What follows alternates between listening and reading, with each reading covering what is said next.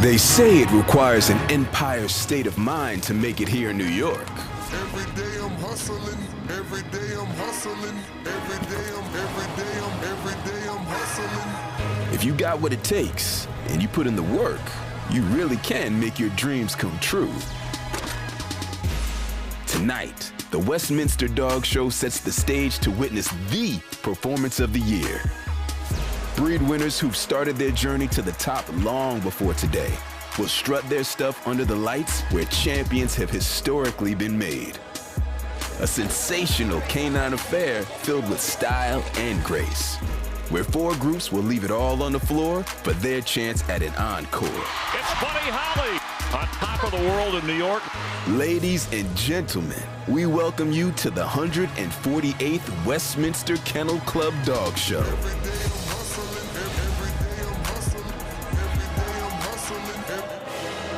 Westminster Pre-Show Live is presented by Purina Pro Plan. We are in New York City at the iconic Arthur Ashe Stadium here in Queens, where tonight we are thrilled to bring you the 148th Westminster Kennel Club Dog Show. So please sit and stay a while. Just 30 minutes from now, the fur will fly as these champions take to the ring for the greatest dog show on earth. This is an event unlike any other. Over the next 2 nights, more than 200 of the top canines from around the world will compete for the ultimate prize, Best in Show. Welcome, everyone. I'm Jenny Taft. Thrilled to be here. Thank you so much for joining us. Nearly 2,500 dogs from around the world began the long journey to Westminster, and for a second straight year, that road has led here. The historic USTA Billie Jean King National Tennis Center at Flushing Meadows, Corona Park. And tonight, we'll see more than 100 dogs compete and find out which 4 group winners will vie for Best in Show tomorrow night right here on FS1. Let's check in with the trio calling tonight's action: Chris Myers, Valerie Nunes-Atkinson, and Jason Hope. Jenny, it's good to see you again. And I mean, Valerie, coming directly from the show ring where you have, to your credit, most recently a Best in Show title. You've been a breeder, an owner, a handler, so we're great to have and add your expertise along with Jason, who's a judge, been a judge, still a judge, and he'll be judging us throughout the course of the broadcast. So we look forward to hearing your comments over the next couple of nights. Thank you very much. I'm excited to be here. So let's talk about what we're going to see, and we'll start with the hound group. You've been out, around, I mean, talking to some of your contacts, people that you were competing against in the past here. What has stood out? Well, today Jason and I were walking around, checking out some of the rings and all the beautiful breeds, and Afghans was at the top of our list. We saw last year's #1 hound and #2 hound come back and battle it out, and we're going to have the winner here shortly coming into the ring. And weren't they just beautiful? And you know, we talk about the past winners, but we have a new whippet that's come on the scene. It is just really knocking the socks off all the judges. So I'm really excited to see what this whippet can do in the ring tonight. We haven't had a whippet win Best in Show in, what, 60 years? And real quick, how about the toy group? We have 25 entries tonight that we'll be seeing. Sure, and you know, we have the old standby, the #1 dog in the country last year, the Shih Tzu, coming back again, trying to win that title this year, Best in Show. In 2021, from the toy group, Best in Show, the winner was a Pekingese, Wasabi. All right, great dog. Love to bring back some of the names that we've covered over the years. All right, let's check in with Jamie Little. Jamie? Well, Chris, tonight is all about the dogs. I found a few dogs. They're all making their way in here. This is the ready ring. This is where all the dogs will show up and get ready to strut their thing out there in the ring. Now, tonight, you're going to see a lot of different dogs. 110 different breeds just tonight, 4 different groups. We're going to see dogs from all 50 states, 13 different countries, 2,500 dogs here at Westminster trying to make it, trying to become Best in Show. You see 88 dogs from Canada, from Spain, Japan, all over for the 148th Westminster Kennel Club Dog Show. You're going to see all kinds of dogs tonight, from a Rhodesian Ridgeback, hi cutie, to the pugs. We've got something for everyone. And Jenny, you know, if you're looking for me tonight, you know right where I'll be, right here with the dogs.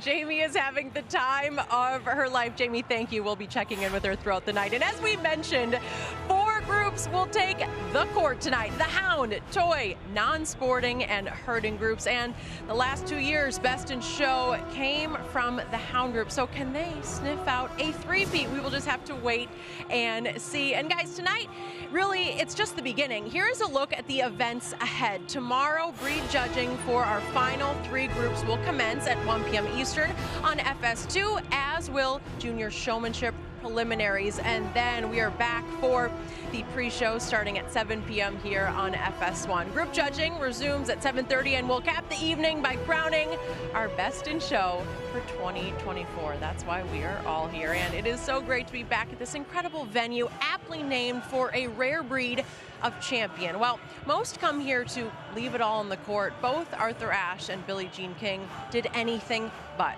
They took the game of life right to the net and fearlessly volleyed to make this world a better place.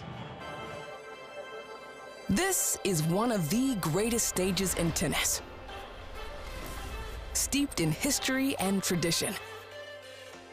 These courts have seen it all. Victory, defeat, blood, sweat, and tears. Legends have made their mark within these lines. Now, it's time for a new breed of athlete to step into the spotlight. This is where they come alive.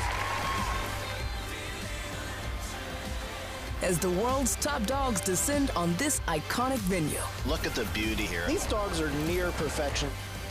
To prove who is the real champion of this court, the Best in Show. And these pups are ready to make a racket for the crowd and chase down the dream of being crowned Best in Show. The fun is just getting started. We'll be back with more from the Big Apple after a very short break.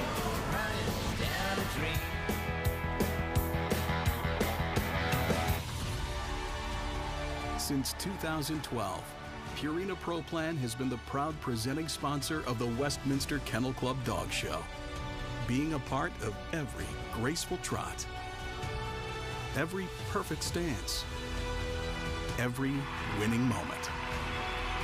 Presenting sponsor of the Westminster Dog Show today and for years to come.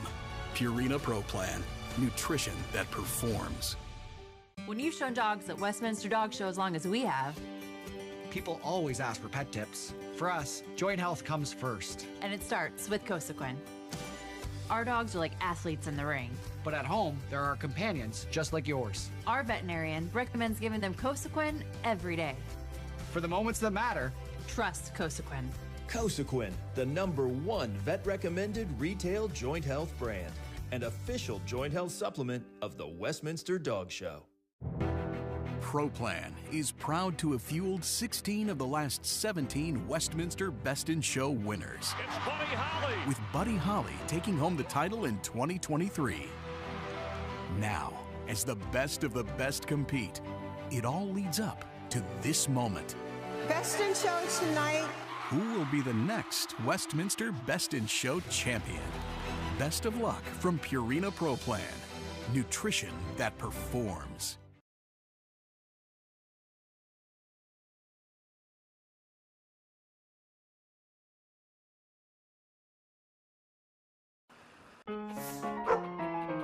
Introducing a tail-wagging trip through time. Dog TV proudly presents the Westminster Archive Channel. Dive into a vault of awesome programs spanning from the roaring 20s to today. Every leap, every bark, every triumph. Now available on Dog TV. Join us for endless hours of the greatest shows on pause. Only on Dog TV. Subscribe today at dogtv.com. Unleash the joy. Pro Plan is always advancing with game-changing formulas that help contenders become champions, that maintain lean muscles, joint health, and a shiny coat. Win after win, year after year. See what nutrition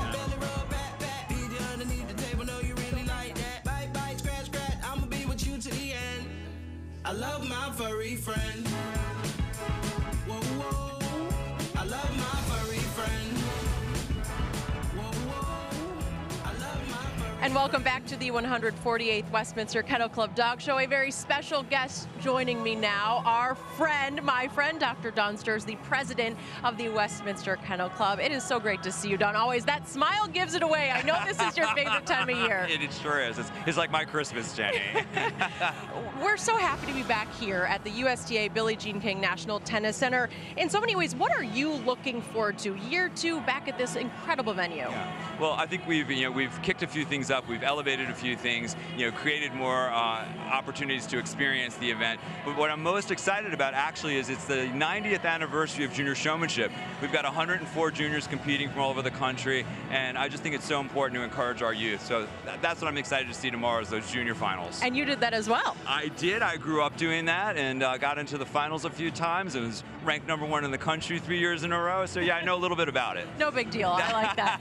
I've noticed a big push on social media surrounding this event. Just a lot of excitement. Ticket sales have done very well. Where is that excitement coming from for this year's Westminster? No, I think I'm gonna go out on a limb here and say that I think with all the divisiveness that we've got in the world today, people are looking for those moments where they can come together and celebrate and experience joy. And what better place to celebrate that is the companionship, the love, and the joy that dogs bring to our lives. And that's what's happening over these few days. And this show is really for everyone, all ages, families. There really is something for everyone. That's Absolutely. Why we love it. Now, I also have to ask you about a very special member of this Westminster community. Yes. I know you lost Dave Helming last summer, and his presence is missed. He meant so much to you guys. Tell me about your relationship and what he means to the Westminster family. Sure. I mean, obviously, a huge loss to the club, a huge loss to the sport.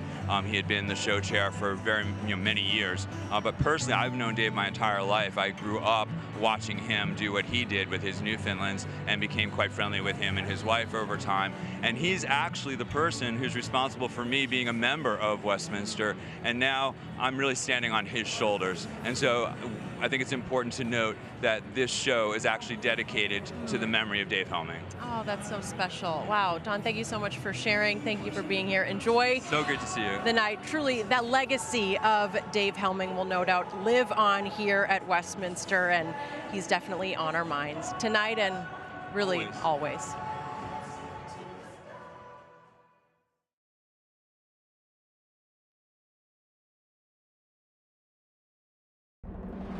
ProPlan is always advancing with game-changing formulas that help contenders become champions, that maintain lean muscles, joint health, and a shiny coat. Win after win, year after year. See what nutrition can do. Purina ProPlan, always advancing.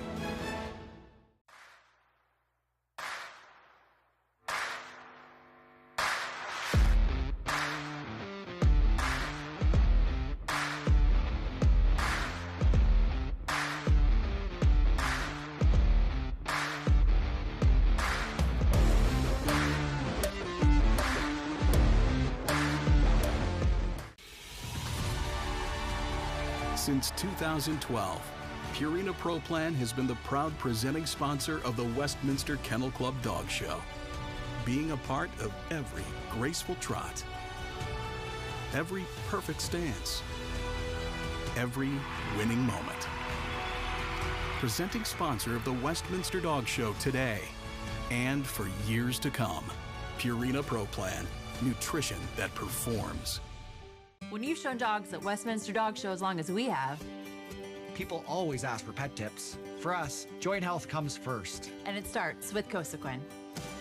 Our dogs are like athletes in the ring.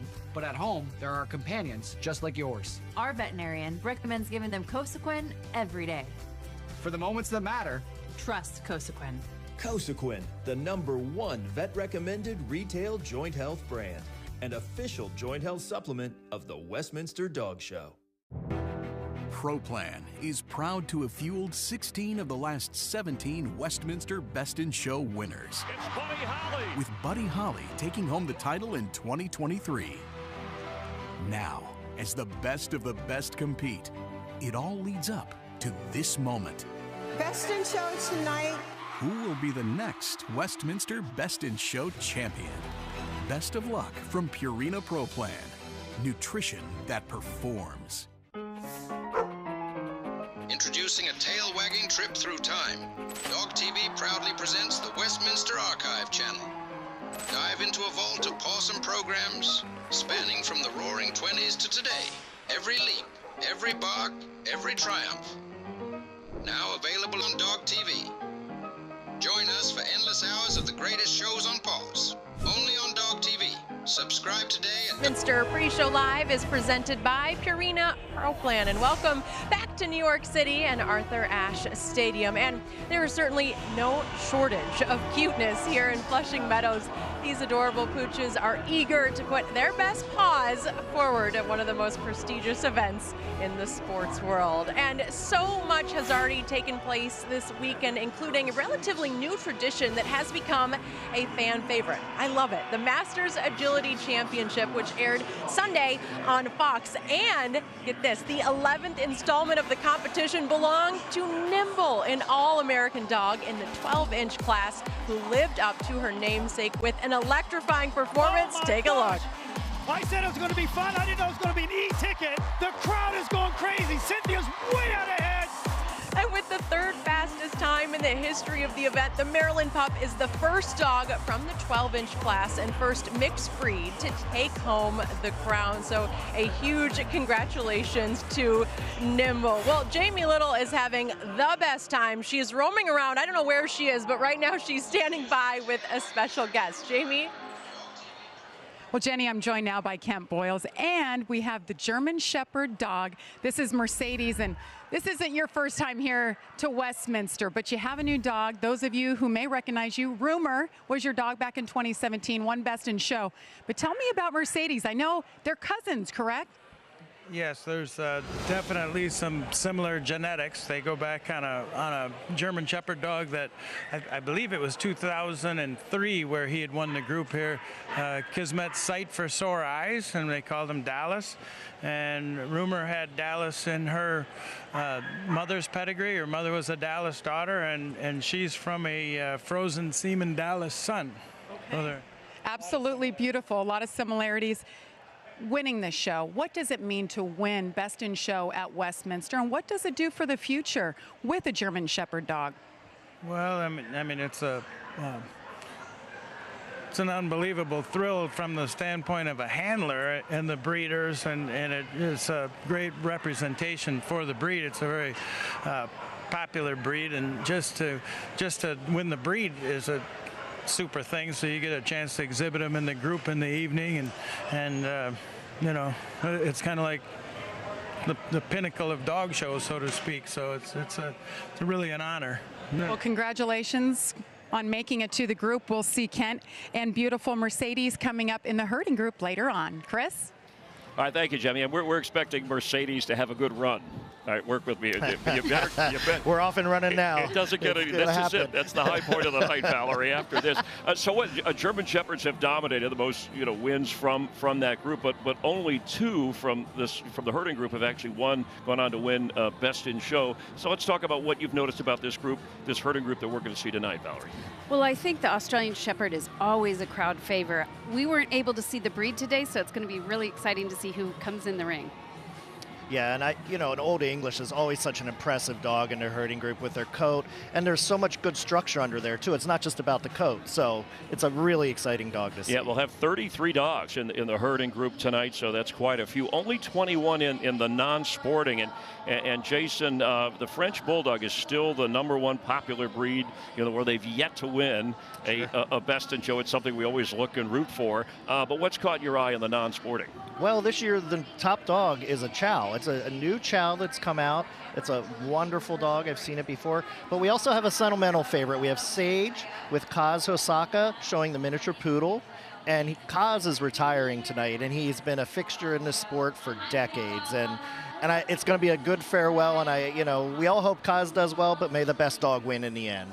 Yeah, we heard earlier from Jamie and Jenny about how all 50 states are represented. It's funny, Florida has the most entries. Seems like everybody's moving to Florida, and then New York and then California. Any particular states that you've noticed in your judging that seem to have sent more here that we'll be keeping a close eye on? I think we see the East Coast really carrying a lot of weight, and I think the far West, the And California, Come on now. exactly. So I'm from Wisconsin, and we send some pretty good dogs there too. So. Okay, and Jenny, something to bear in mind here: the last 4 Best in Show winners have come from the groups that we're going to be seeing tonight. We look forward to the next couple of nights with you two guiding us throughout the evening. Jenny?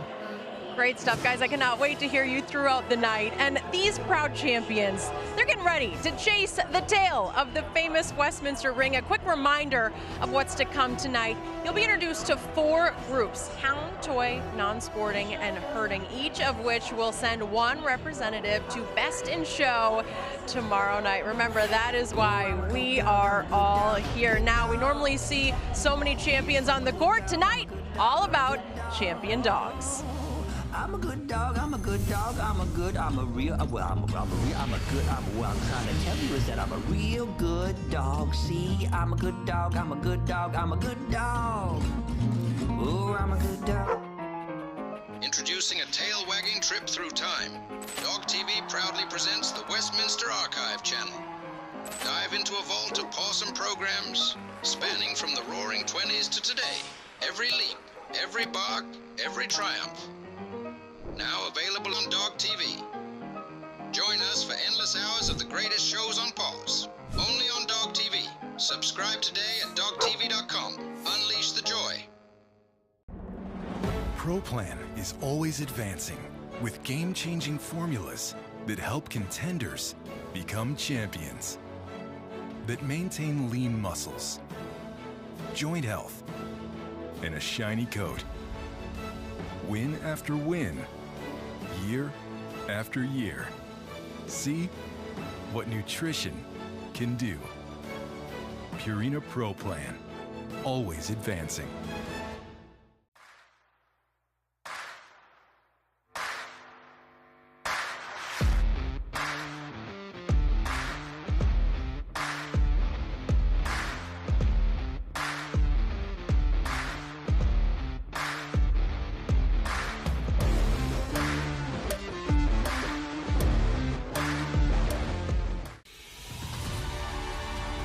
Since 2012, Purina Pro Plan has been the proud presenting sponsor of the Westminster Kennel Club Dog Show, being a part of every graceful trot, every perfect stance, every winning moment. Presenting sponsor of the Westminster Dog Show today and for years to come. Purina Pro Plan, nutrition that performs. When you've shown dogs at Westminster Dog Show as long as we have, people always ask for pet tips. For us, joint health comes first. And it starts with Cosequin. Our dogs are like athletes in the ring. But at home, there are companions just like yours. Our veterinarian recommends giving them Cosequin every day. For the moments that matter, trust Cosequin. Cosequin, the #1 vet-recommended retail joint health brand and official joint health supplement of the Westminster Dog Show.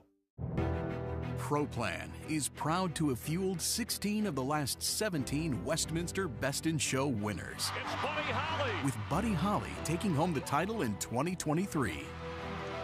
Now, as the best of the best compete, it all leads up to this moment.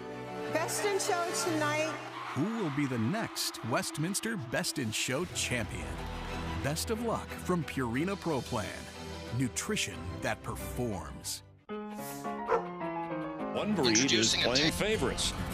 The Wire Fox Terriers lead the pack with 15 gold ribbons, making the Terrier breed a 3-to-1 favorite despite not having won since 2019. And I love a good nap, but don't sleep on Spaniels, Poodles, or Pekingese.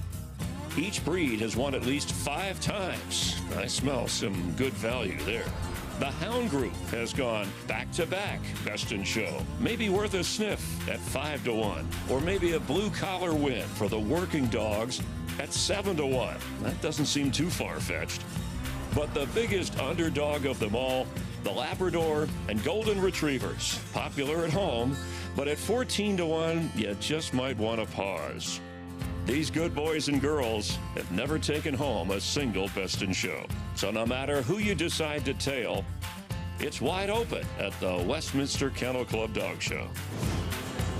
Well, odds are we are in for a great evening, and it is a pretty safe bet that we're going to have a great time. Chris, I loved hearing you do that. You are perfect for that kind of footage. I know Chris Myers loves this event. We all love it. We feel very honored to be a part of the dog show every single year, and Jamie Little, she definitely has a job that she loves backstage.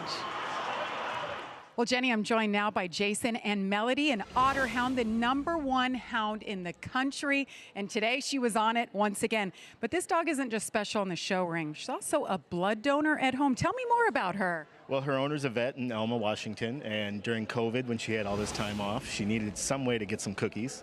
So they would take her into the vet and she would donate blood for the other dogs that needed it. How do you feel like she'll do tonight? We have high hopes for tonight, so hopefully we'll get something. Well, it's been a great day so far, Jenny. Keep your eye on Melody.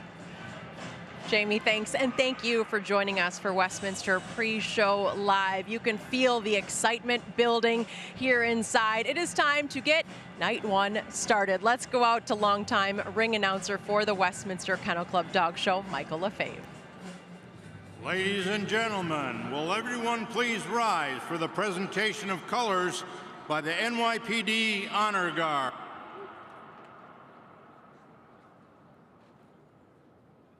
And now, ladies and gentlemen, welcome our special guest for the singing of our national anthem, an accomplished Broadway actress who made history as the first black actress to play Glinda in Broadway's Wicked, and a 2024 ambassador for the Red Organization.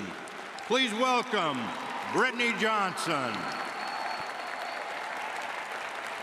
Oh, say, can you see by the dawn's early light what so proudly we hailed at the twilight's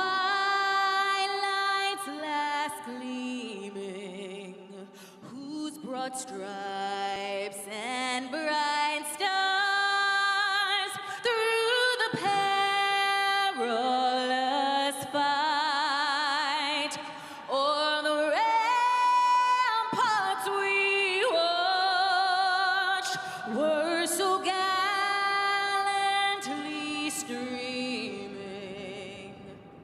and the rockets red glare, the bombs bursting in air, gave proof through the night that our flag was still there. Oh, say, does that star-spangled banner yet wave o'er the land of the free and the home of the brave?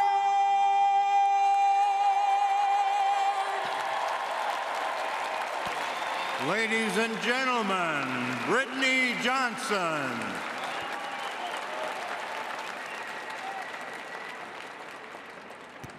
Ladies and gentlemen, this is the moment you've been waiting for. May we have the Hound Group in the ring, please?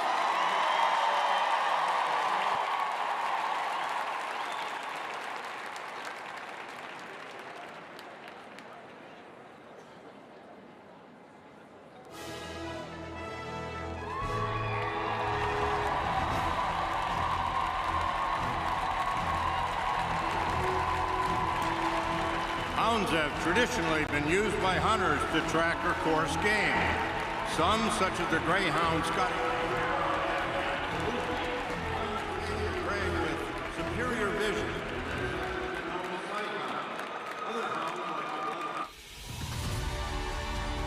Since 2012, Purina Pro Plan has been the proud presenting sponsor of the Westminster Kennel Club Dog Show, being a part of every graceful trot, every perfect stance, every winning moment.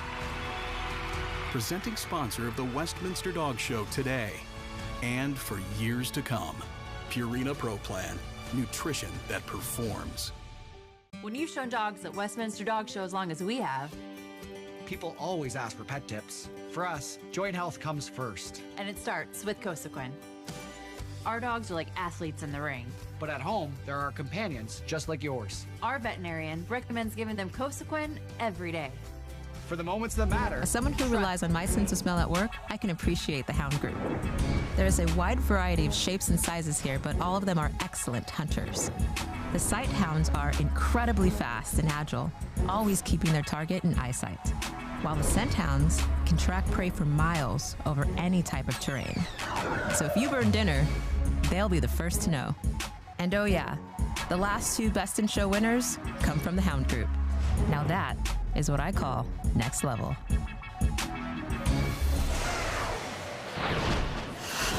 The Westminster Kennel Club Dog Show is presented by Purina Pro Plan. And our thanks to Naisha Harrington from Fox's Next Level Chef.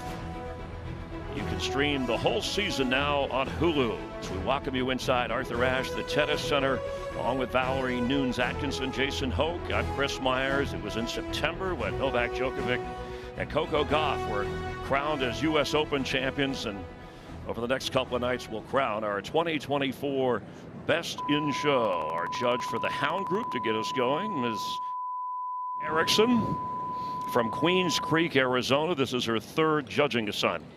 Yes, and a great fact to know is her first Westminster was 1979 with her father, and that was where she first attended, and her mother, and he was judging here, and then also her mother judged here twice. So it's a great story to see Christine out there tonight looking perfect. Let's welcome our ring announcer, Michael Lefebvre. The Afghan Hound has been a recognizable breed since approximately 4000 BC. As the hunting dog of the royal family, a swift sight hound, he pursued gazelles, snow leopards, and hare while followed by huntsmen on horseback. In this country, the Afghan Hound has enjoyed success in the show ring, lure coursing, obedience, and agility. This is Afghan Hound, number 15. All right, we had the great pleasure of watching the Afghan Hounds today. We had 2 of the top hounds from last year battling it out in the breed, and Lewis won the breed today. He's a stunning dog. With the crowd reacting already, rooting, you think the Knicks were playing. You know, this is what an Afghan do. They're the king of dogs. Right so around, this please. presence, I mean, look at that stance they have. It's just incredible to see an Afghan doing its thing out there and looking just perfect. So proud. Beautiful. That's Lewis. A descendant of the colonial Virginia hounds, the American English Coonhound was developed to run fox by day and raccoon by night. The American English Coonhound has the strength, grace, and attitude of a well-conditioned athlete. The breed is pleasant, alert, confident, and sociable, both with humans and with dogs, possessing a kind, houndy expression. This is American English Coonhound, number 10. And Valerie, we saw a moment ago the prodding around the teeth, the tugging on the, I guess the jowls of this particular breed. So what are they checking exactly? We're just checking on the dentition for this breed. Every breed has its own breed standard, and so that may vary what they're looking for, but in this breed, they're just checking to see that it's a nice scissors bite. And this is Desi, the ranked number 2 Coonhound.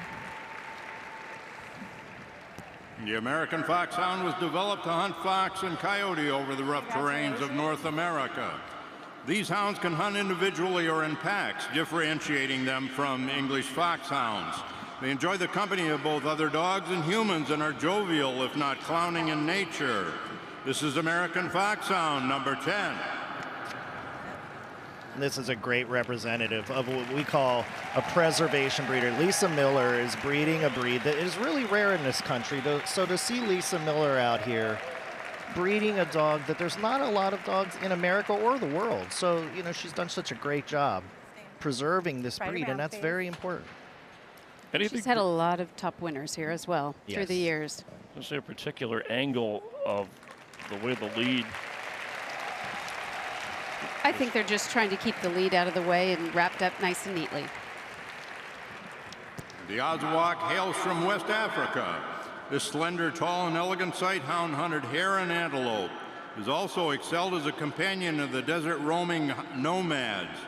Tough, durable, and very fast, these dogs have tremendous energy outdoors but remain calm indoors. This is Oswak, number 9. We're going to see a lot of different shapes tonight in this breed, and I just adore this breed because it's so unique. It's more compact. It's not a long dog. It's not even a square dog. It's taller than it is square. Leggy. And you want to see that in a sinewy muscle. To you at home, you may think, oh, this is maybe a little thin. It's not. This is how this dog is actually built to be. Because they had to have endurance, they couldn't carry a lot of weight in these hot climates that they ran and hunted. So beautiful example of the breed. Kind of an exotic look. Completely, yes, absolutely. I love it. The Basenji is an ancient African hunting dog. He's only been found outside of his native Africa since 1930. While known as a barkless dog, he is not mute. Fanciers find his chortles and yodels charming. The Basenji is an intelligent and strong-willed with a mischievous sense of humor. It requires an owner who shares those traits. It is Basenji, number 35. I heard mischievous sense of humor, but I won't go there. But I did notice the pointy ears. That particular look. It's almost like a tapered head. Absolutely, and I think with those pointy ears on the head, you want to see the very distinctive wrinkles as well, and the curl on the tail. Call name is Walker. And you know, it's a great name because this breed is so known for its beautiful open side gate, which we're going to see in a second from the side. You can see that distinctive open side gate. Easily recognizable Basset Hound is a long, low scent hound of ancient French ancestry. He is persistent on the trail and has been used mostly on rabbits.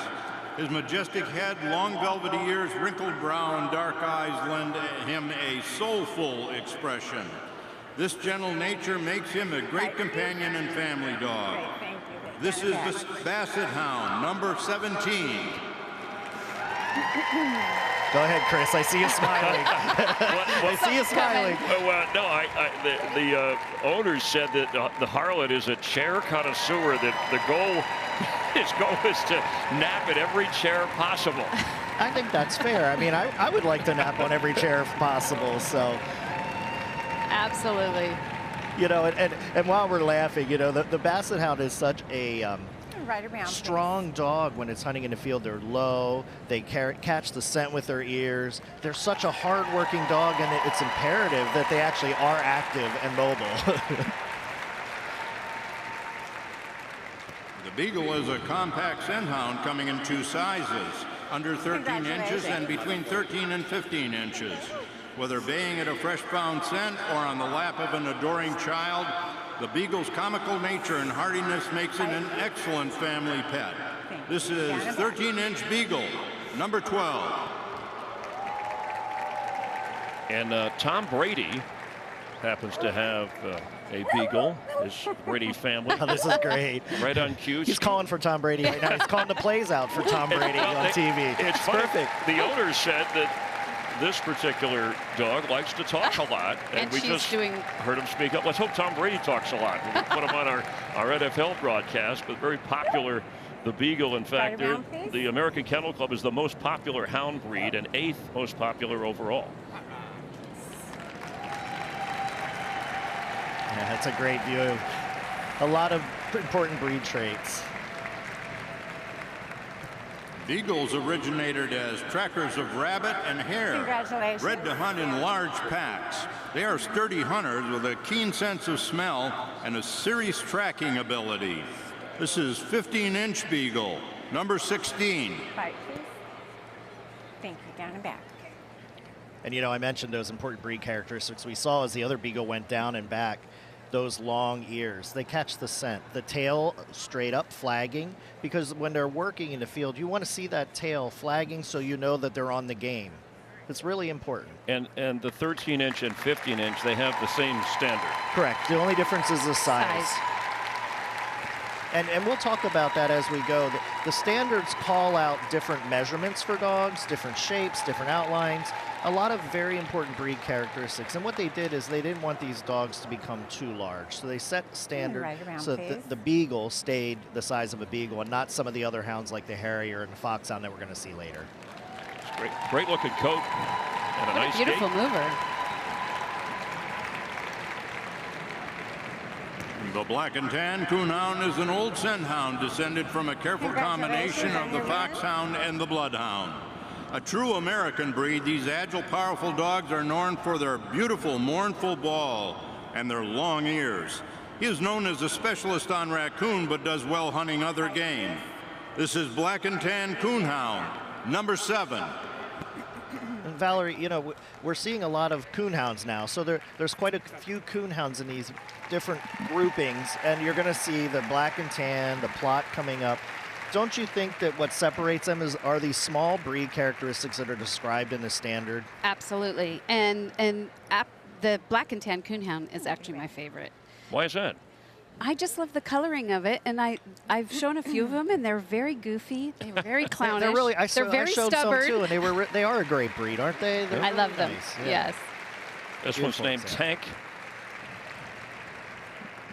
The Bloodhound is an ancient breed traced back over 1,000 years. This gentle giant of a scent hound excelled as a hunting companion and is well renowned for his keen sense of smell. Today, the Bloodhound's tracking instinct is prized by law enforcement in seeking missing children, hikers, escaped criminals, and other lost people. This is Bloodhound, number 8. Someone once said that wondered aloud why they don't put a Sherlock Holmes style hat on the Bloodhound. Oh, wait. They are a sleuth. I mean, you know, they hunt the cold trail. You know, when we talk about a cold trail, that's certainly what they're known for being able to hunt a scent that's longer gone than another, you know, a fresh scent. So they're very well known for that. And this is Jasmine, who owners say that he likes to eat broccoli. Is that unusual? I think anyone who likes a healthy diet, right, Chris?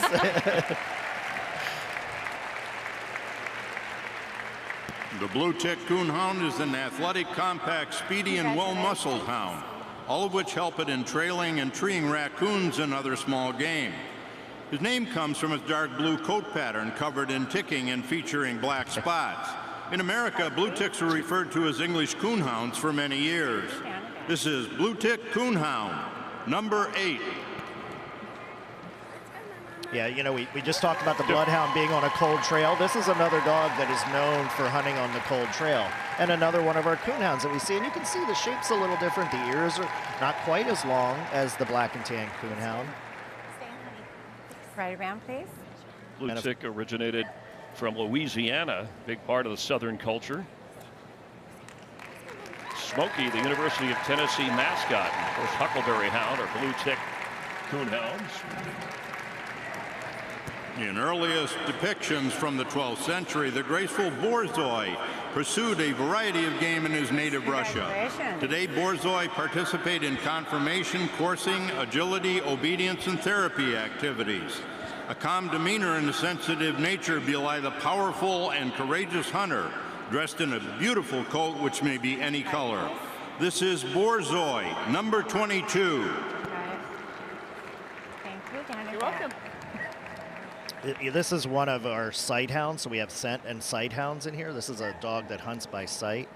And you're going to see a couple dogs in the group tonight that have these beautiful curves. And Valerie and I both have whippets, so, you know, we love the shapes of these dogs. And this is such a unique look to the Borzoi. And Valerie, you showed a lot of these coming up, and I think you did very well. I did, and I love this breed.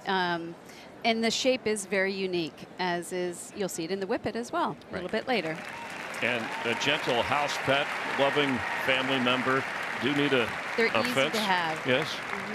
And easy to show, apparently. Let's go back. 2018, and this is our Valerie Nunes Atkinson with Lucy, the Borzoi, winning the Hound group. You also have a Best in Show title with CJ, if we go back historically, as a breeder, owner, handler, and now an announcer.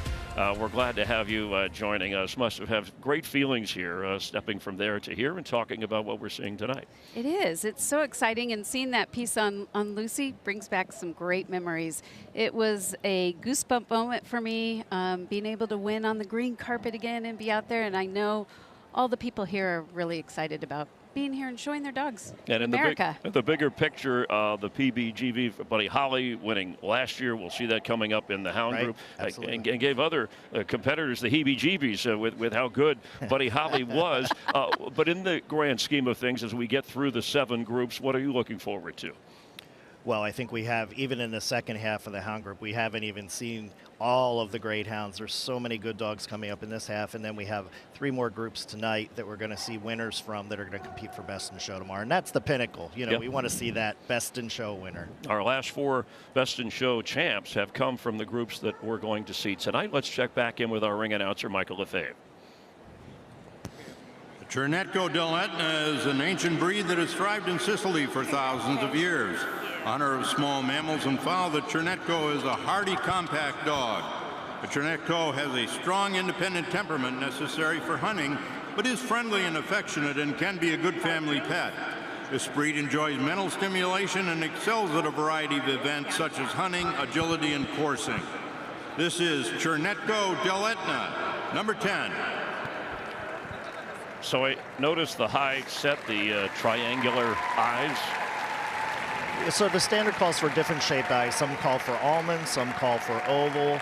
And a lot of it has to do with the way they hunted. So, you know, if they had to have good periphery vision, you wanted a certain shape eye, and where they were set as well. So you're right. The eyes are going to be very different throughout the Hound group.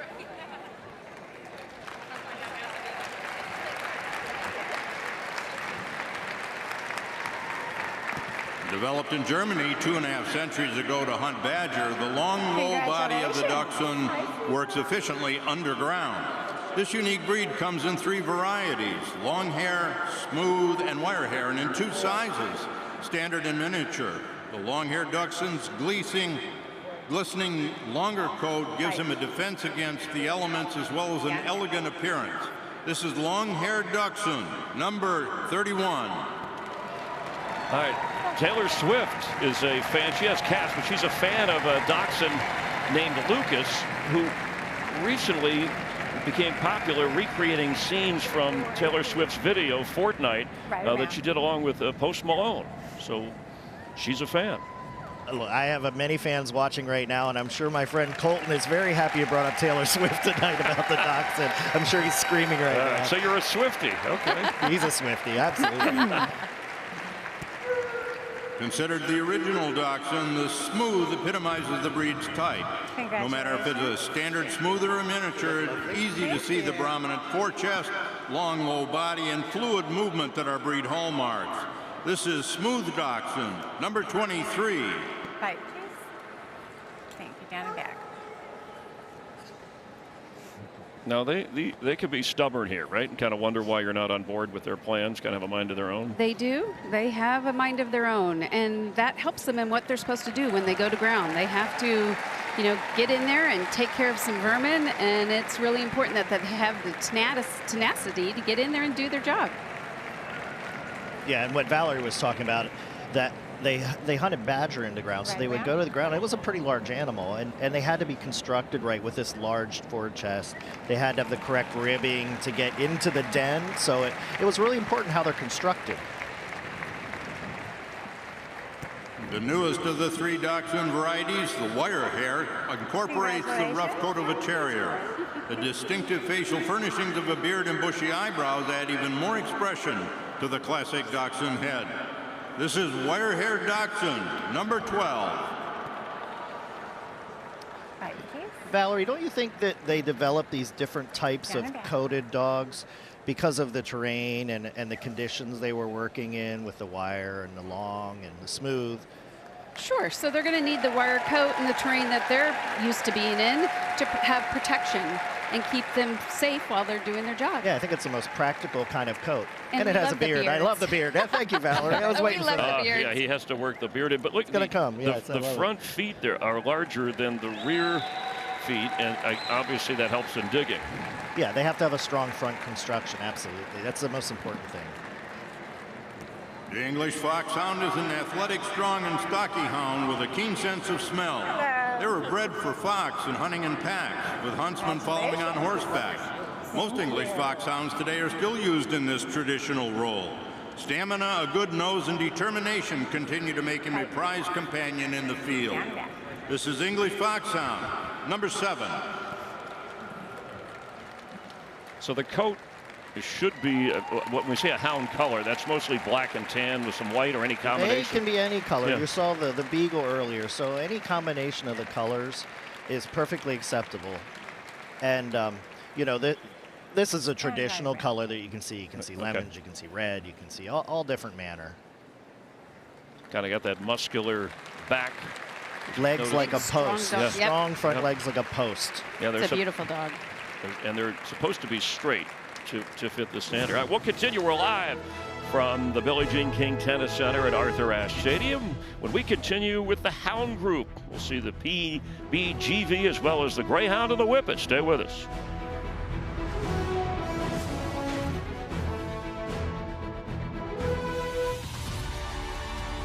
Since 2012, Purina Pro Plan has been the proud presenting sponsor of the Westminster Kennel Club Dog Show, being a part of every graceful trot, every perfect stance, every winning moment. Presenting sponsor of the Westminster Dog Show today and for years to come. Purina Pro Plan, nutrition that performs. When you've shown dogs at Westminster Dog Show as long as we have, people always ask for pet tips. For us, joint health comes first. And it starts with Cosequin. Our dogs are like athletes in the ring. But at home, there are companions just like yours. Our veterinarian recommends giving them Cosequin every day. For the moments that matter, trust Cosequin. Cosequin, the #1 vet-recommended retail joint health brand and official joint health supplement of the Westminster Dog Show. ProPlan is proud to have fueled 16 of the last 17 Westminster Best in Show winners. It's Buddy Holly. With Buddy Holly taking home the title in 2023. Now, as the best of the best compete, it all leads up to this moment. Best in Show tonight. Who will be the next Westminster Best in Show champion? Best of luck from Purina Pro Plan, nutrition that performs.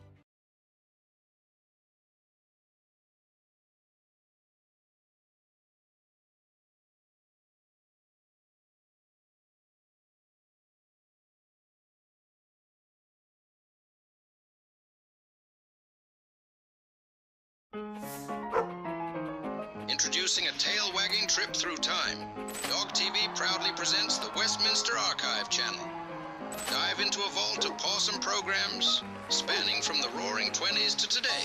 Every leap, every bark. To the Big Apple, New York City, where the Westminster Kennel Club Dog Show is presented by Purina Pro Plan. Our second group of the night is still to come. The toys, always a crowd favorite, and they are waiting their chance to take center stage as soon as the Hound Group wraps up. Good evening, I'm Jenny Taft. So great to be with you for what promises to be an exciting and drama-filled evening. We are halfway through the Hound Group, after which it's the aforementioned crowd favorite, the toy group. They're small, but they are muddy. And then the non-sporting and herding still to follow. We'll have 4 group winners at the conclusion of our first night here in Flushing. Let's get back to the judging and send it over to Chris Myers.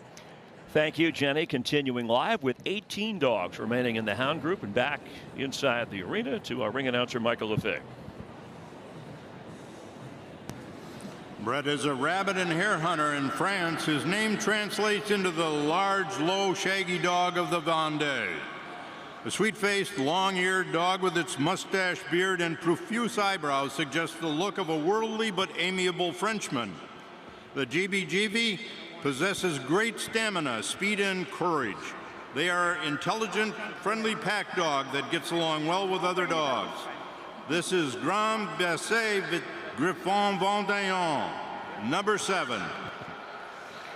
I'm glad he said that. That's why they say You're the pros. You're the ones that are supposed to get that right.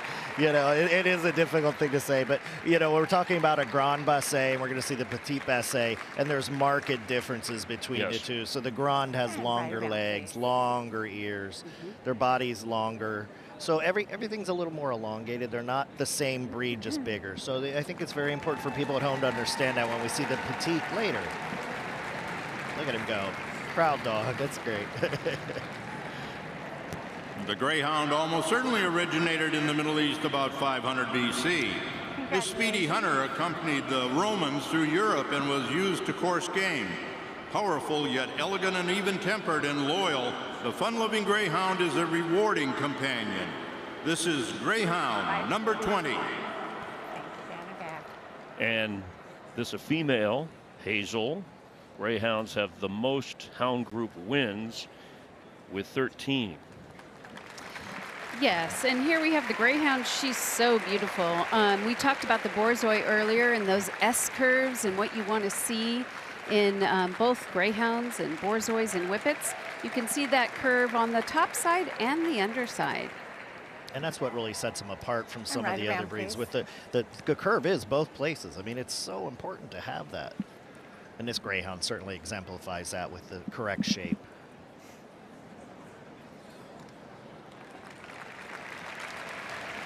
The beautiful, strong, open gait. Isn't that beautiful, Valerie? It's absolutely beautiful.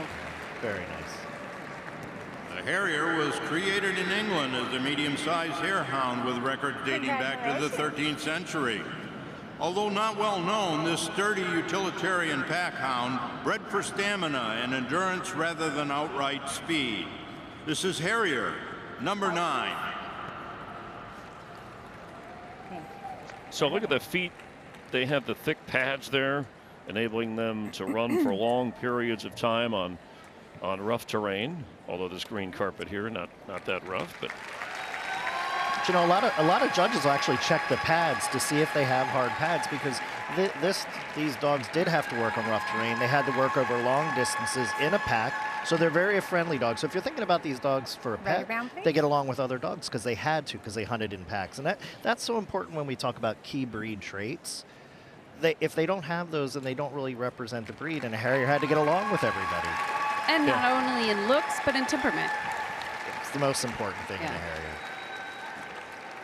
The Ibethan hound traces back to ancient Egypt, dating to at least 3400 BC. The dog depicted in hieroglyphics that guard the tomb of the pharaohs is almost indistinguishable from today's Ibethan. Prized for his keen hunting ability, his primary quarry is rabbit. This is Ibethan hound, number 14. So you see this dog kind of reacting. This dog is so agile. They're one of the most agile dogs. They should always look like they're going to spring from the ground at any moment. And they can. And that's how they hunted, right, Valerie? I mean, they sprung the rabbits and they jumped through this high brush. Through their high brush. They need to be able to see. And they really enjoy being pampered, but who doesn't? Right around, please. And they get treats here, right? I mean, that's you hand them something to keep them. They're getting all different kinds of things. Each handler will know what their dog does best with, so it's going to be chicken liver. And some broccoli once in a while. And some broccoli. The tallest of all AKC recognized breeds, the Irish Wolfhound's power, combined with keen sight and swiftness, make him unique among sight hounds. This hound should possess the speed to catch a wolf and the strength to kill it. For households that can accommodate their needs, Irish Wolfhounds typically make a trustworthy and gentle companion. This is Irish Wolfhound, number 14. A female, and she loves to play in farm ponds. In fact, according to her owners, she decided to go fishing once with the junior handler with her. Took them both in, took them all in. I can believe we've all seen the commercials where the dog pulls the person. That's a lot to get wet and dry. Right around, please. Little beard, goatee going for you. Yeah, I'm all in on this. This is great. This animal's looking beautiful tonight. And you know, they look so gentle, but think about this. They hunted wolves, so they had to be a very large, hard, strong dog. As a loyal companion of the Vikings, the Norwegian Elkhound was originally used to hunt moose and other big game, which it still does today in its native Norway. This hardy hunter did double duty as a guard dog for campsites and a herder of flocks. They were first imported to America around the turn of the 20th century. This is Norwegian Elkhound, number 9. Like the name Roddy, like the great WWE star Roddy Piper. So the familiar breeder owner in Pat Trotter. Absolutely. Pat Trotter has been on this green carpet and won, I believe, 11 times the hound. Yep, since 1970. Yes. So this is her newest young dog that just come out, and he's been doing quite well. And I did see Pat earlier in the group. It's nice to see her sitting ringside as well. She's taught me everything about this breed. She's such a great mentor. She was a teacher by trade. So she teaches all of us how to evaluate the breed with such an open perspective. You know, it's not just about her dogs, it's about learning the breed itself. And look at how the carriage on the dog. The Otterhound is an ancient breed, but it wasn't until the 19th century in England that it came into prominence, being used as a pack dog to trail and kill otter. Of all the hounds, this is the only true water dog with a waterproof coat and webbed feet. This is Otterhound, number 12. So we talked about the big battle of the Afghans that were #1 hounds last year. This Otterhound has come on so strong this year. This Otterhound is a #1 hound this year. It's won at some of the biggest shows in the country. And for a rare breed, is such a beautiful example. She's definitely making her presence felt this year with that beautiful side gate, springy. The tousled coat, the long ears to protect it. You know, they worked in wet terrain. They weren't a dry land dog. They worked through all this water and boggy area. And you can see that. They have webbed feet, the classic tail carriage. Great example of the breed. The Petit Basset Griffon Vendéen, or PVGV, is the pack dog. A French hound breed with a natural rough, wiry coat and an outgoing, active, and independent personality. It is the shortest of the 4 Griffon Vendéen breeds, hence the Petit, meaning small, in his name. This is Petit Basset Griffon Vendéen, number 8. Yeah, so Buddy Holly, last year's winner was this. I confused the two before with PB&J or whatever you were talking about, Jason. So, but again, talk about the distinction now that we're seeing the PBGV. Sure. So now you can see the legs are a little shorter. The ears are not as long and pendulous. You know, and they were built for hunting different animals. They were, you know, they wanted, you develop sizes and length and structure to depend on where you were hunting and the type of game you were hunting. So that's why we vary dogs just a little bit. Let's check in now with Jamie Little. Well, Chris, the handler, Janice, that you're looking at right now, she won last year Best in Show with Buddy Holly, a PBGV, the first time that breed has ever won Best in Show. So where is Buddy Holly? How busy has he been? Well, this week he's been all over the place. He's been on shows, making appearances, even helped throw out the first pitch for the Mets. But today he met with some of his fans, and perhaps this is the last time he'll meet his fans here in America.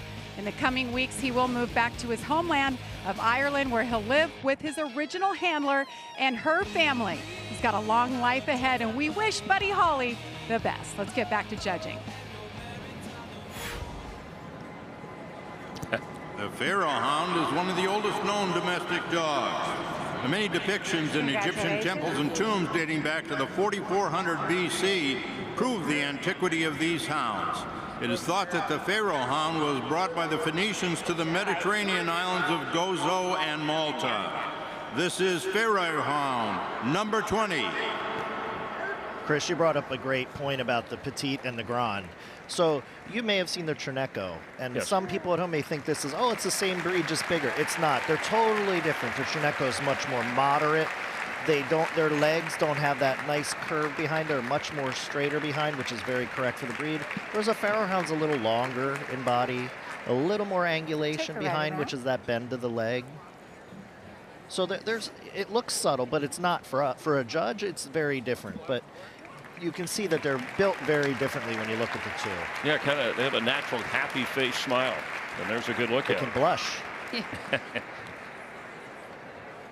A hound of striking color that traditionally brings big game to bay or tree. The Plott is intelligent, alert, and confident. Noted for stamina, endurance, agility, determination, and aggressiveness when hunting, the powerful, well-muscled Plott combines courage with athletic ability. Loyal and eager to please, the Plott is a bold and fearless hunter. This is Plott Hound, number 7. Could be looking at the Truman Show if he does well. But both of his grandsires are previous breed winners, so we're talking about some good company, a good connection. That's what you do, Valerie. Is such a you want to produce the next great one, right, Valerie? We're always trying. We're always trying. We're working really hard, knowing the genetics, like you said. Past dogs behind that dog's pedigree brings it forward and hopefully makes the next generation that's just as good or better. It's the state dog of North Carolina.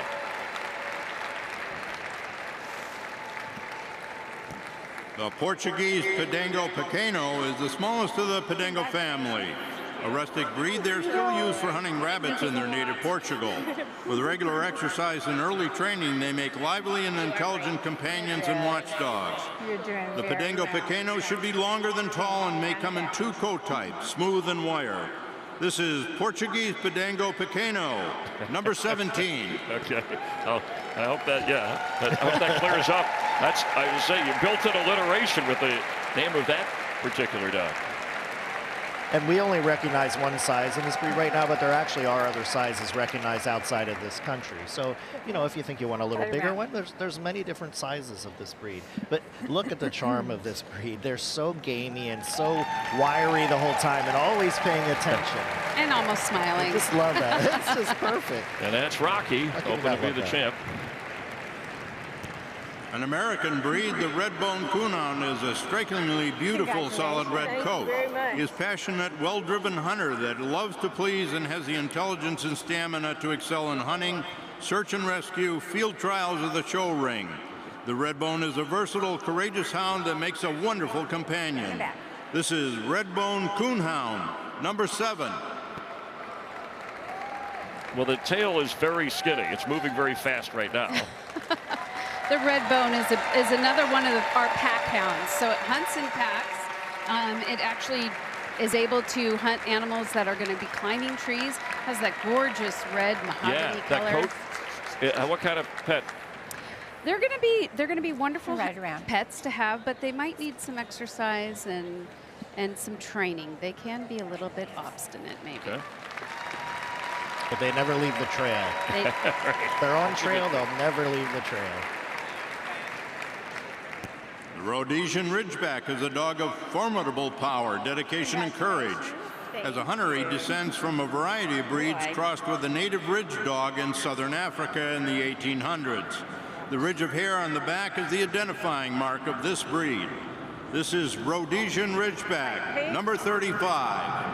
So here we have a great view of the Ridgeback. So they'll have these 2 whorls at the top and then the ridge down the middle. And that is, it must be on all Ridgebacks to be a Ridgeback. And you know, this wasn't a dog that would go and dispatch a lion, but it would hold the lion at bay until the hunters got there. So they have to be this agile dog. Valerie and I were watching them today and having this great discussion about it. Weren't we, Valerie? I love this breed. I show a lot of them back home, and they need to have size, but they need to be able to be athletic and agile and get out of the way. The Salukis' elegance is deceptive. For millennia, Salukis have hunted in some of the world's most inhospitable regions. Their movement, whether in the show ring or on the coursing field, is the result of a supremely conditioned coursing hound. This is Saluki, number 8. Thank you, down and back. This is another breed. You know, we talk about breed standards. This breed has one of the shortest breed standards because they wrote the standard to describe the essence of the breed without getting bogged down into the little details. And Valerie knows that the standards are so important, but they embrace this breed for what it did and not for the minutia of it. So it's such an elegant written standard to describe a breed. This is a beautiful bitch too. Right around, please. Slim and leggy and perfectly balanced, like almost like an athlete or a dancer. They're very light, you know. Light on their feet. And they'll never be cumbersome.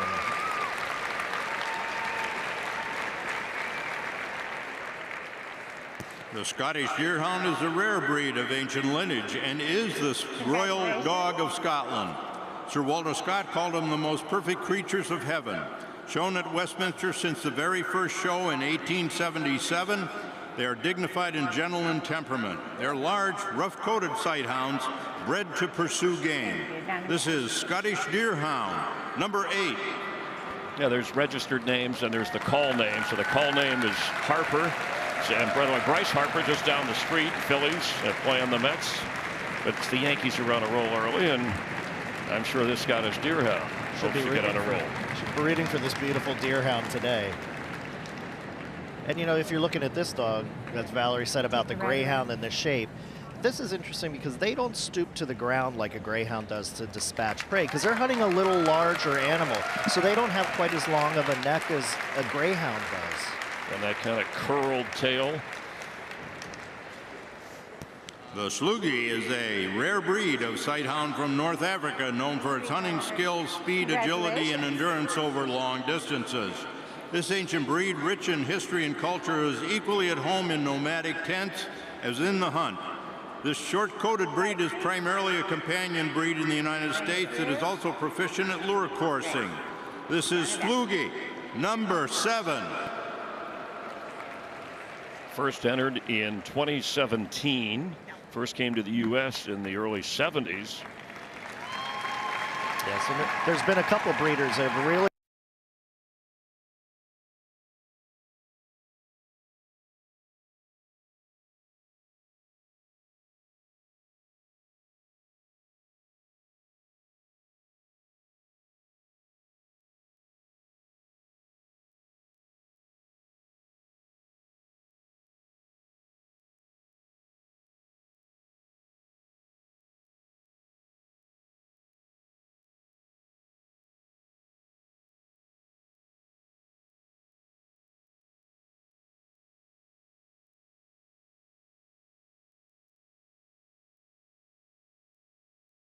confident and sociable. This is Treeing Walker Coonhound, number 9. This dog's had a great career, and you know, when we talk about these rare breeds like a Treeing Walker, this dog has 99 Group 1s.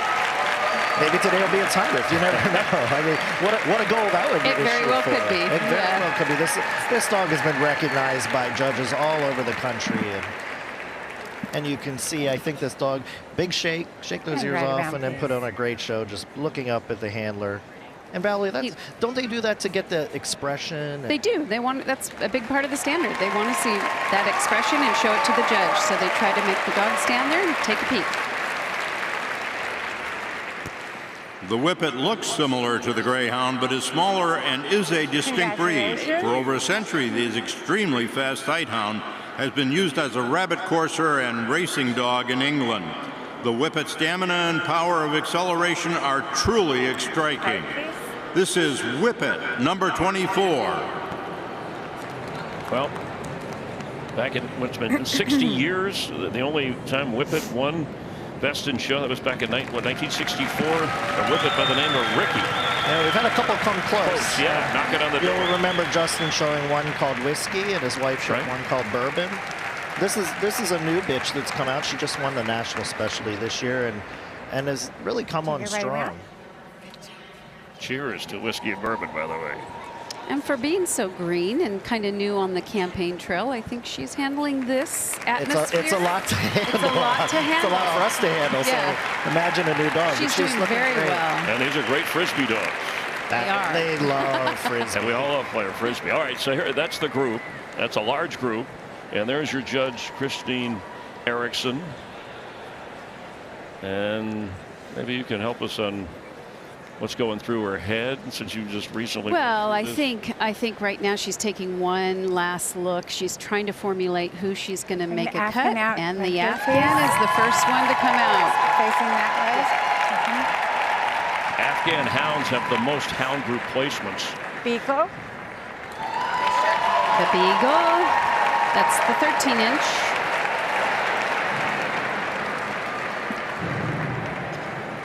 She's cutting deep. There's a lot of beautiful dogs out here. Ibizan. Elk Hound.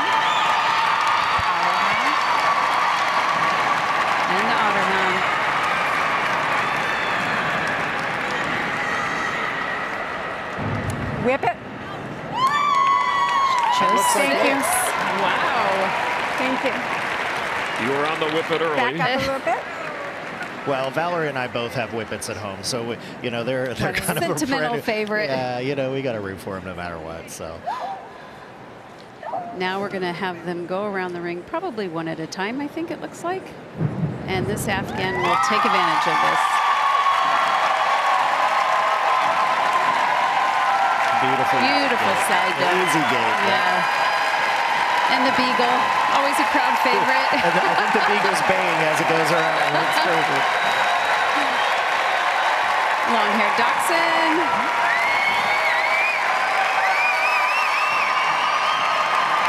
Beautiful Beason hound. Isn't she pretty? Just beautiful. Yeah. Pat Trotter's new Norwegian Elkhound dog. And the #1 hound presently in the country, the Otter Hound. And the whippet, the last go around, that great open side gate we expect to see in the she's breed. doing great. Right there. Out first, whippet second. Otter hound. Otter hound. She's done a great job with this group. It was a beautiful group. You can't go wrong. Tonight's hound group winner is the Afghan hound, #1. Number one. Whippet. Otter hound is 3. Elkhound is 4. Lewis, #1 Afghan for the last 5 years, wins the group. Built up a great record coming in here and prove why it got out of the breed today. I mean, that dog proved itself today in the breed ring and looked perfect in the group. So, it's a hard battle to beat a dog as beautiful as that. Our first winner of the night. Let's head down to the green carpet and Jamie Little. Alicia and Lewis, the Afghan hound, getting all the hugs all the way around. Alicia, I thought of you as you went out. You were the first dog out at Westminster. Yes. What was that moment like, and how did he do in your opinion? He loved it. He loves being the center of attention. He knows he's the king of dogs, and he looked around and took in the crowd, and he knew everyone was here for him. Okay, so now you have 24 hours. You're going for Best in Show. What does that mean to you and to beautiful Lewis? It's surreal. It's overwhelming. It's amazing, and he's a really special dog. It's a special part of our family. Congratulations to you. We'll see Alicia and Lewis tomorrow night. Jenny? Thank you so much, Jamie, and a big congratulations to Lewis, our first winner of the night. We are off and running. The toy group is up next after this quick timeout, but Lewis strutting his stuff and will be competing at Best in Show tomorrow. Stick with us. You've shown dogs at Westminster Dog Show as long as we have. People always ask for pet tips. For us, joint health comes first. And it starts with Cosequin. Our dogs are like athletes in the ring. But at home, there are companions just like yours. Our veterinarian recommends giving them Cosequin every day. For the moments that matter, trust Cosequin. Cosequin, the #1 vet-recommended retail joint health brand and official joint health supplement of the Westminster Dog Show. ProPlan is proud to have fueled 16 of the last 17 Westminster Best in Show winners. It's Buddy Holly. With Buddy Holly taking home the title in 2023. Now, as the best of the best compete, it all leads up to this moment. Best in Show tonight. Who will be the next Westminster Best in Show champion? Best of luck from Purina ProPlan. Nutrition that performs.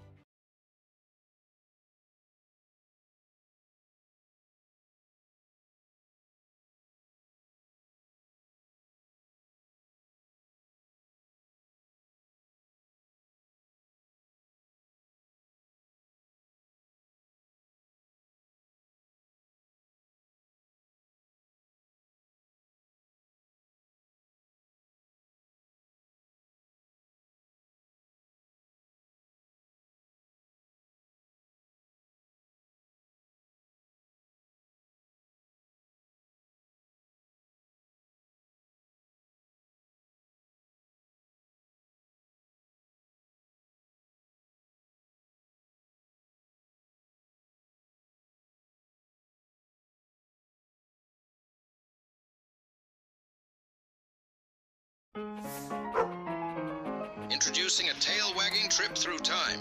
Dog TV proudly presents the Westminster Archive channel.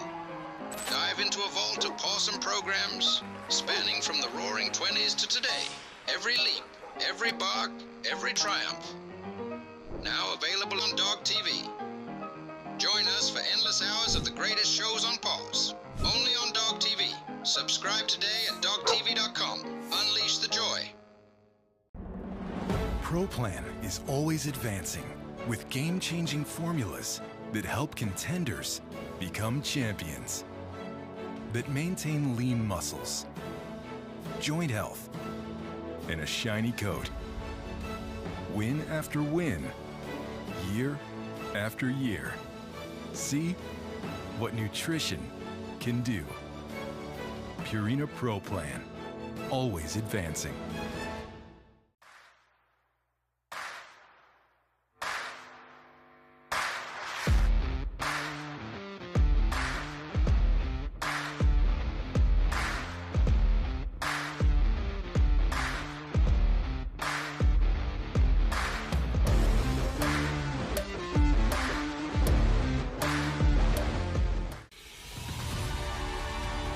Since 2012, Purina Pro Plan has been the proud presenting sponsor of the Westminster Kennel Club Dog Show, being a part of every graceful trot, every perfect stance, every winning moment.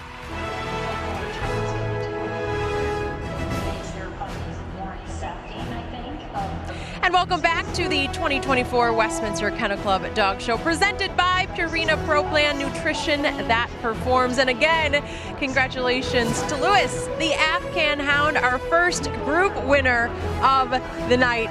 Almost appears to be smiling there, and it's so fun to see all the dogs competing. We do need to take a peek at the results from that hound group as Lewis is taking and celebrating with those pictures. Ivy was our second place finisher, the Whippet, the Otterhound Melody in third, and Roddy, the Norwegian Elkhound, was our fourth place finisher. We are minutes away from the toy group, and you know, they gotta relax just a bit before they take the ring. They are on the clock. Those final hairs need to be in place, of course. I do love the toys. Welcome back inside Arthur Ashe Stadium, where so much has already taken place this weekend, including a relatively new tradition that has become a fan favorite. I love it. The Masters Agility Championship, which aired Sunday on Fox. And the 11th installment of the competition belonged to Nimble, an All-American dog in the 12-inch class who lived up to the name. Oh my gosh! I said it was going to be fun. I didn't know it was going to be an e-ticket. The crowd is going crazy. Cynthia's way out ahead. And with the third fastest time in the history of the event, the Maryland Pup is the first dog from the 12-inch class and first mixed breed to take home the crown. Congratulations. Wow, what a moment for Nimble and her handler, Cynthia Horner. Other winners include Lark, the Papillon, and the 8-inch group. A pair of Border Collies, Vanish and Typo, took top honors in the 16 and 20-inch groups. And finally, a Weimaraner, Hogan, won the 24-inch group. My dog and I, we have a lot of work to do before we are entering the agility. Well, the toys are coming up. Some smiles, some beautiful grooming in place. The toys are next.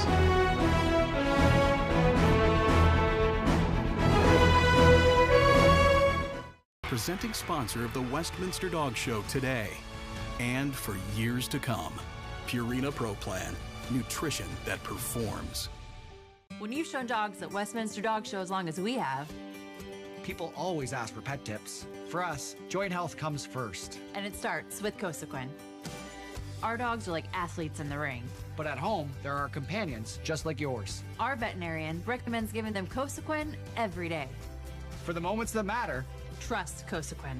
Cosequin, the #1 vet-recommended retail joint health brand and official joint health supplement of the Westminster Dog Show. ProPlan is proud to have fueled 16 of the last 17 Westminster Best in Show winners. It's Buddy Holly. With Buddy Holly taking home the title in 2023. Now, as the best of the best compete, it all leads up to this moment. Best in Show tonight. Who will be the next Westminster Best in Show champion? Best of luck from Purina Pro Plan. Nutrition that performs. Introducing a tail-wagging trip through time. Dog TV proudly presents the Westminster Archive channel. Dive into a vault of awesome programs spanning from the roaring 20s to today. Every leap, every bark, every triumph.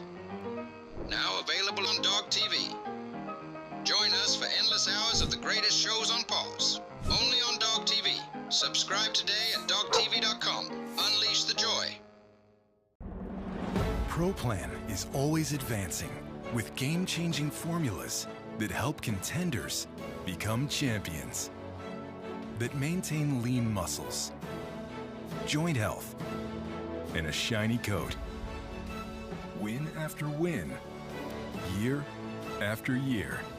See what nutrition can do. Purina Pro Plan, always advancing.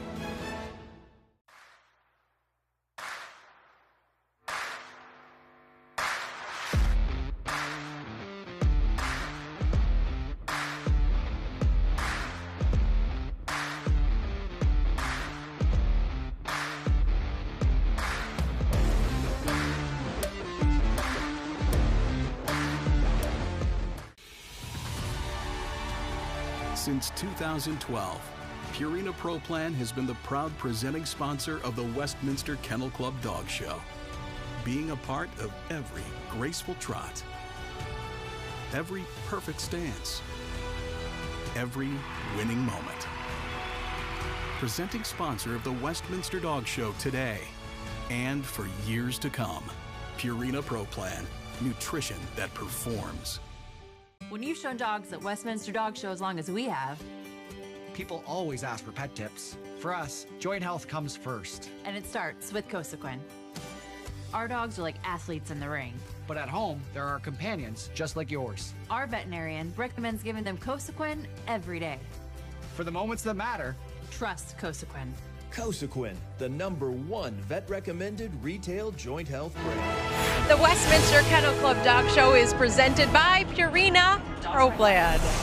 The toy group is getting ready to delight the crowd. How about that pug here at Arthur Ashe Stadium? Jamie Little is standing by with a very special guest. Jamie?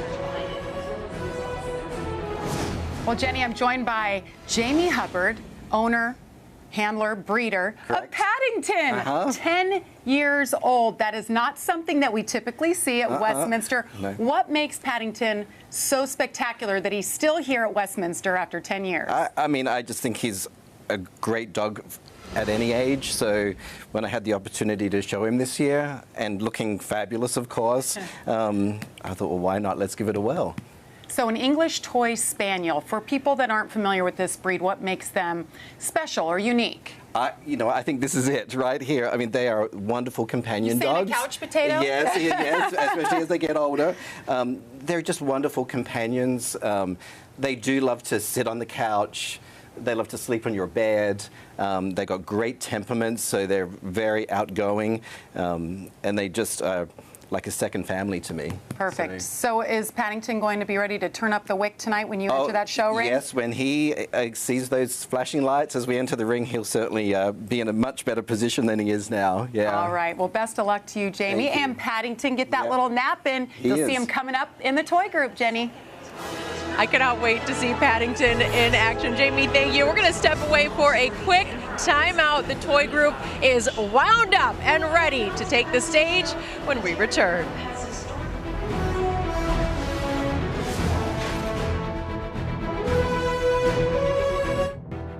Pro Plan is proud to have fueled 16 of the last 17 Westminster Best in Show winners. It's Buddy Holly. With Buddy Holly taking home the title in 2023. Now, as the best of the best compete, it all leads up to this moment. Best in Show tonight. Who will be the next Westminster Best in Show champion? Best of luck from Purina Pro Plan. Nutrition that performs. Introducing a tail-wagging trip through time. Dog TV proudly presents the Westminster Archive channel. Dive into a vault of possum programs spanning from the roaring 20s to today. Every leap, every bark, every triumph. Now available on Dog TV. Join us for endless hours of the greatest shows on pause. Only on Dog TV. Subscribe today at dogtv.com. Unleash the joy. ProPlan is always advancing with game-changing formulas that help contenders become champions, that maintain lean muscles, joint health, and a shiny coat.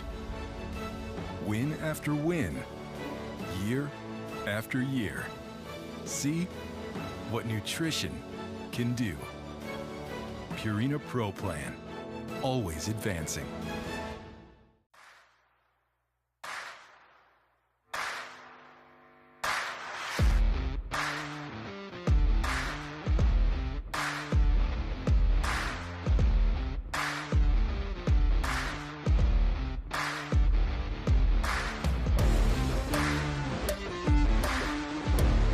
What's up, Westminster?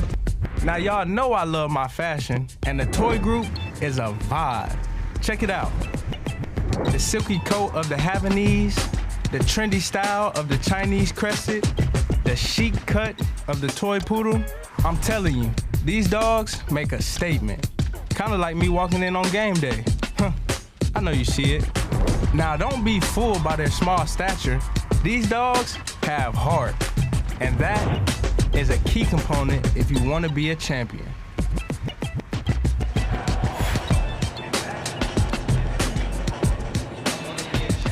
Our thanks to Xavier McKinney of the Giants. Of course, the Super Bowl on Fox from New Orleans, and the Dallas Cowboys, Week 1.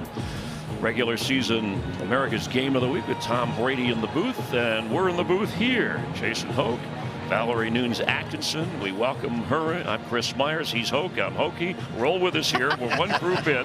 The toy group is coming up. We have 25. Pekingese obviously very popular. What jumps out to you with this particular? Well, I think we have to look at the Shih Tzu. Crowd favorite and top dog last year, one of the top dogs last year. Top dog all breeds. Yep. So, and you know, there's a couple new dogs on the scene. The pug is coming on strong, young new dog. So Havanese, another great dog. We'll be watching closely. Our ring announcer, Michael LaFay. May we have the toy group in the ring, please?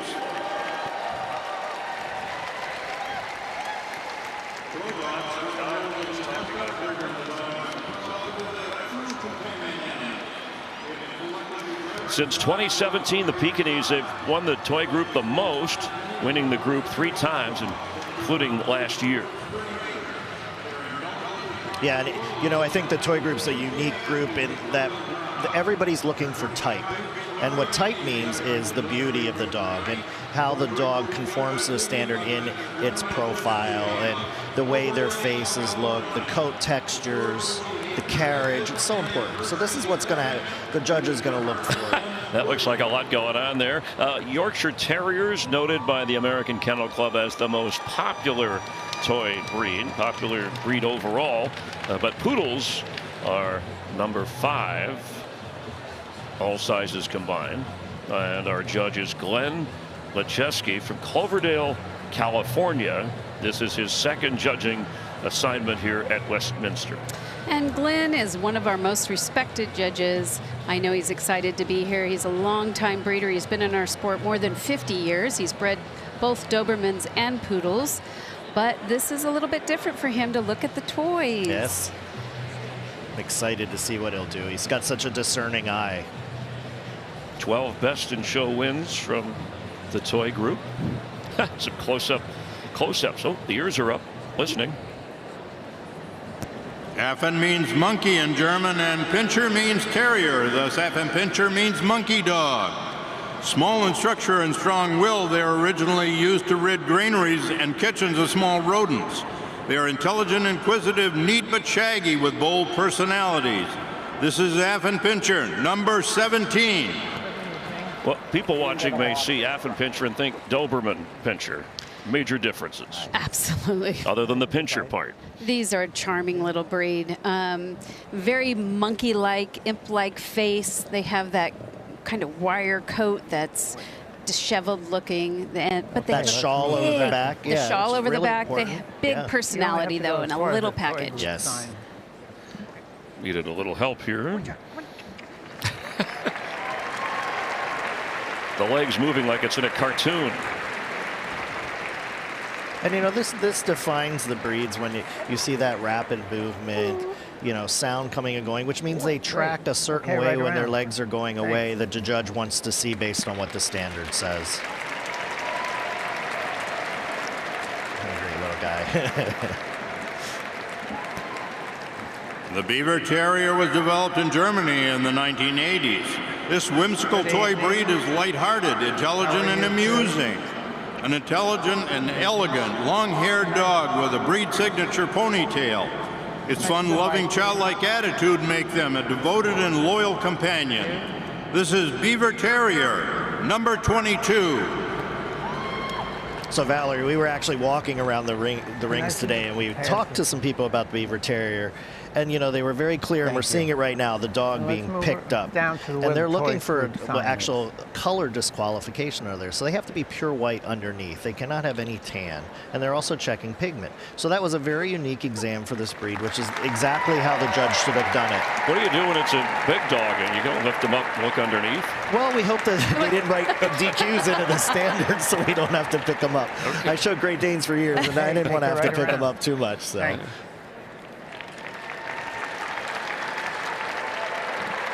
Another female entry here. The Brussels Griffon is named for the capital of Belgium where it first developed. There are two coat varieties, the rough that is similar to most hard-coated terriers and smooth like that found in the pug. These little dogs, popular here since the turn of the 20th century, are devoted and intelligent companions. This is Brussels Griffon, number 17. Okay, we'll move down to where the toy group sign is. Follow the signs. This is Pickett from California, and again, the most entries we have this year came from the state of Florida, followed by New York, and then California. All 50 states represented in some 12 countries. And here we have Bill McFadden. I think many people will recognize him. He was best in show here with both Flynn and Mick. I remember Flynn. Okay, right Flynn, the Bichon. Yeah. And the Kerry Blue Terrier. Kerry Blue Terrier. Little mask on that face. That strong pout. These glamorous little dogs were bred strictly as companions and historically were known as comforter spaniels. Favorites in the court of English royalty. They are ideal, gentle family pets, bred to be as sound as well as beautiful, happy, and eager to please, and to make perfect therapy dogs. This is Cavalier King Charles Spaniel, number 39. Therapy. Romeo. A therapy dog named Romeo. It's a perfect. big cheer from the balcony.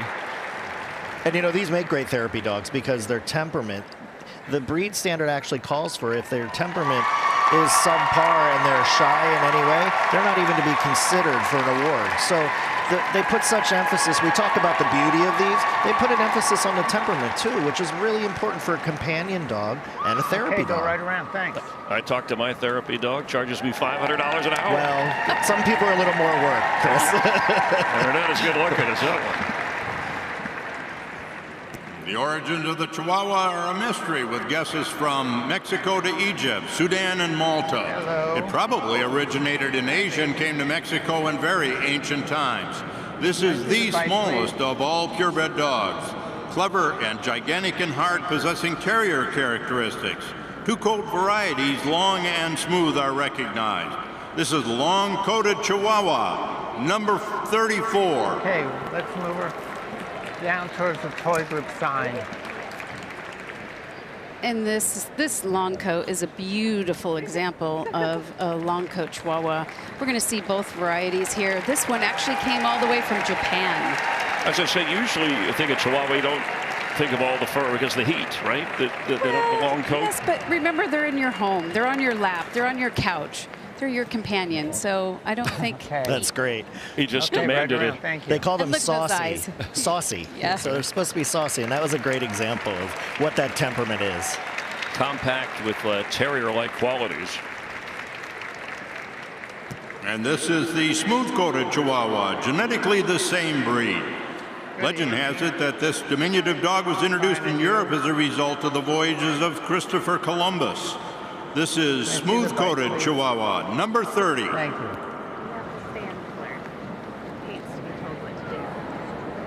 Here we have Christy Green. Okay, let's move her down and back. So they don't weigh they don't, what are they, about 5-6 pounds? Is there a maximum weight to? Cannot be over 6. Okay. So we will weigh them in the ring. If we think they're over, we have an apparatus to weigh the dog, because these are lap dogs. So we never want them to become too big and too heavy, because they had to be carried. They were, you know, they certainly can walk. I mean, this beautiful bitch here, she was incredible. She just she's actually brought back out of retirement, I believe. She was retired, Flirt, and she's back out for today. Looking great. Gotta make weight, Flirt. Talk about saucy. Chinese Crested was admitted to the toy group in 1991. The breed dates back to at least the early 1500s. They appear to have come from China, although Spanish explorers found them in Mexico and Central and South America. The two types, the hairless and powder puff, are judged by the same standard. This is Chinese Crested, number 12. Okay, let's. You know, when we talk about these companion dogs, while we're showing them here at the dog show, which is really important to us as breeders, this dog actually has titles in other facets of our sport, like trick dog. So you teach the dog to do tricks. So there's all these ways to engage your dog, to keep it engaged, even if you don't want to show a dog. There's so many things: agility, dock diving, what we saw earlier. All of these great features, and everyone can do this. Everyone, every breed. I mean, you see that, you know exactly what type of dog that is. Right I mean, you don't want that, or forget the look. It looks like he's wearing snow boots. And they can actually come in a coated variety too, called the powder puff. So to have long flowing coat, almost to the ground typically. That's a female. Long favored by royalty, the English Toy Spaniel is nicknamed the Charlie after its most famous admirers, King Charles I and King Charles II. The English toy is a robust toy spaniel with a distinctive domed head. It is a devoted companion with a charming, merry, and affectionate demeanor. This is English Toy Spaniel, number 19, Blenheim and Prince Charles. Okay, down towards the toy group sign and back. Cooper is the name, and that's the third most popular name. Is it really? Among dogs. Yeah, each year they update a survey. Well, Bradley Cooper was trending for a while, so I always thought he was a great actor. So you know what? Maybe they picked up on the last name for Bradley. Yeah, no offense to Eli or Peyton, but no, Cooper, of course. Cooper I went a little Manning. more theatrical on that one because it's a toy group. So thinking of Cooper Manning.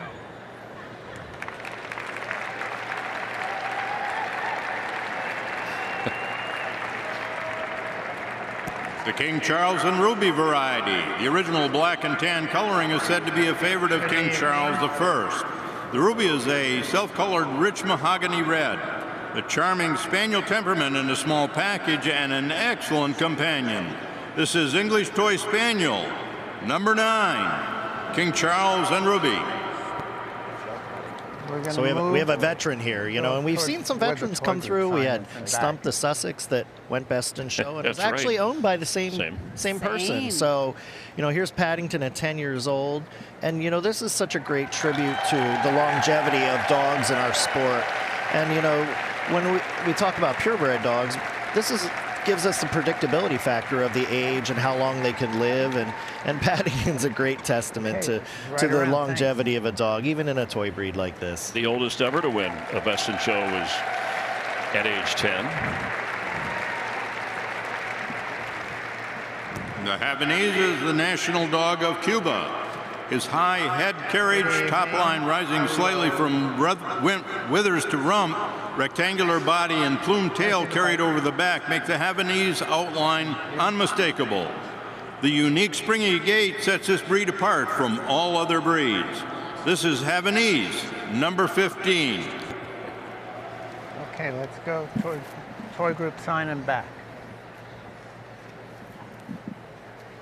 National dog of Cuba. This breed has a very interesting characteristic that is not typical in almost all breeds, they actually call for a top line that rises from the withers up to the tail. And when we say level top line, that means flat, straight across. Whereas this dog, and you can see it here, has this nice rise up to the tail set. And that's very correct for this breed. And it's very atypical of almost every other breed. So look at that stack. Okay, that's beautiful. And David Murray does a fabulous job with this breed. Yeah. All right, let's check in with Jamie Little. Well, Chris, for those watching at home, this is your chance to get your dog on TV. It's our Best at Home contest. Use the hashtag Best at Home contest. Send in the best photos of your dog. You'll have a chance to win an exclusive Westminster prize pack. So get those photos in now, Chris.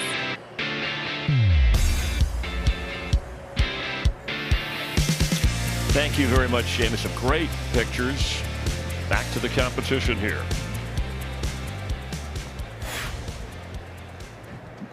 The Italian Greyhound is a greyhound in miniature. His original role probably both as a hunter of small game and as a companion. He is a luxury-loving and extremely affectionate, sometimes to the point of neediness, yet being a true hound, he requires exercise and outdoor activities. This is Italian Greyhound, number 15. Checking out Raphael. Down towards the toy group sign and back. The owner is a school teacher, and her school, thankfully, allowed her to take off time to travel around the country and the world with Raphael, and it has landed them here. And around the world she did. She's actually won Best Breed at Crufts Show, which is over in England. And you know, we talk about dogs coming in. That's another show that draws all this international competition. So our dogs are going overseas and winning over there too. So you know, it's nice to see English dogs coming here. So the dog world isn't so small. You can really compete anywhere with your dogs nowadays.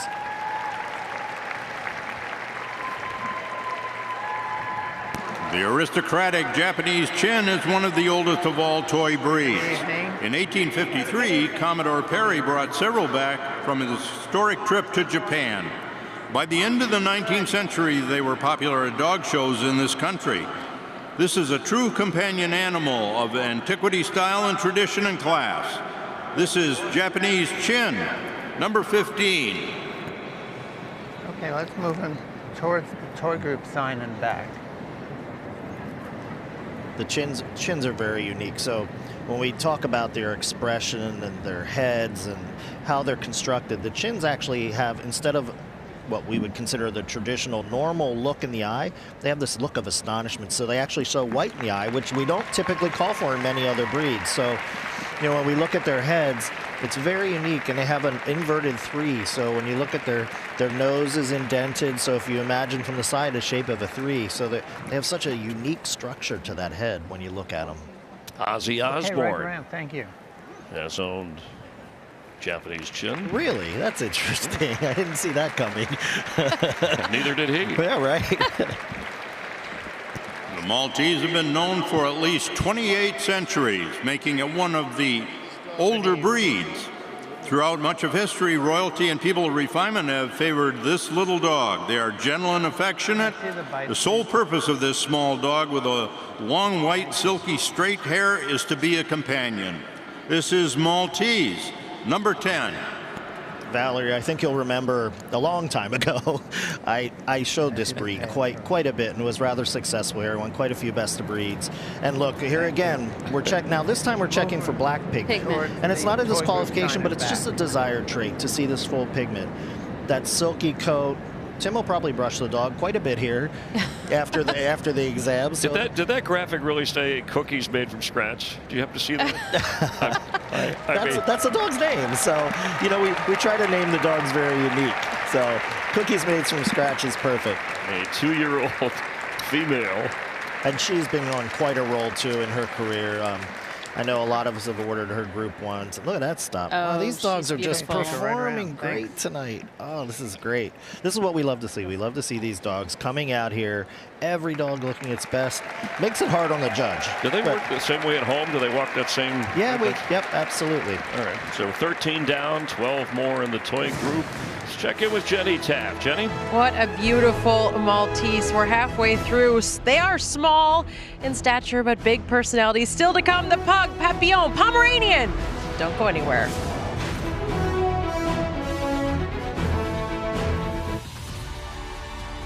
Since 2012, Purina Pro Plan has been the proud presenting sponsor of the Westminster Kennel Club Dog Show, being a part of every graceful trot, every perfect stance, every winning moment. Presenting sponsor of the Westminster Dog Show today and for years to come. Purina Pro Plan, nutrition that performs. When you've shown dogs at Westminster Dog Show as long as we have, people always ask for pet tips. For us, joint health comes first. and it starts with Cosequin. Our dogs are like athletes in the ring. But at home, there are companions just like yours. Our veterinarian recommends giving them Cosequin every day. For the moments that matter, trust Cosequin. Cosequin, the #1 vet-recommended retail joint health brand and official joint health supplement of the Westminster Dog Show.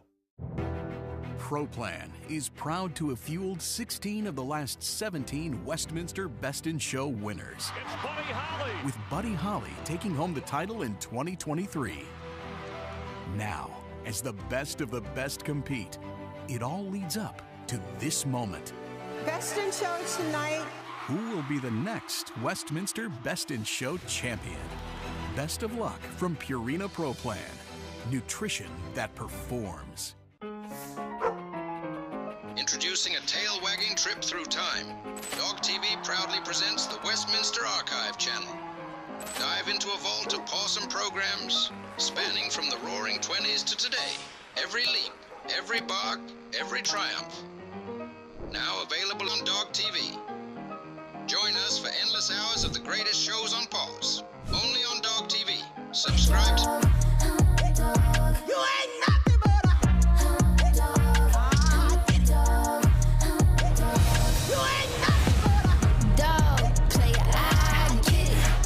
Gotta love that music. We have already seen our first winner of the night. It was Lewis, the Afghan hound. Breathtaking. And as you know, Best in Show, the last 2 years has come from the Hound Group. Could we have another Hound Group winner this time around? Well, the toys are putting on quite a show here inside Arthur Ashe Stadium, and we are halfway through the group with the non-sporting and herding still to come. Now, group judging resumes tomorrow here on FS1 at 7:30 Eastern with the sporting, working, and terrier groups. And of course, we'll cap night 2 by crowning our Best in Show for 2024. We continue now with the toys as we send it back to Chris Myers. All right, Jenny, so we have 12 more in this group.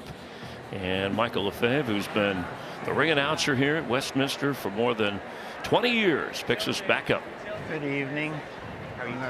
The toy Manchester, as a breed apart, is a little over 150 years old. Can I see the bite, This is please? the toy variety of the Manchester Terrier, named like the larger version for Manchester, England. The toy came to the United States in the larger version and was an immediate hit with people of taste and discrimination. This is Toy Manchester Terrier, number 10. And let's move it to the #1 sign and back. And I want to correct Xavier McKinney, who was our celebrity introduction for the toy group, mentioned the Giants. He, after 4 years with the Giants, signed a new $67 million deal with the Green Bay Packers. So he can have add a lot of toys to his group. Yeah, and he was a great little dog, the Toy Manchester Terrier. Okay, right around to the end. You can see how intense they are. They were actually ratting dogs. So this breed did come from a breed with a purpose, and that was as a ratter. The miniature Pinscher is distinctly not a bred-down version of the Doberman Pinscher, as so many people apparently believe. In fact, this toy is by far the older breed. Min Pins are alert, active, fearless, and naturally inquisitive. The Hackney gait, which is a high-stepping free and easy gait, is correct for the breed. This is Miniature Pincher, number 17. Number 4, sign and back.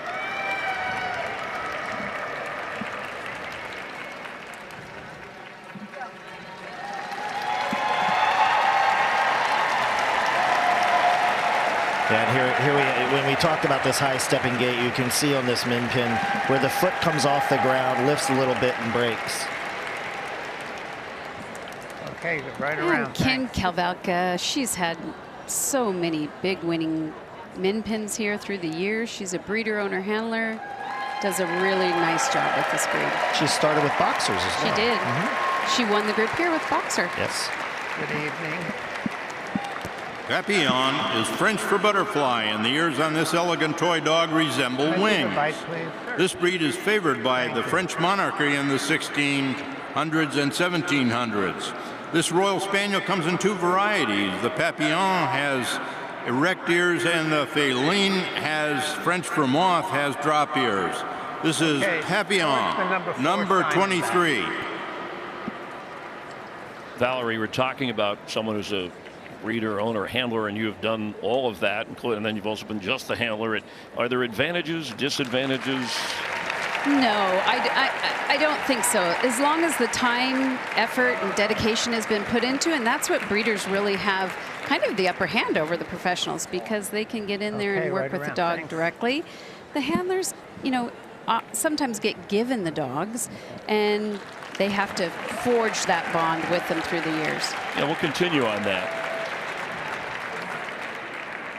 The Pekingese has long been one of the most popular of all toy breeds. His tapering hindquarters, massive front end and mane earn him the name Lion Dog. The standard calls for an unhurried, dignified, and rolling gait, as you can see here. His dates back to the 8th century in China, where he was considered sacred. This is Pekingese, number 11. Okay, Lumpy, for those of you that remember TV shows way back when, and Leave It to Beaver. No, but you would think that an owner handler would have just a more comfort, or the dog might have more of a comfort level because of the owner being involved more closely. Sure, and you know, the handlers also work with the dog, so they become bonded to the handler as well, because a lot of times the handler is keeping the dog for quite an extended period of time. This is a great example of this Pekingese, though. Look at this, the little rolling gait they have. And, you know, this young lady, she's actually an assistant to a handler. So she's in here showing this dog, and I know she's been taking care of this dog and really working hard with it. So here's an example of an assistant who is somebody who works for a handler to get the dogs ready. And she's done a stellar job with this dog. Pomeranian is a Nordic Spitz breed that takes its name from the German province of Pomerania. They have been bred down from the original 20 to 30 pound herding and sled pulling ancestors to the 3 to 7 pound size today. These spirited and loyal dogs excel in the show ring, at companion events, and as therapy dogs. This is Pomeranian, number 9. Okay, towards the number 4 sign and back. Kansas City Chief Tight End Travis Kelsey has, well, we'd say mostly a Pomeranian. It's kind of a Pomsky, so it's a little bit of a mix, as he would call it. Well, this is what the purebred version looks like, and it's a beautiful example. You know, their ears are high set, and we'll talk about Spitz a lot through and it's a variety of dog, and they have these. They're square, they're compact, the tail's high set, double coated. Yeah. Thank you. And that coat should be hard and off-standish, and it's a protective coat.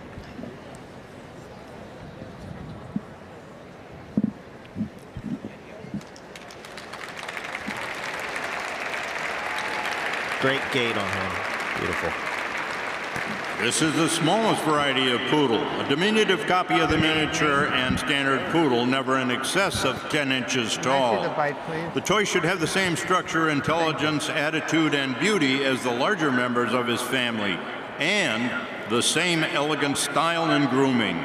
This is Toy Poodle, number 11. And we're going towards the number 4 sign and back. Like the name Ham. Although the major fault of shy, I mean, there you go. There's. Yeah, and you know, you look at this poodle and you see that the trim on it, and some people maybe think it's odd or excessive, but it's actually developed to protect the dog because they were actually a working dog. I mean, they went into the water, so they needed this protective coat for their lungs, their heart, their joints, so it's covering up the joints. Right around, thanks. It's very important. Elvis Presley loved toy poodles, gave them as a gift to his wife, his mother.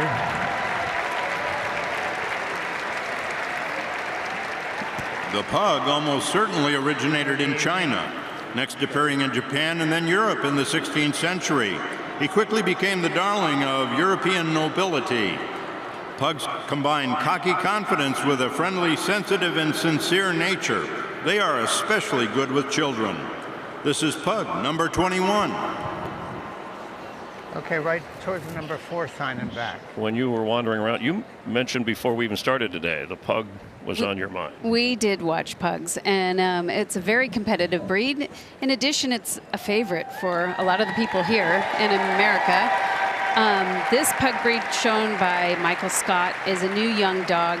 He's really taken off. He's number 5 toy dog in the country, and I think he could be in there tonight. Another dog stopping He's perfectly. showing great. You know, their characteristics, that round head, that high set curled tail, very important. Big body. A favorite breed of the Russian aristocracy, the Russian toy is elegant, athletic, and cheerful. They are known for their playfulness and devotion as companion dogs. The breed can have a smooth or long coat and comes in 6 colors. This is Russian Toy, number 11. Okay, we're going to move towards the number 4 sign and back. You know, Chris, we talked about traits that come through, and a lot of these breeds, they want these fine bone dogs because you don't want a heavy dog. If it's a companion dog, you're carrying it around, and you know this dog really exemplifies that nice fine bone that they have, the beautiful ears. It's so important to have this beautiful ear with the coat on the ears. These are the traits that make people fall in love with certain breeds. And when you see these breeds at home and you go, oh, it's beautiful, that's why people made them this way, to have these beautiful traits that made them appeal to everybody. The Shih Tzu was originally developed in China's imperial courts by crossing ancient Chinese and Tibetan breeds. Later, the Shih Tzu flourished in England and has now become popular in the United States. While the show dog wears a long flowing coat, family pets look charming and are easier to maintain in a variety of short clips. This is Shih Tzu, number 9. So, you know, you were asking about professionals versus breeder, owner, handlers. This is a breeder, owner, handler, and he had the top dog of all breeds last year. So, Luke has accomplished a great deal of success in Shih Tzus throughout the years. It's a lot to... It's happy. I love the dog. Double coat, domed round head, right? The whole... Yes, he'll have large eyes. It all contributes to that beautiful expression. And he puts him down in absolutely beautiful condition. The Silky Terrier is a toy with the heart of a terrier. The breed originated in Australia and is said to be a cross between the Australian Terrier and the Yorkshire Terrier. The breed was first shown in Australia in 1907, but not in the United States until the early 1950s. This is Silky Terrier, number 12. I know. So after this, just 2 more. That's okay. In the toy group. Good, baby. Yeah. Okay, towards the number 4 sign and back. So we're going to see 2 dogs, the Silky Terrier and the Yorkshire Terrier that's coming up. And while you may think they're similar, they're not as well. The shape and proportions differ. The Silky's lower and longer, but not too long. You never want them to go on too long. The coat color's different. So the tan on this dog is a different shade, whereas the Yorkie's much darker. This dog has a lighter colored coat. Thank you.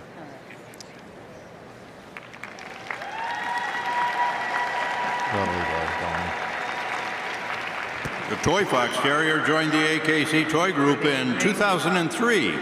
Bred down from Smooth Fox Terriers, the Toy Fox combines the spirited terrier attitude with the typical affectionate personality of a toy dog. These fun-loving little dogs love human companionship and are great show dogs, agility dogs, or wonderful pets. This is Toy Fox Terrier, number 15. And here we have Luke Waters handling this little dog. It's a generational family that has been brought up within the sport. They do a great job. Yeah, he looks like one of the younger handlers we've seen out here tonight. Yeah, and this is what the sport's all about. We talked about the celebration of the 90th anniversary of junior showmanship. Luke competed in junior showmanship. He's growing up into a wonderful young adult. He's always professional in the ring, and we'd love to see that in the ring with these young kids just, you know, striving to be professionals. Who doesn't love a dog or growing up with one? The Yorkshire Terrier traces its roots to the Terriers of Scotland and Northern England.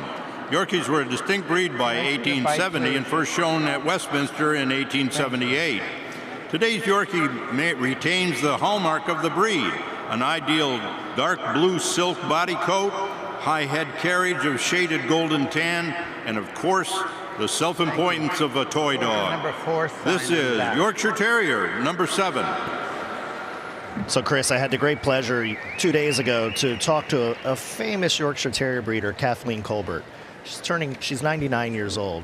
And I said, are you coming to the show to watch the Yorkies? And she said, no, I have to go home and whelp a litter. So still at 99, and she would be so proud to see her breed out here today. This is a lovely example of a Yorkshire Terrier. Small ears, correct coat, silky coat, but a dark steel blue. Well, God bless her at 99. Yeah, I was so thrilled to see her, and I know she's at home cheering on her breed.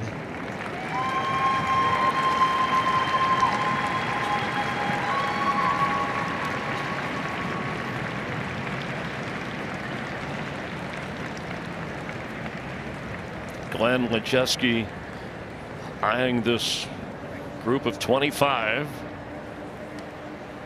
He's, of course, judged in the U.S., but all the way across from China to Australia. And as Valerie mentioned, more than 50 years. Hold this dog out. Hold this dog out. We have the English toy, the Havanese. Hold the Maltese out.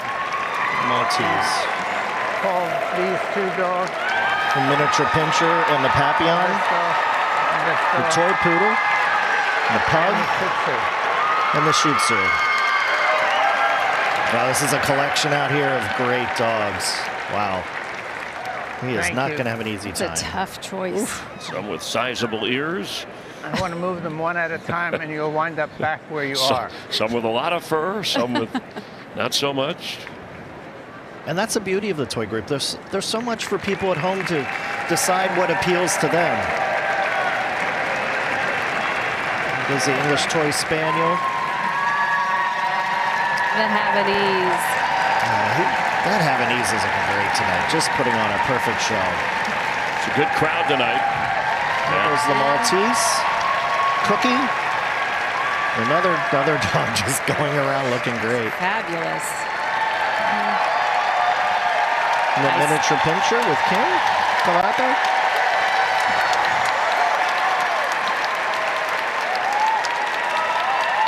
We have the Papillon. Always lively. They're always lively. They look great going around the ring. He'll have a discerning eye for a poodle because this is his breed, one of his breeds. So to even be out this far is a great accomplishment. The young pug dog. Michael Scott. And the Shih Tzu. It's been a hard dog to beat all last year and coming into this year, so it'll be very interesting to see what he chooses. Sure, people at home are making their own selection. They're just all these dogs are just standing there perfectly. This happens to be an exceptionally strong group. My only regret is I only have 4 ribbons, and I wish I had more. But first today is the Shih Tzu. Good Shih Tzu. The Havanese is number 2. Third is the Maltese, and 4th is the Pug. Oh, wonderful dogs. What a great job he did. And they just look spectacular out there. That's what you hope a toy dog does, is just look beautiful the whole time. Would you have gone in that? That was a tough call. Oh, I've used all of these dogs in my placement, so you can't go wrong. On the night. You judge them on the night. Let's head down to the winner and Jamie Little. And getting all the hugs all around. Luke, we talked to you last year here at this very show with Comet, and what a year it has been for this beautiful dog. What do you want people to know about Comet? And is this perhaps your year? He just never lets me down. He's such a wonderful dog. He's a wonderful representative of his breed, and he's been appreciated by the best in the sport, and I just can't be prouder. I know there was a lot of competition. You just heard the judge say it. What made him stand out? It's a beautiful group. I mean, it was just a beautiful group with quality dogs.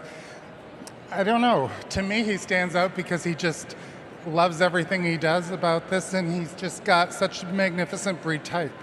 Congratulations. We'll see you tomorrow night. Little comment. We'll see you tomorrow night, Jenny. The emotion says it all. Congratulations to Comet. Next up for us, the non-sporting group is getting ready. There's something so unique about this group. How about that Bichon Frise? I mean, the shapes, the sizes, so much variety. I love a Boston Terrier. I did go to BU. Gotta love that group. Well, the Westminster Kennel Club Dog Show is presented by Purina Pro Plan, nutrition that performs. Pro Plan is always advancing with game-changing formulas that help contenders become champions, that maintain lean muscles, joint health, and a shiny coat. Win after win, year after year. See what nutrition can do. Purina Pro Plan, always advancing.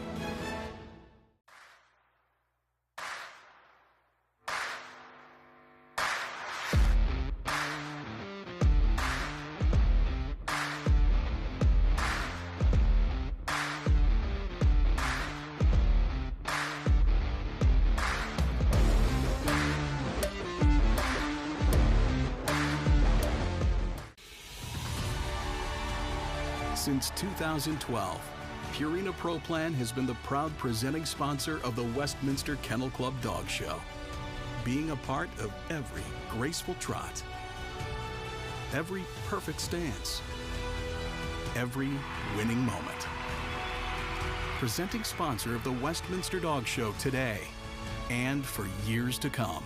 Purina Pro Plan, nutrition that performs. When you've shown dogs at Westminster Dog Show as long as we have, people always ask for pet tips. For us, joint health comes first. And it starts with Cosequin. Our dogs are like athletes in the ring. But at home, there are companions just like yours. Our veterinarian recommends giving them Cosequin every day. For the moments that matter, trust Cosequin. Cosequin, the #1 vet-recommended retail joint health brand and official joint health supplement of the Westminster Dog Show. Pro Plan is proud to have fueled 16 of the last 17 Westminster Best in Show winners. It's Buddy Holly. With Buddy Holly taking home the title in 2023. Now, as the best of the best compete, it all leads up to this moment. Best in Show tonight. Who will be the next Westminster Best in Show champion? Best of luck from Purina Pro Plan, nutrition that performs. Introducing a tail-wagging trip through time. Dog TV proudly presents the Westminster Archive channel. Dive into a vault of awesome programs spanning from the roaring 20s to today. Every leap, every bark, every triumph. Now available on Dog TV. Join us for endless hours of the greatest shows on pause. Only on Dog TV. Subscribe today at dogtv.com. Unleash the joy. Pro Plan is always advancing with game-changing formulas that help contenders become champions, that maintain lean muscles, joint health, and a shiny coat. Win after win, year after year. See what nutrition can do. Purina Pro Plan, always advancing.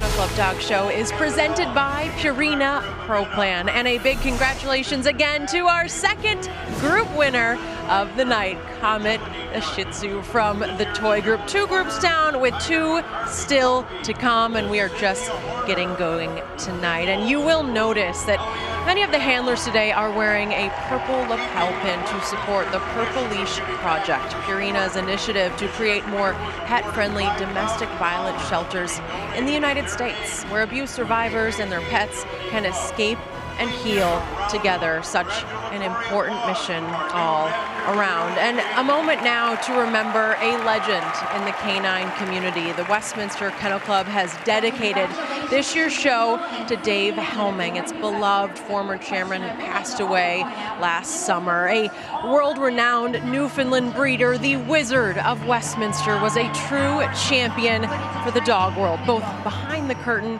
and on the grandest of stages. To ensure that his legacy of excellence lives on, the winner of the working group will be awarded Pouchgrove Trophy, which has been rededicated and bears the name of the famed kennel run by Dave and his wife Peggy, where they bred hundreds of champions over more than 5 decades. The contributions that Dave Helming made to the sport and to all lovers of dogs are countless, and his impact will long be felt.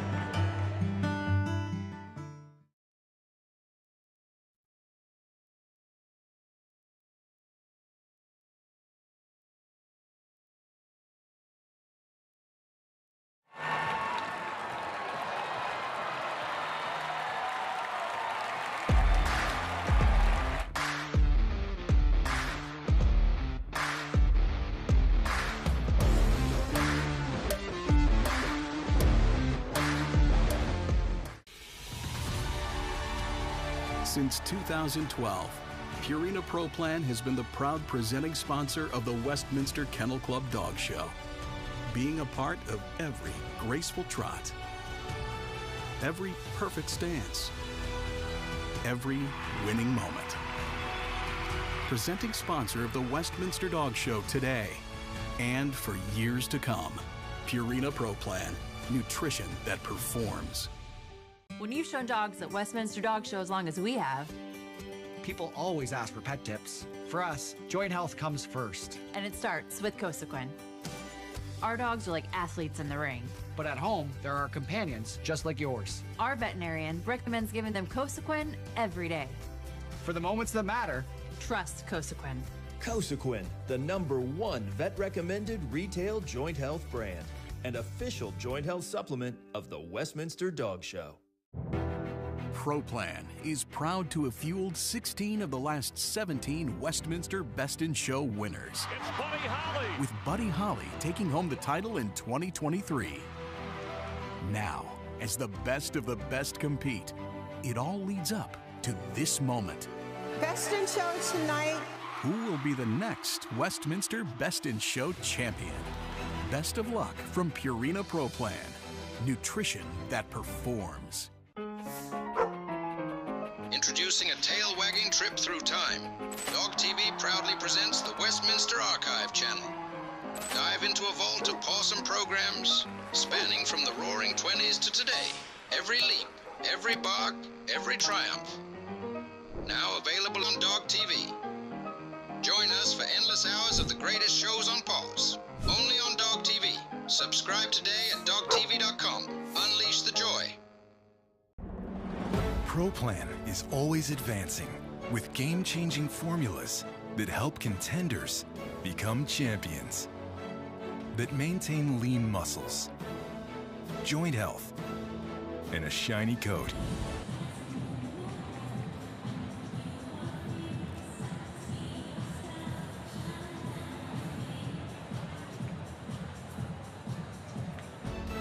Win after win, year after year. See what nutrition can do. Purina Pro Plan, always advancing.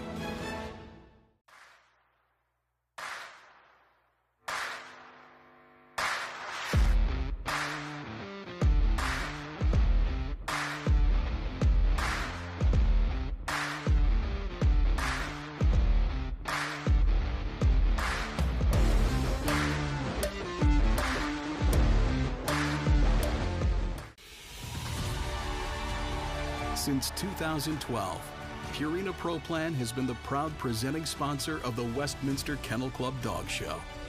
Being a part of Trailblazer, champion, legend. 3 words synonymous with Arthur Ashe and Billie Jean King. From advocating for women's rights to fighting for racial equality, they paved the way for others, leaving an impact that goes far beyond the confines of these courts. And their legacies live on, here, forever. Well, it truly is so great to be back at this magnificent venue that bears the names of true champions who devoted their lives to doing whatever possible to make the world a better place. Now, coming up next for us, we do have the non-sporting group getting ready, and that, hey son, I mean that coat, just drawing that coat, it is groomed to perfection. The American Eskimo dog with that signature smile and grin as well. Well, we want to remind you that the Westminster Kennel Club Dog Show is sponsored by Cosequin, joint health supplements that support your dog's joint health with Cosequin. Now, the non-sporting group, our third of the night, is on the clock. We are live in New York City for the 148th Westminster Kennel Club Dog Show. You've shown dogs at Westminster Dog Show as long as we have. People always ask for pet tips. For us, joint health comes first. And it starts with Cosequin. Our dogs are like athletes in the ring. But at home, there are companions just like yours. Our veterinarian recommends giving them Cosequin every day. For the moments that matter, trust Cosequin. Cosequin, the #1 vet-recommended retail joint health brand and official joint health supplement of the Westminster Dog Show. Pro Plan is proud to have fueled 16 of the last 17 Westminster Best in Show winners. It's Buddy Holly. With Buddy Holly taking home the title in 2023.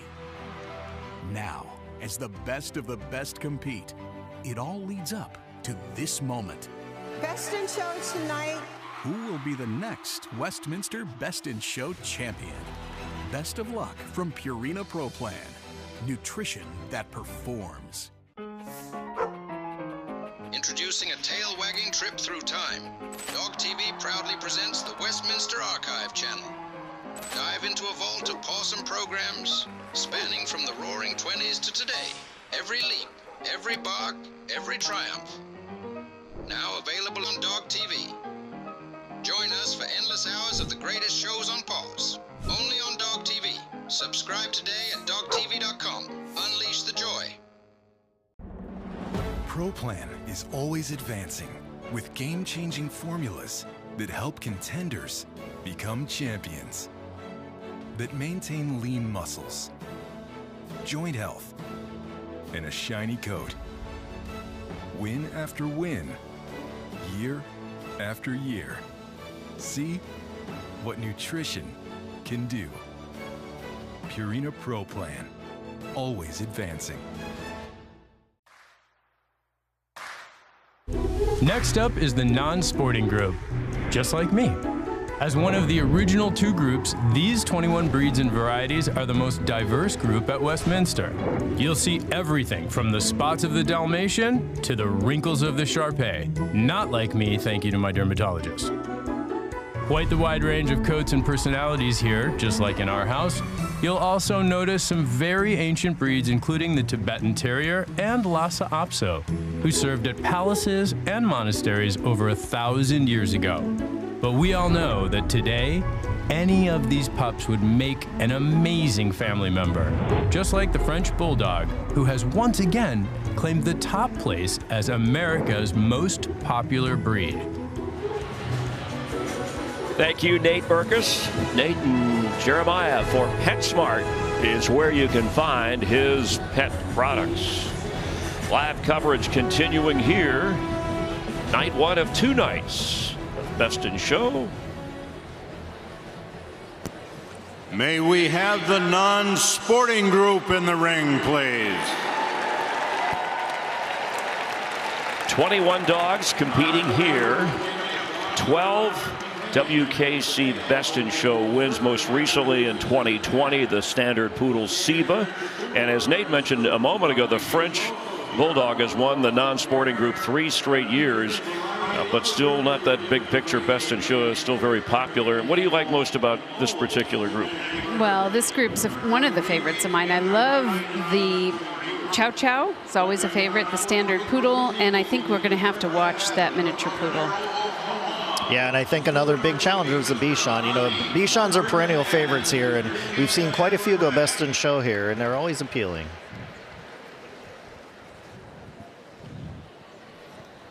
Mr. Fred C. Bassett from Broken Arrow, Oklahoma. This is his 4th judging assignment at Westminster. And Mr. Bassett is the consummate sportsman. He's so well studied in certain breeds. Pomeranians is his primary breed, and he's judged their national specialty. And he's perfectly equipped to judge this diverse group of dogs. With Jason Hoke, Valerie Nunes-Atkinson, Chris Myers, and Michael Lefebvre. The American Eskimo dog, descended from the German Spitz, presents a picture of strength, alertness, and beauty. Bred to be watchdogs, they live to please and protect their family.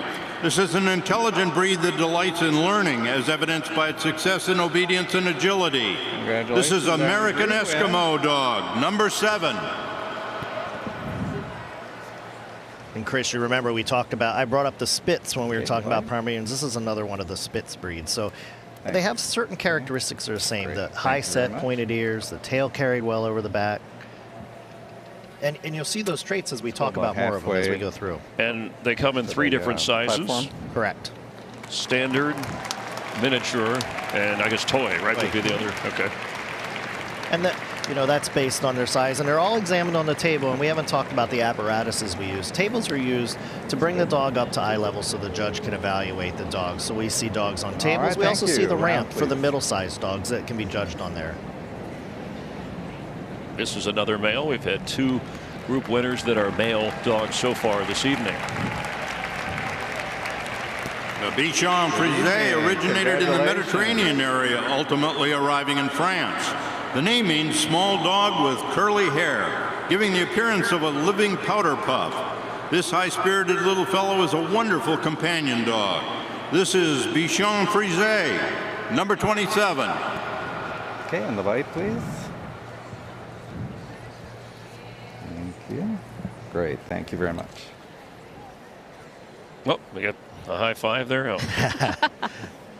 You know, they were circus dogs sometimes. So this is what, you know, they have such a spirit. They're always lively, and you know, and this dog, this is going to be a tough dog in this group because he's a number 2 non-sporting dog in the country right now, and he's another one that's really been doing well this year, and I've been quite impressed by him. And the trim is kind of the outline of the body, right? That's part of it. Sure, it shapes to the body of the dog. So you know, background.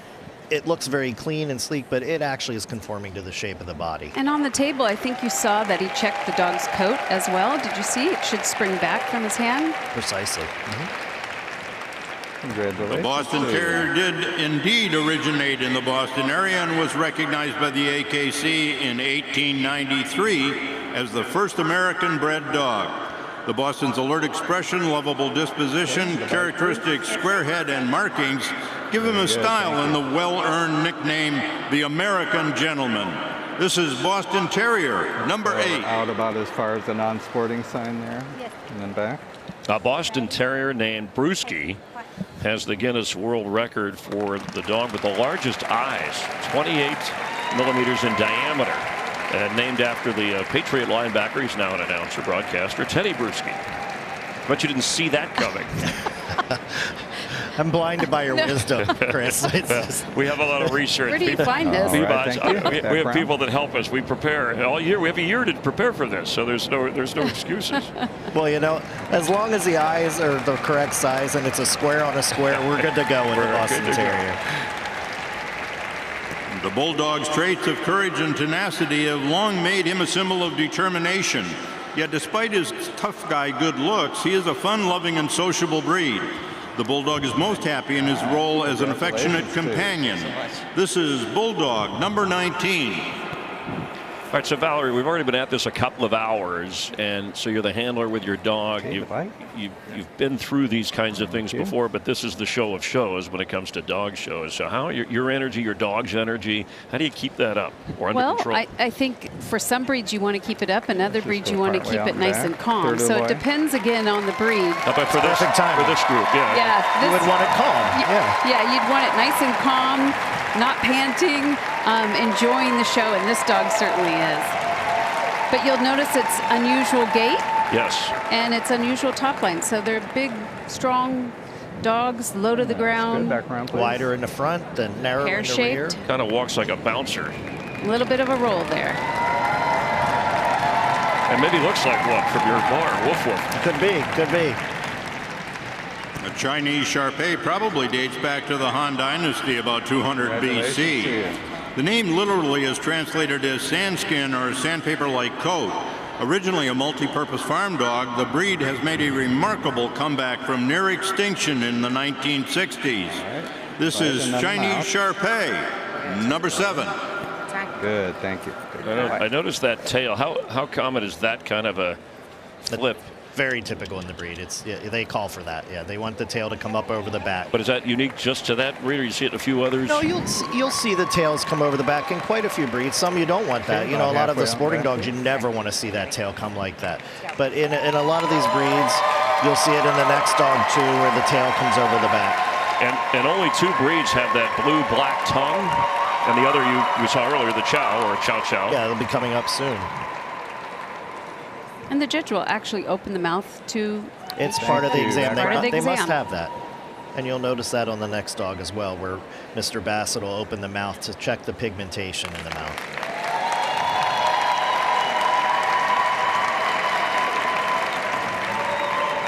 The Chow Chow, one of the oldest recognizable dogs, was discovered in China more than 2,000 years ago. Originally used for hunting, herding, and protection, today he is primarily a companion dog. Chow Chow has a blue-black tongue and a stilted gait, and either has a smooth or a rough double coat. This is Chow Chow, number 17. Boy, that's a full bite and then the mouth. Kind of a full look there. Good. Yeah, so he's going to check the bite, and then I'll just have the mouth open gently, and they'll check that tongue to make sure it's correctly pigmented. And Jason, I don't know that we talked about the ramp yet.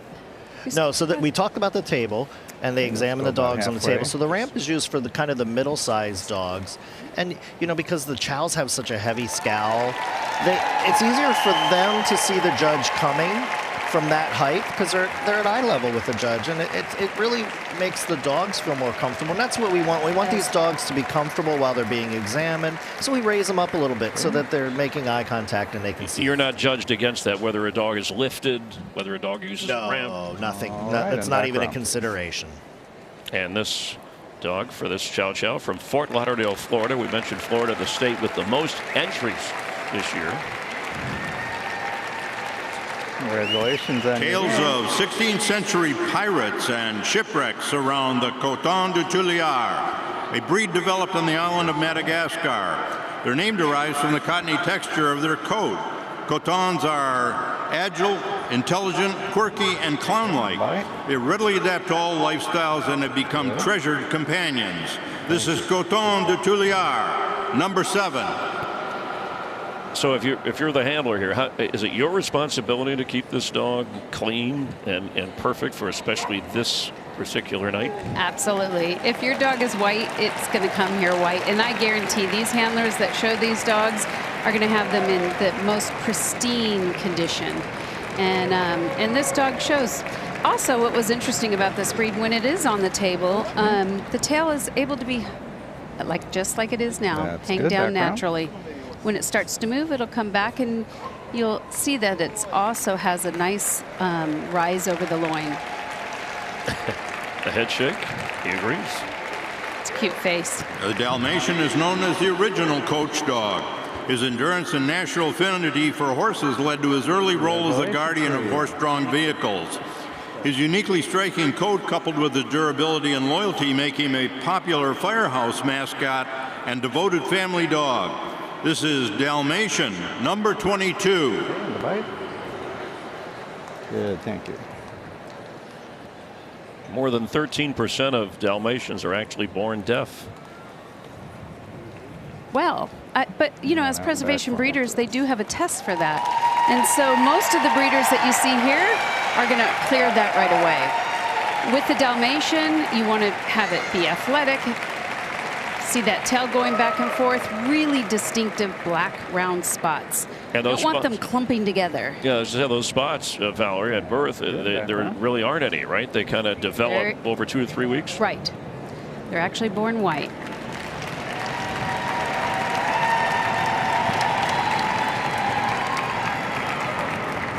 The Finnish Spitz is the national dog of Finland. Congratulations. With its glorious red-gold coat, bold carriage, and brisk movement, the Finnish Spitz presents a fox-like picture.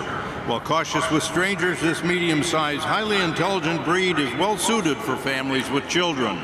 This is Finnish Spitz, number 7. See the bite? That's good, thank you. They're known for like having a fast bark. I guess any dog, when they get on a roll, it's fast, but it's almost like they're hardly taking a breath. Sure, and you know, when we talked maybe about the coon hounds, we can relate to, this was used while they were hunting to show that they were on prey, and whether they, you know, while they were working, that's how the hunter knew what was happening, whether they saw something, whether they were on trail, whatever they were used for, the sound. That was a beautiful stop, by the way, on that finished. Yeah, these are I'm glad you point those things out when you see them, because people at home are watching wondering, well, they roam around. When they really stand out, I'm sure a judge is thinking what you are. Sharing a common ancestor with the modern bulldog, the smaller French bulldog originated in the 1800s as a companion for English lace makers. Exported to France, they soon became very popular in Paris. These funny little clowns are a popular companion breed throughout the world. This is French Bulldog, number 19. And we've been talking about the French Bulldog, so it's 2 straight years as the most popular breed. It's been kind of a quick rise for the Frenchies, because they were back in 2012, they were 14th on the list, but now they're ahead of the Labrador Retriever and Golden Retriever, whom we'll see tomorrow night here. Valerie, you show a lot of these, don't you? I do. It's a fabulous breed. I can see why they've kind of topped the charts now, but that's a beautiful stack too. Look at this free stack. Good background. Showing its beautiful bat ears, nice rounded ears, and its outline. On the side go here, we're going to see the outline. Has a very distinctive outline with the rise over the loin. A member of the Spitz family, the Quaison's luxurious standoff coat and unique expressive markings are a key to his characteristics. They are known for their keen intelligence and outgoing friendly nature. The Quaison is a consistent top performer in agility and obedience trials. This is Quaison, number 11. Okay, the bite, please. So we mentioned Kathleen Colbert a little earlier. Well, Joanne Reed is one of our greats of this breed. She's 82. She wrote this, so I'm not divulging any of her secrets. Okay, don't give away. She's 82 years old, and she's been showing for over 50 years. And what a tribute that someone, a preservation breeder, sticks with the breed, continues showing, and then still enjoys the success all these years later. I mean, it's incredible. And look at her dog standing there posing. And it's keeping her young. Absolutely. This is what the sport does. You know, people, this gives us energy. We exercise with our dogs. It's really an incredible sport. The Lhasa Apso is an ancient Tibetan breed, long serving as a watchdog inside homes and monasteries. British colonists summering in the Himalayas imported the breed to England. Considered sacred in his native Tibet, he is treasured today as a clever, enchanting companion. This is Lhasa Apso, number 17. All right, so Valerie, you mentioned a moment ago the stack. For those that aren't as familiar, that's just kind of the stance, the pose for the dog, and the judge is looking for what? It is. It allows the judge to be able to take a look at the dog and how it comes back and stands on its own. When it's on the table, it's hand stacked and it's put together. The judge is doing his examination. But on the move, and it comes back and free stacks, it's really so the judge can see the expression. It's a true test, don't you think? Because those legs, they're going to go wherever they go, and you can't really hide, at that point. Very good. Thank you. Back around. All right, so they got a very good. So the dog knows it's been trained to do that, especially in these types of shows. It has. All right, coming up, more from the non-sporting group. 12 down, 9 to go. We're live from Arthur Ashe in Queens, New York. The Westminster Kennel Club Dog Show continues in a moment.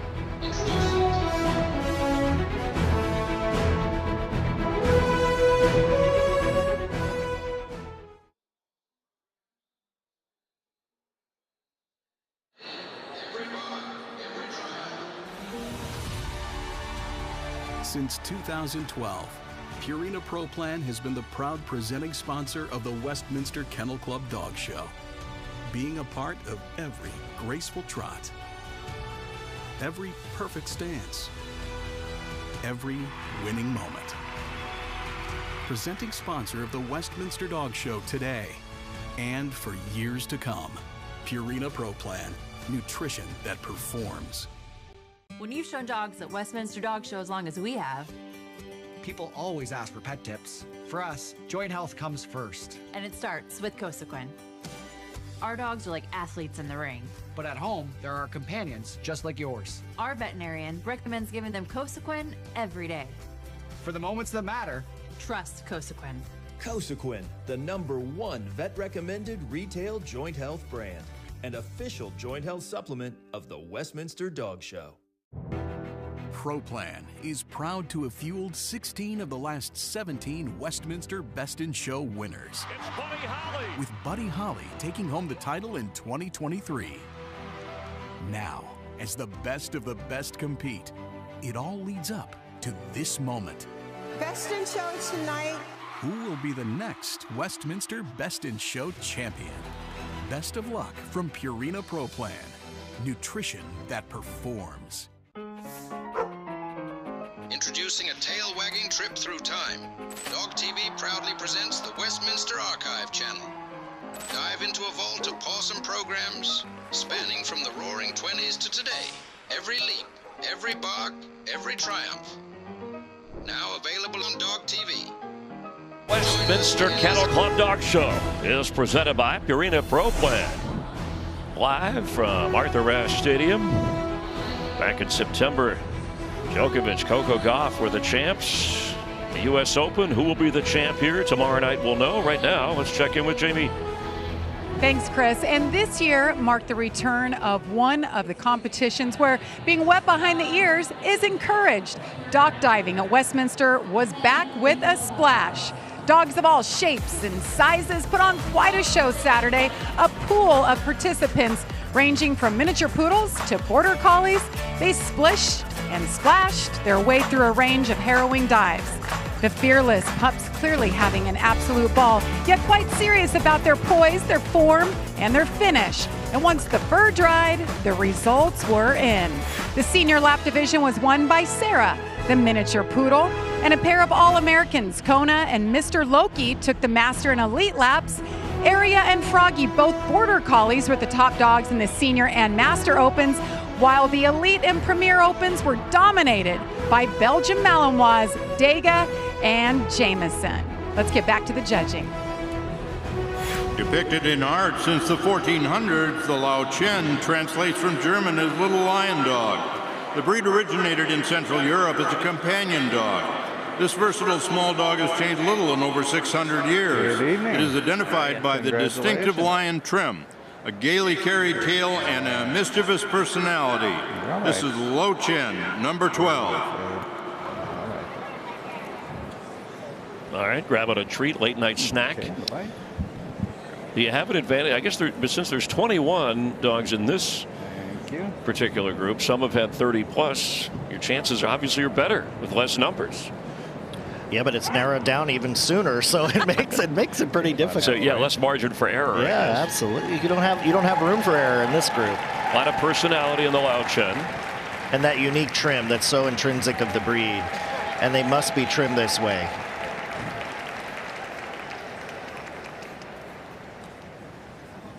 Great little stop. Look at that. Please.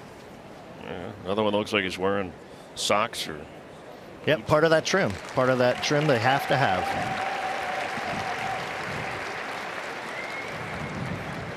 The Norwegian Lundan, or puffin dog, spent centuries on the rocky cliffs and high fields of Arctic Norway hunting and retrieving puffin birds, once an important meat and feather crop for local farmers.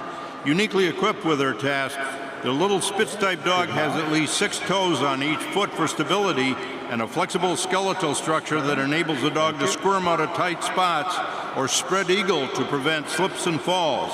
Lundans are protective double coat, reddish brown, often with white collar and feet, and a white tip on the tail. This is Norwegian Lundan, number 7. So for those at home, you're looking at this dog walking right now, and it looks completely different than any breed you've ever seen. That is how they're supposed to walk. They have to be so flexible that they're climbing these cliffs, and these legs have to be able to span and open up to climb the different rock elevations, and then they have to have the toes to grip the rock. So this is very specific to that breed, and it's not incorrect.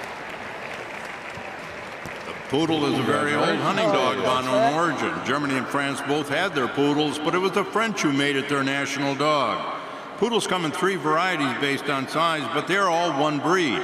In this group, there is the standard over 15 inches, the miniature under 15 inches, but in excess of 10 inches. The toy poodle was exhibited in the toy group. This is miniature poodle, number 16. And they are one of the smartest breeds, thus the name Sage. Yeah, and Valerie, I think you'll know about this. We as young children apprenticed under people. When Kazuo Osaka came to this country from Japan and apprenticed under one of the most famous people, Annie Rogers Clark. And this is his last show.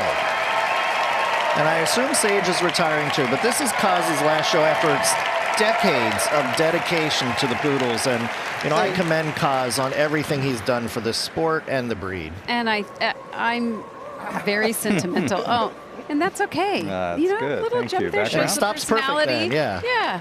We want him to have personality. They're not robots. Kaz Osaka is the handler. Correct. Kaz is the handler. That's a female here. Oh, she looks beautiful, doesn't she? Yeah, wonderful. Here on the standard poodle, the clip we see today in the show ring is derived from practical considerations. The coverings on the chest and joints protected these areas when the dog was retrieving game in the water. And the puff at the end of the tail is said to be a French jab at the British lion. This is standard poodle number 33. So we have a run on poodles here, as Michael Lefebvre said. Are the personalities, we see the physical differences, are the personalities that different? I think they're very similar. This is the standard poodle. Obviously, it's the largest, and they're very sporting-like. Remember, they still take them out in competition in the field and do a lot of retrieving trials with them and hunt trials with them. But the personality is intelligent. They make wonderful pets. Great swimmer. Great swimmers. That athletic. They love water. They're water dogs. Yeah, absolutely. I thought, Jason, you'd know the personality differences if you talked to them all over time. Well, we try to evaluate that, get deep into their psyche. So.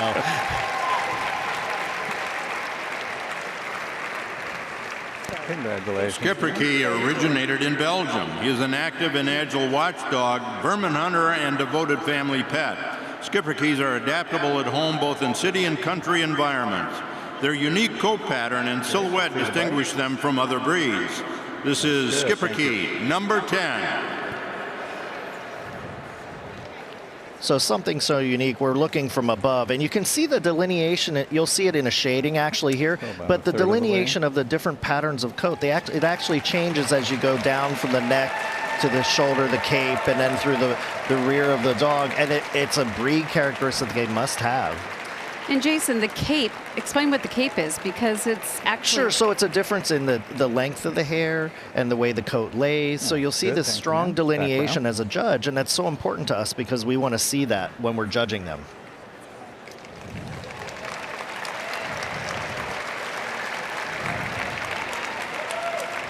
The Shiba Inu is one of the ancient Japanese hunting breeds.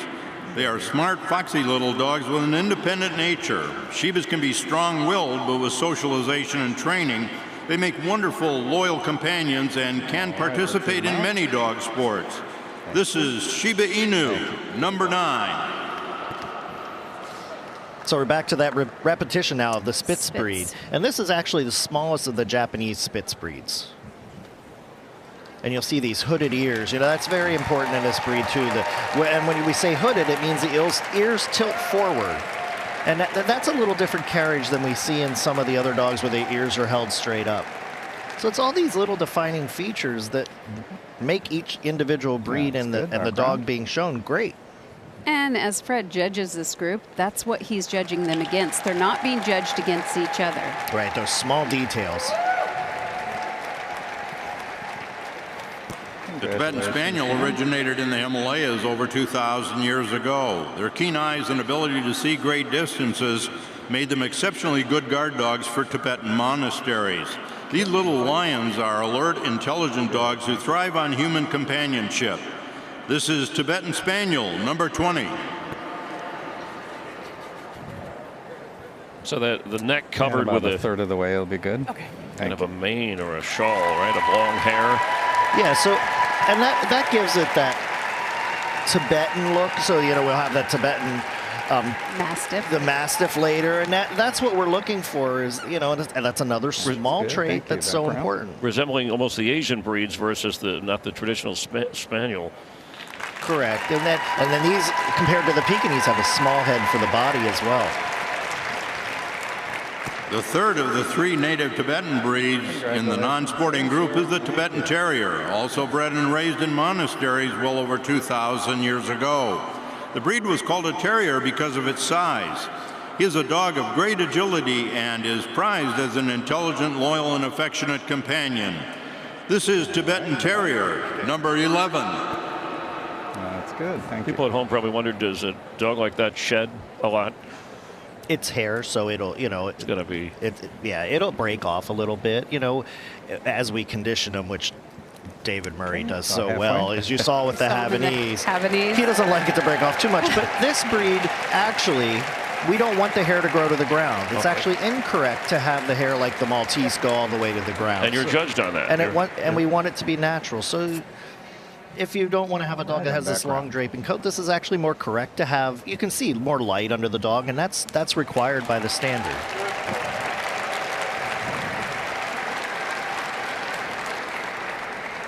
The Xoloitzcuintli, Squintly, or Xolo as it is commonly called, is the national dog of Mexico. These dogs descended from hairless dogs prized by the Aztecs and revered as guardians of the dead. Their keen intelligence, trainability, and natural cleanliness make them a unique and valued pets today. This is Xoloitzcuintli, Squintly, number 7. About halfway through. When he said pet, they're calm, tranquil, attentive, but sometimes they can be aloof. Yeah, and they have a temperament where they're watchful, but they're not afraid ever. But, you know, they're just a watchful dog. They're a pensive dog. They think of, and I love the hairless breeds. I love the Chinese crested. I love the Xolos. They're just so impressive, and I think we'll see that right now. Oh, what a nice stop. I knew that was going to happen. I could tell. What a nice stop. And even though they are hairless, they are allowed to have a little bit of hair on the tail and the head, just like you see. Sure, and a little bit on the feet. A little bit on the feet. 21 in the non-sporting group. Fred Bassett has watched them closely and will make his choice eventually.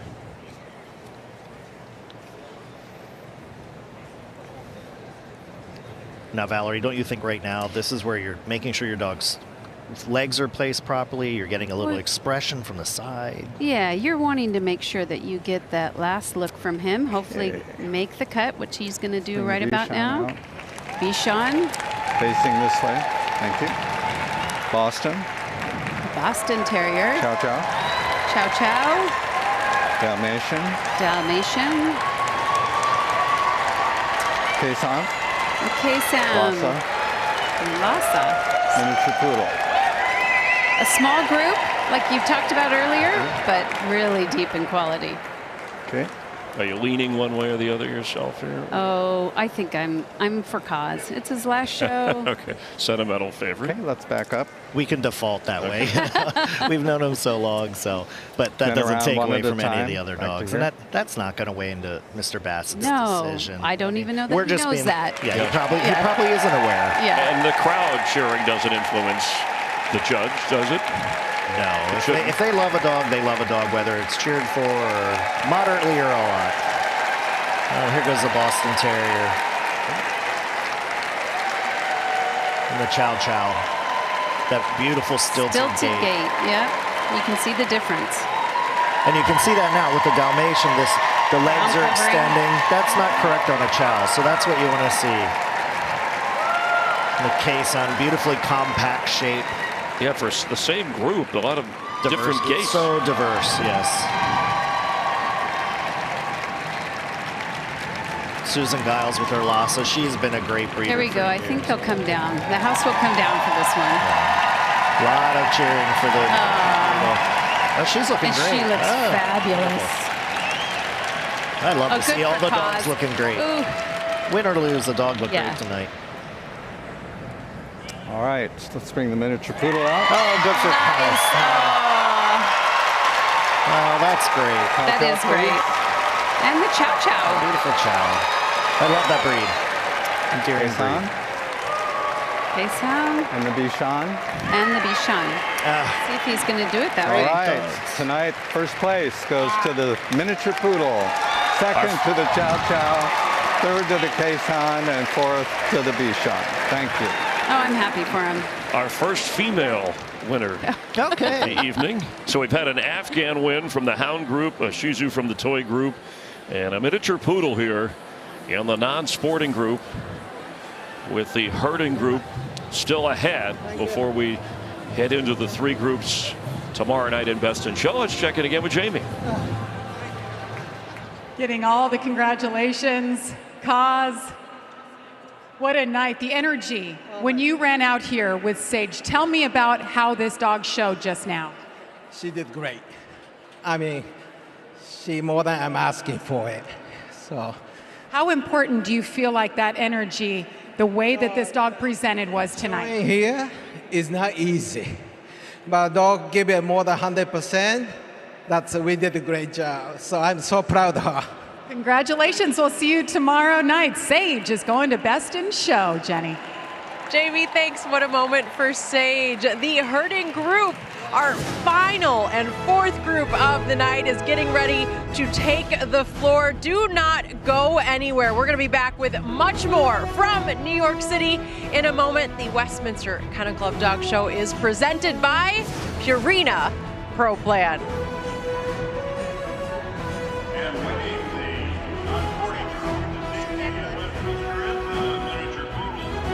ProPlan is always advancing with game-changing formulas that help contenders become champions, that maintain lean muscles, joint health, and a shiny coat.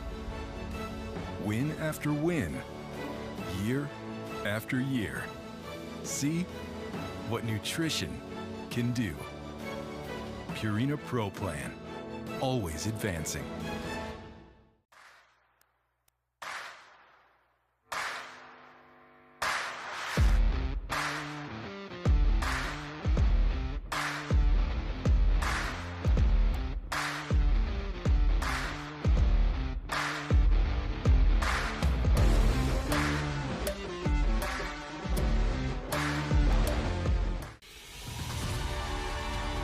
Since 2012, Purina Pro Plan has been the proud presenting sponsor of the Westminster Kennel Club Dog Show, being a part of every graceful trot, every perfect stance, every winning moment.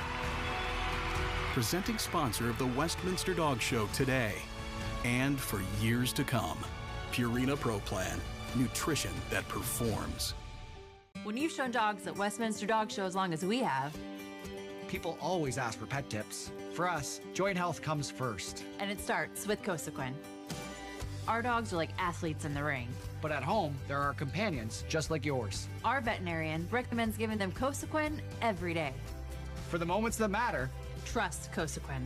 Cosequin, the #1 vet-recommended retail joint health brand and official joint health supplement of the Westminster Dog Show. Pro Plan is proud to have fueled 16 of the last 17 Westminster Best in Show winners. It's Buddy Holly. With Buddy Holly taking home the title in 2023. Now, as the best of the best compete, it all leads up to this moment. Best in Show tonight. Who will be the next Westminster Best in Show champion? Best of luck from Purina Pro Plan, nutrition that performs. Introducing a tail-wagging trip through time. Dog TV proudly presents the Westminster Archive channel. Dive into a vault of awesome programs spanning from the roaring 20s to today. Every leap, every bark, every triumph. Now available on Dog TV. Join us for endless hours of the greatest shows on pause. Only on Dog TV. Subscribe today at dogtv.com. Unleash the joy. Pro Plan is always advancing with game-changing formulas that help contenders become champions, that maintain lean muscles, joint health, and a shiny coat. Win after win, year after year. See what nutrition can do. Purina Pro Plan, always advancing.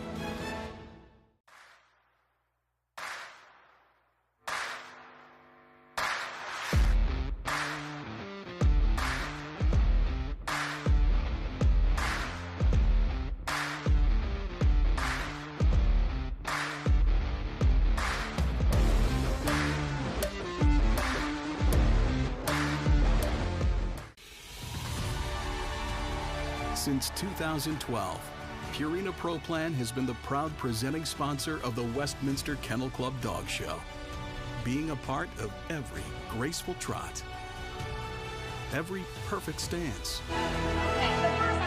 Welcome back. The Westminster Kennel Club Dog Show is presented by Purina Pro Plan. With 3 groups complete, a look at the winners thus far. Remember Lewis, the Afghan Hound, our winner from the Hound group. In the toy group, it was Comet, the Shih Tzu, and we just saw Sage, the miniature poodle, taking the top honor in the non-sporting group. Now the herding group, the 4th and final group of the night, is on deck. But first, a moment to spotlight an initiative all animal lovers can support: breed rescue. Through Westminster's Breed Rescue Awards, the club annually donates $5,000 to 3 AKC-recognized national breed clubs to help offset rescue-related expenses such as transportation, veterinary care, grooming, boarding, feeding, and training. And in addition, these funds will assist the clubs in educating new owners about the joy of owning these dogs while finding them suitable new homes. For 2024, these clubs include the American Chesapeake Club, the Bulldog Club of America Rescue Network, and the Petit Basset Griffon Vendéen Club of America. So to learn more about the Breeds Rescue Initiative, please visit westminsterkennelclub.org. What an amazing thing to support here. Well, the final group of the night is preparing to take the floor. The herding group is up next when the 2024 Westminster Kennel Club Dog Show returns after the break.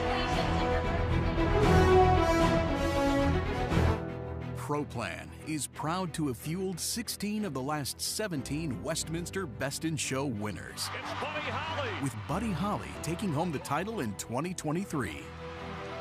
Now, as the best of the best compete, it all leads up to this moment. Best in Show tonight. Who will be the next Westminster Best in Show champion? Best of luck from Purina Pro Plan, nutrition that performs. Introducing a tail-wagging trip through time. Dog TV proudly presents the Westminster Archive channel. Dive into a vault of awesome programs spanning from the roaring 20s to today. Every leap, every bark, every triumph. Now available on Dog TV. Join us for endless hours of the greatest shows on pause. Only on Dog TV. Subscribe today at dogtv.com. Unleash the joy. ProPlan is always advancing with game-changing formulas that help contenders become champions, that maintain lean muscles, joint health, and a shiny coat. Win after win, year after year. See what nutrition can do.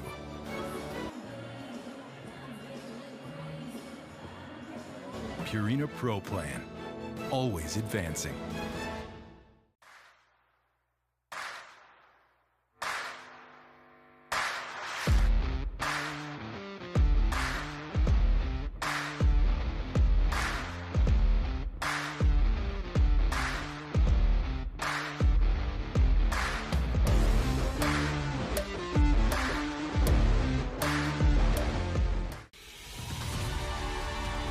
Since 2012, Purina Pro Plan has been the proud presenting sponsor of the Westminster Kennel Club Dog Show, being a part of every graceful trot, every perfect stance, every winning moment.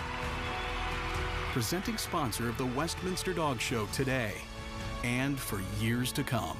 Purina Pro Plan, nutrition that performs. When you've shown dogs at Westminster Dog Show as long as we have, people always ask for pet tips. For us, joint health comes first. And it starts with Cosequin. Our dogs are like athletes in the ring. But at home, there are companions just like yours. Our veterinarian recommends giving them Cosequin every day. For the moments that matter, trust Cosequin. Cosequin, the #1 vet-recommended retail joint health brand and official joint health supplement of the Westminster Dog Show.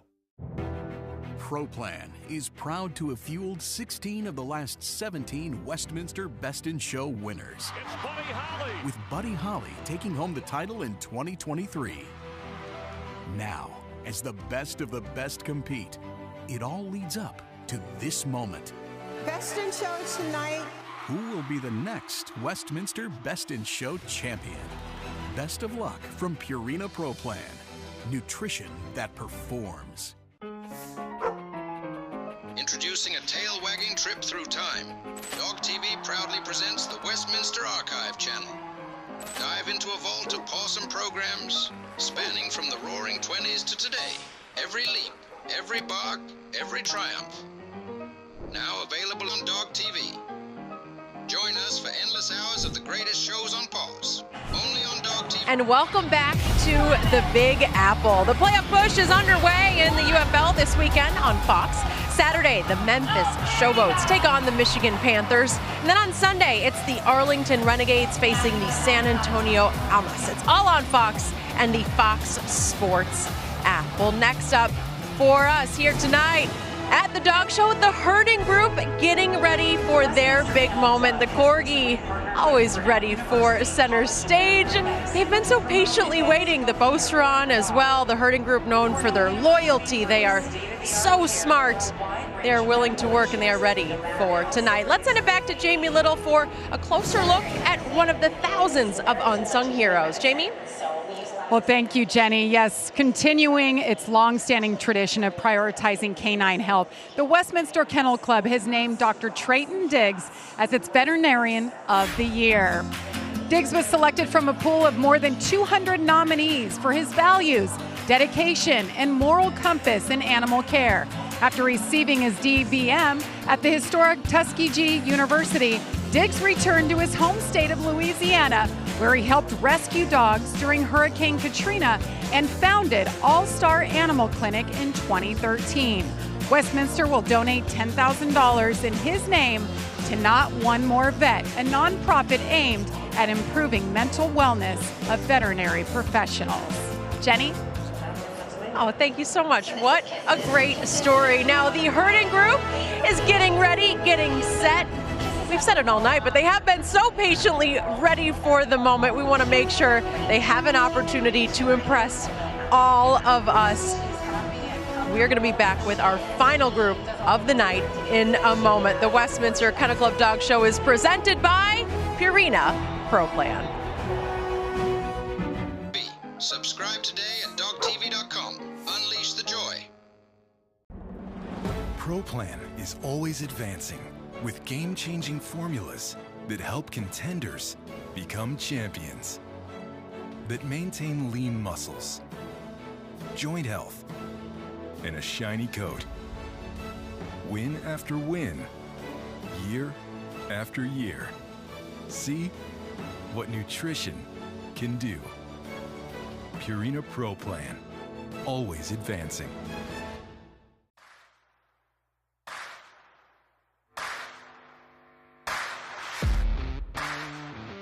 Your best friend out there. And they're like, yeah, let's do this. When you're in a show ring with the dog, it's all about that dog and how to get that dog to show with such electricity and its full potential.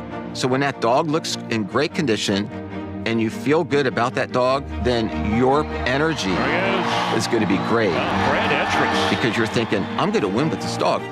One of my proudest moments was with Winston when he went reserve best in show at Westminster. In the year 2022, he was the #1 all-breed dog. If you look at this dog's muscle tone and conditioning and his coat, it's amazing. And to have a dog to be #1 dog in this country, you have to have great nutrition. And I always fed Pro Plan. Just like us, when we eat well, we feel good. And I just love that food and what it's done all these years to all the dogs I've shown. I feel very positive about being in this sport for 50 years. It shows my love and compassion for the sport. And I'll never lose it.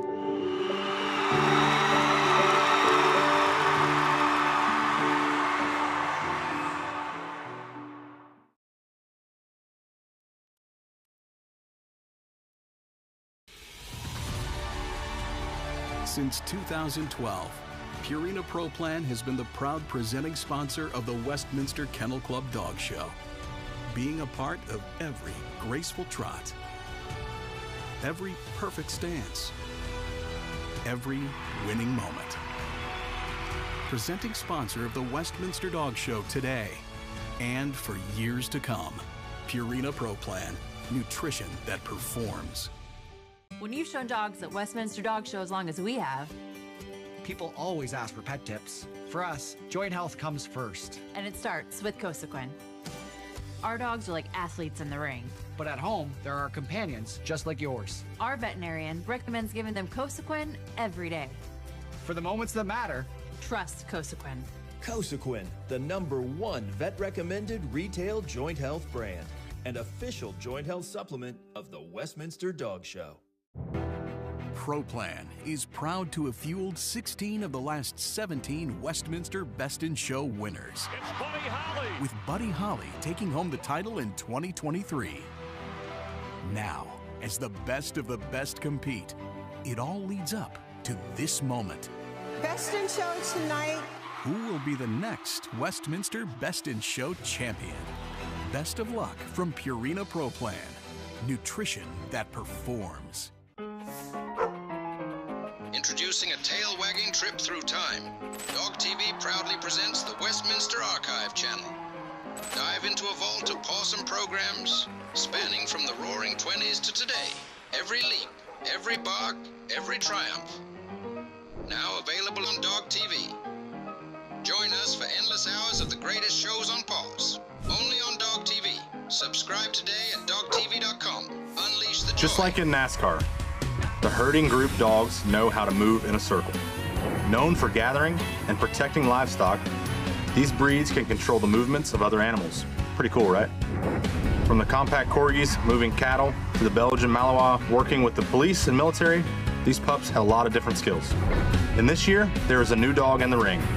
The Lancashire Heeler makes its Westminster debut. It's the smallest heeler in the world and a loyal companion. Speaking of great companions, the German Shepherd is the most decorated breed, 18 group wins. Not too shabby. Our thanks to driver Bubba Wallace of the 2311 race team in NASCAR. That's Michael Jordan and Denny Hamlin's team. You can see him and all the drivers Sunday on FS1, the All-Star race from North Carolina. So we're back live in New York, our final group, the herding group. We have a great view, by the way, of the show arena with Jason, Valerie. I'm Chris Myers, and this is an area you're very comfortable discussing, dissecting before we get 33 dogs out here in the herding group. I love this group. It has a lot of dogs that are working hard and doing a job for people. And I think they excel at that.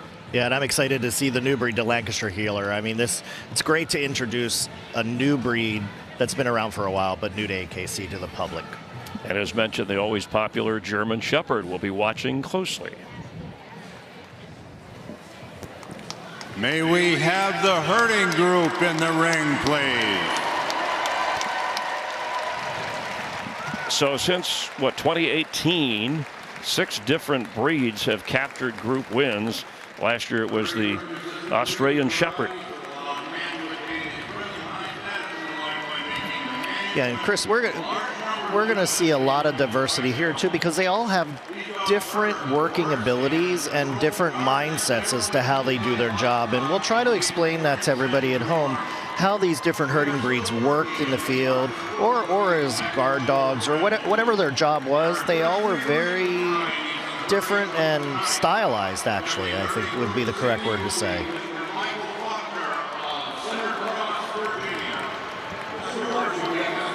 Isn't this a great scene, Valerie? All these beautiful herding dogs coming in. Our judge is Mr. Michael Faulkner from Grosseter, Virginia. And somebody's speaking up here. His 8th judging assignment at Westminster. So Michael started out just like Valerie and I. He was a junior handler. He had golden retrievers and field spaniels, and they became a professional handler for quite a while. And now he's a judge like me. So, you can see how this trend goes through. And Michael's going to do a great job tonight. He's such an intelligent man and so well respected in both sporting and herding and any other groups he judges as well. This is the most vocal group of the night. There's a couple out there that are known for a little vocalness. Take it back up, please.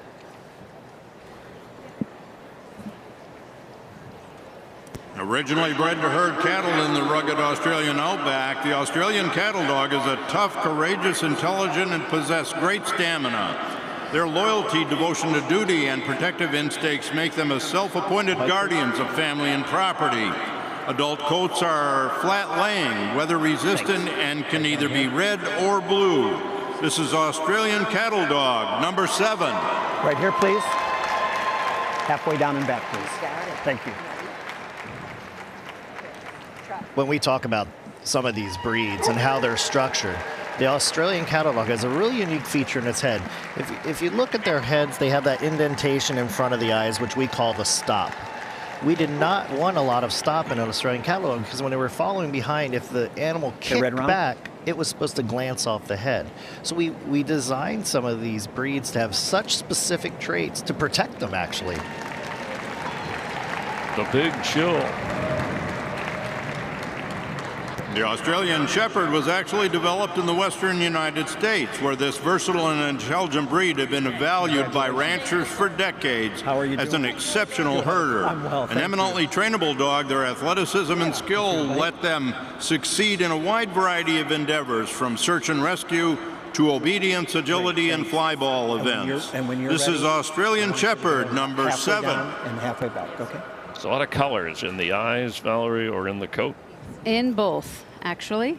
They come in a variety of colors. They are a breed that is kind of an all-purpose farm dog, so they should be able to kind of do what's needed around the farm. But they herd as well, and they should have this huge ground covering movement that allows them to work all day. Great. Right around the ring, please. So attentive. They always come back and stop so perfect because they're such an intelligent, keen dog.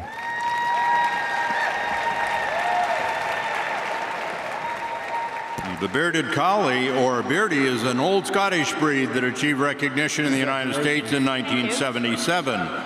It is happy to work sheep, play with children, jump through hoops, or do anything with their people. Beardies are independent thinkers, so early fun and imaginative training is the key. This is Bearded Collie, number 18. Thank you very much. And when you're ready, halfway down and back.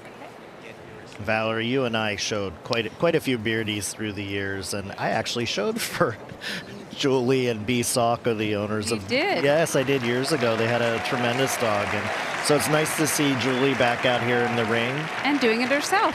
Doing it herself, and the breeder, owner, handler. And it's always a happy breed. They should show their exuberance. Look at that. Around the ring. So trainable, nice? so trainable, and. The But Beardies not robots. No, Beardies will bounce, they'll bark, Yeah. they're so full of life. That's great. The Beauceron is an old and distinct French breed, bred and selected for their aptitude to herd and guard large flocks of sheep. Thank you. The ideal Beauceron is a well-balanced, solid dog of good height and well-muscled without heaviness or coarseness. A formidable dog, he commands respect wherever he goes. This is Beauceron, number 15. Open up, please. Yeah, Valerie, we talked a moment ago. Back when you're ready. Sentimental choice of an outgoing handler who's been around for quite some time. So, can a handler influence a judge at all, or is it more all about the dog, and obviously synonymous with how his dog performs on a night like tonight? It's really all about the dog. So the judge is looking, he knows the standards inside and out. Each dog has its own breed standard, and that's what it's being judged against in his mind's eye on today. So yes, we want the dogs to stand up and show well. But if the handler is on his game, the dog will be, and vice versa. Yes. The rarest of the 4 native Belgian breeds, the Belgian Lacanois, is an affectionate, alert, and intelligent dog bred to herd and guard flocks and fields. This breed's main difference, besides region of origin, is its rough, coarse coat. This is Belgian Lacanois, number 8. Halfway down and back, please.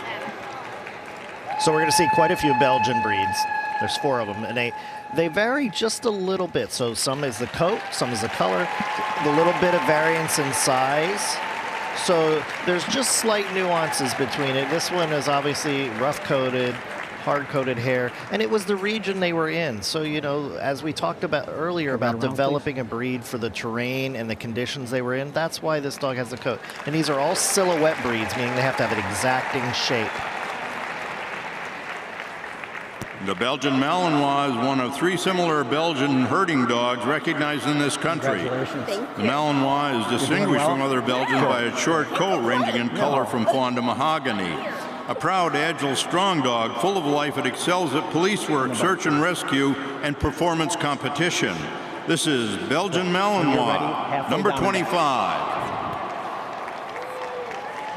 Year-round, the dogs are in different shows. They get rankings, and they come into the show here to ultimately have the best in show. How do those rankings affect what is being judged tonight? Well, I don't think that it's gonna, the rankings aren't part of what happens tonight. It's just something that we do all year.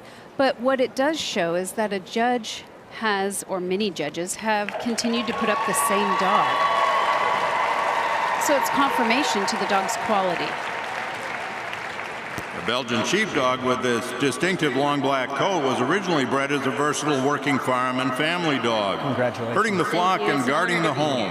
Today they are active and successful in many events such as herding, obedience, tracking, and agility trials. This is Belgian sheepdog, number 18. Beautiful. And when you're ready, halfway down and back. Back to the rankings for a moment. Obviously, you can have a favorite in the eyes based on how they were ranked during the course of the year, but when they come here, any dog can win. Okay. It's our job as a judge. I mean, this is what I do almost every weekend now. It's our job as a judge to look at the dog on the day. I may have given a dog a best in show the day before, but it's my job to judge it on the day in the breed the next day. Even if I gave it the biggest award the day before, it may not have been the best dog in the breed the next day. So that's our job as a judge. The Belgian Tervuren is the fourth of the Belgian breeds. The coat color is generally fawn to russet mahogany with a black overlay. Bred to herd and guard, these dogs excel as search and rescue dogs and in all areas of competition. The breed's versatility and graceful, eye-catching appearance are prized by their owners. This is Belgian Tervuren, number 9. Nice and easy. Yep. I'm really fascinated by the Belgian breeds, primarily because of their versatility. These dogs, all of them, are such hard-working dogs with such drive and spirit.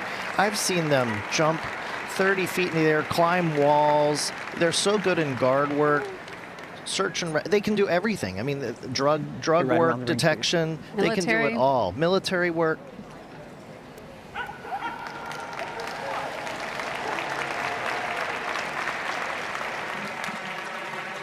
The Bergamasco Sheepdog is an ancient alpine herding and guarding breed.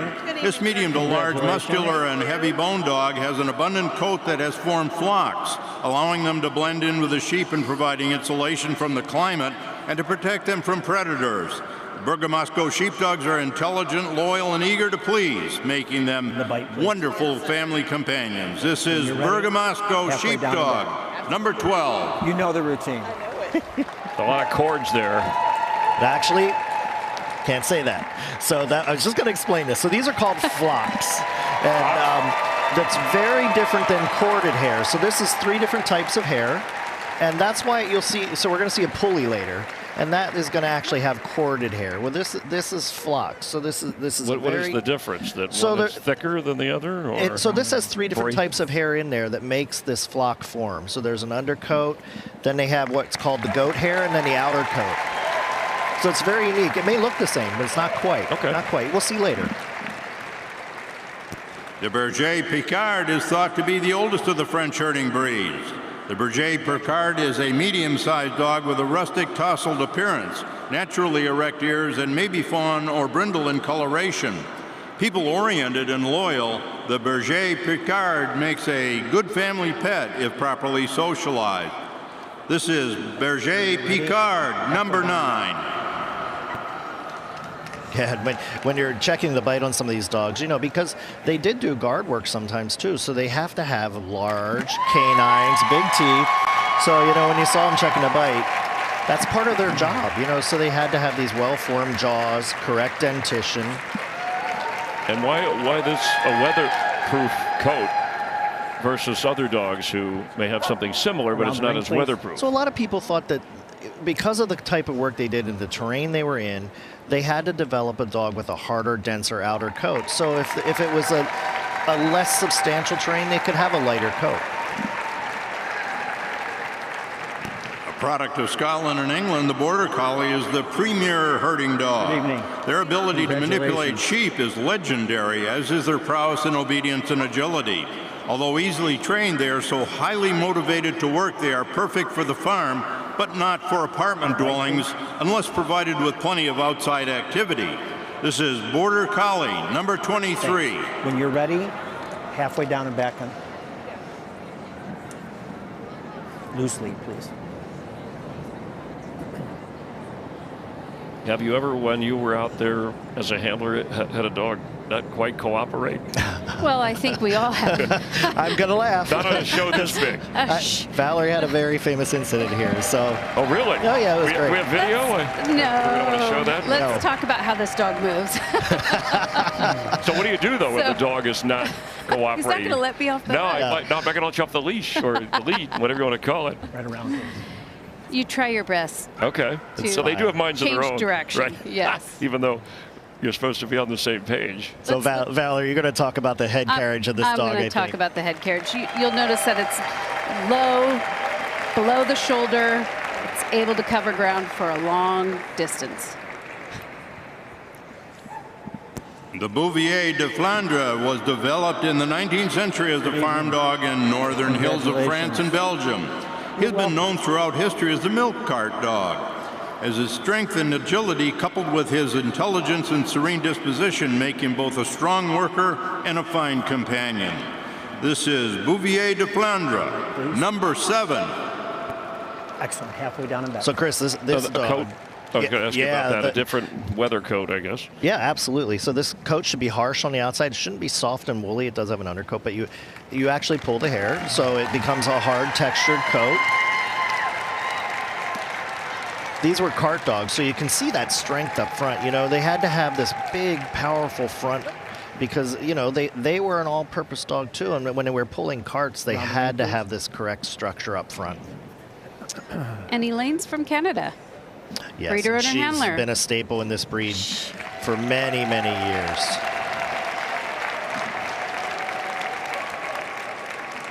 The Briard is an ancient breed of France, serving as a sheep herder, guardian, and all-around farm dog.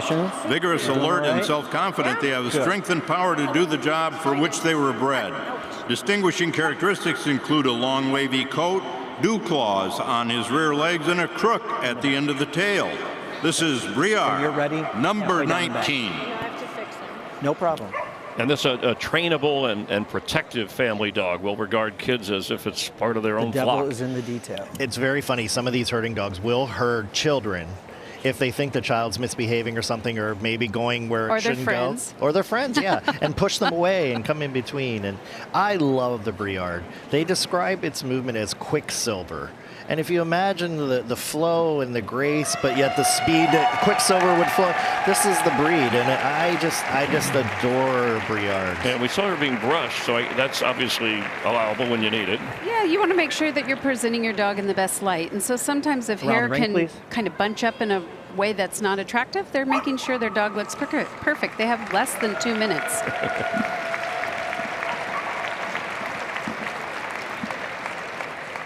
Named for the ancient land of Canaan, its origin dating back to biblical times, the Canaan dog is Israel's only native dog. A herding and sentry dog for the ancient Hebrews, the breed lived as a feral dog for 2,000 years in the desert, where it survived independently until it was re-domesticated in 1935. This is Canaan dog, number 8. Halfway down and back, please. Okay. You know, and Valerie, don't you think when we talk about the history of dogs and purposely bred, a lot of these dogs had to do everything. They had to guard, they had to protect, they had to herd. You know, they weren't just a one-trick pony. They had to do everything, or they, you know, in these poor communities where people didn't have a lot of money and a lot of food, the dog had to help the family survive, and that's what they were bred to do. In a variety of ways, and they just stepped up and took care of the job, whatever was asked of them. In Welsh, Corgi means dwarf dog. The Cardigan is the Corgi with the tail and is one of the oldest breeds in the British Isles, dating to 1200 BC. He was developed as an all-purpose farm worker and companion. His willingness and trainability allow him to excel in performance events. This is Cardigan Welsh Corgi, number 21. Thanks. Halfway down and back. These are great playmates for kids. Also devoted to family. They love being outdoors. And you know, we're going to see 2 Corgis, and we talked about the difference between the petite and the grand, Valerie, and there's such striking differences between the Pembroke and the Cardigan. The front legs may turn out on this breed. They're a much heavier dog up front. The legs don't come straight down. They're a little more substantial dog. That was a beautiful free stack. And the Corgis can really put on a show, can't they? They we can. usually see a really great showmanship out of this breed because they're so intent on the owners.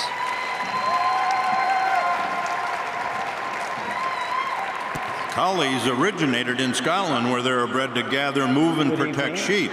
They were selected for herding because they are gentle, alert, and intelligent. The breed comes in 2 varieties, the rough coat and the smooth coat. One standard is used for both varieties. This is Rough Collie, number 15. Halfway down and back.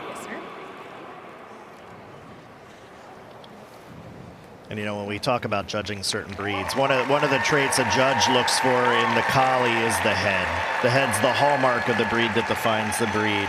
So it resembles a well-blunted, lean wedge. And you don't see much of an indentation, which we call the stop above the around the eyes, and that's very, very important to have. And then you'll see this beautiful, long-reaching stride. It's just beautiful side gait on this dog.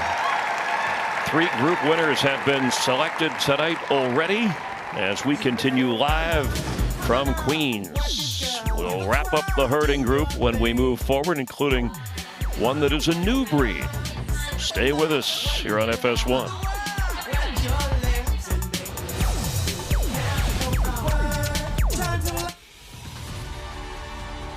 Since 2012, Purina Pro Plan has been the proud presenting sponsor of the Westminster Kennel Club Dog Show, being a part of every graceful trot, every perfect stance, every winning moment. Presenting sponsor of the Westminster Dog Show today and for years to come. Purina Pro Plan, nutrition that performs. When you've shown dogs at Westminster Dog Show as long as we have, people always ask for pet tips. For us, joint health comes first. And it starts with Cosequin. Our dogs are like athletes in the ring. But at home, there are companions just like yours. Our veterinarian recommends giving them Cosequin every day. For the moments that matter, trust Cosequin. Cosequin, the #1 vet-recommended retail joint health brand and official joint health supplement of the Westminster Dog Show. Pro Plan is proud to have fueled 16 of the last 17 Westminster Best in Show winners. It's Buddy Holly. With Buddy Holly taking home the title in 2023. Now, as the best of the best compete, it all leads up to this moment. Best in Show tonight. Who will be the next Westminster Best in Show champion? Best of luck from Purina Pro Plan. Nutrition that performs. Introducing a tail-wagging trip through time. Dog TV proudly presents the Westminster Archive channel. Dive into a vault of awesome programs spanning from the roaring 20s to today. Every leap, every bark, every triumph. Now available on Dog TV. Join us for endless hours of the greatest shows on pause. Only on Dog TV. Subscribe today at dogtv.com. Unleash the joy.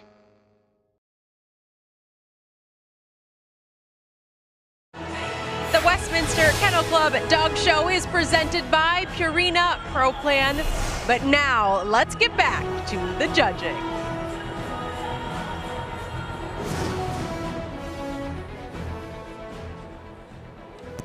And now for the second variety of collies, the smooth. While the rough-coated variety was developed for the colder northern climes of Scotland, the smooth collie was used primarily as a cattle driver in the south of England. This is Smooth Collie, #8. And Valerie, he just gave us a perfect example of the Scottish Highlands versus the English Lowlands. You know, that's why there's a difference in coat, because it's the protective. So you know the short hair, and then while it's not the same breed, the wire hair, you developed it for different reasons. Xena, the only survivor of her litter, had to be a real fighter. Tough pregnancy, emergency C-section, named after Xena Warrior Princess. That's a classic. Way to tough it out. Once you've been through something like that, literally, I guess. That would. Thanks, Valerie, for the laugh, but that wasn't bad. That was just kind of a natural pun there, I think. The Finnish Lapland is a reindeer herding dog from north of the Arctic Circle. Their double coat is waterproof and serves them well in the coldest climates. For years, they have been popular in Scandinavia as family pets and also excel in obedience, agility, and in the show ring. This is Finnish Lapland, #25.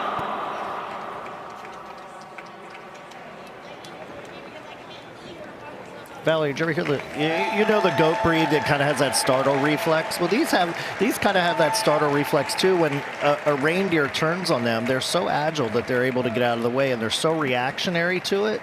So it's a fascinating trait of the Finnish Lapland because so around the ring, please. It's so important to keep these inherent breed traits that we have, because that's what it's a survivability trait. They're reactionary to these things.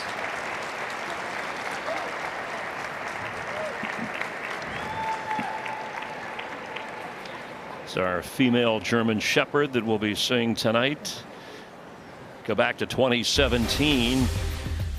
And Best in Show winner, Rumor. And there is a connection between the two. It is the same handler. German Shepherd standing proud.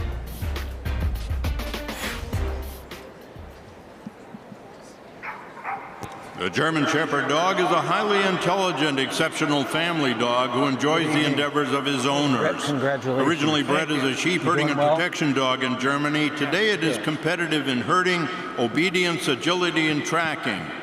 And very successful as both a service dog and as a policeman's best friend and protector. This is German Shepherd dog, number 14. You're down and back. All right, Mercedes is the cousin of Rumor. And we have Kent Boyles here. He's always on the end of a great German Shepherd. Mercedes is another one he's brought along who's done exceptionally well. And I would think that he'd probably be in there at the end. Yeah, and Sherry Moses has done a great job breeding these shepherds year after year. I've known Sherry a long time, and she's always had such a great eye for German shepherds and producing one after the other.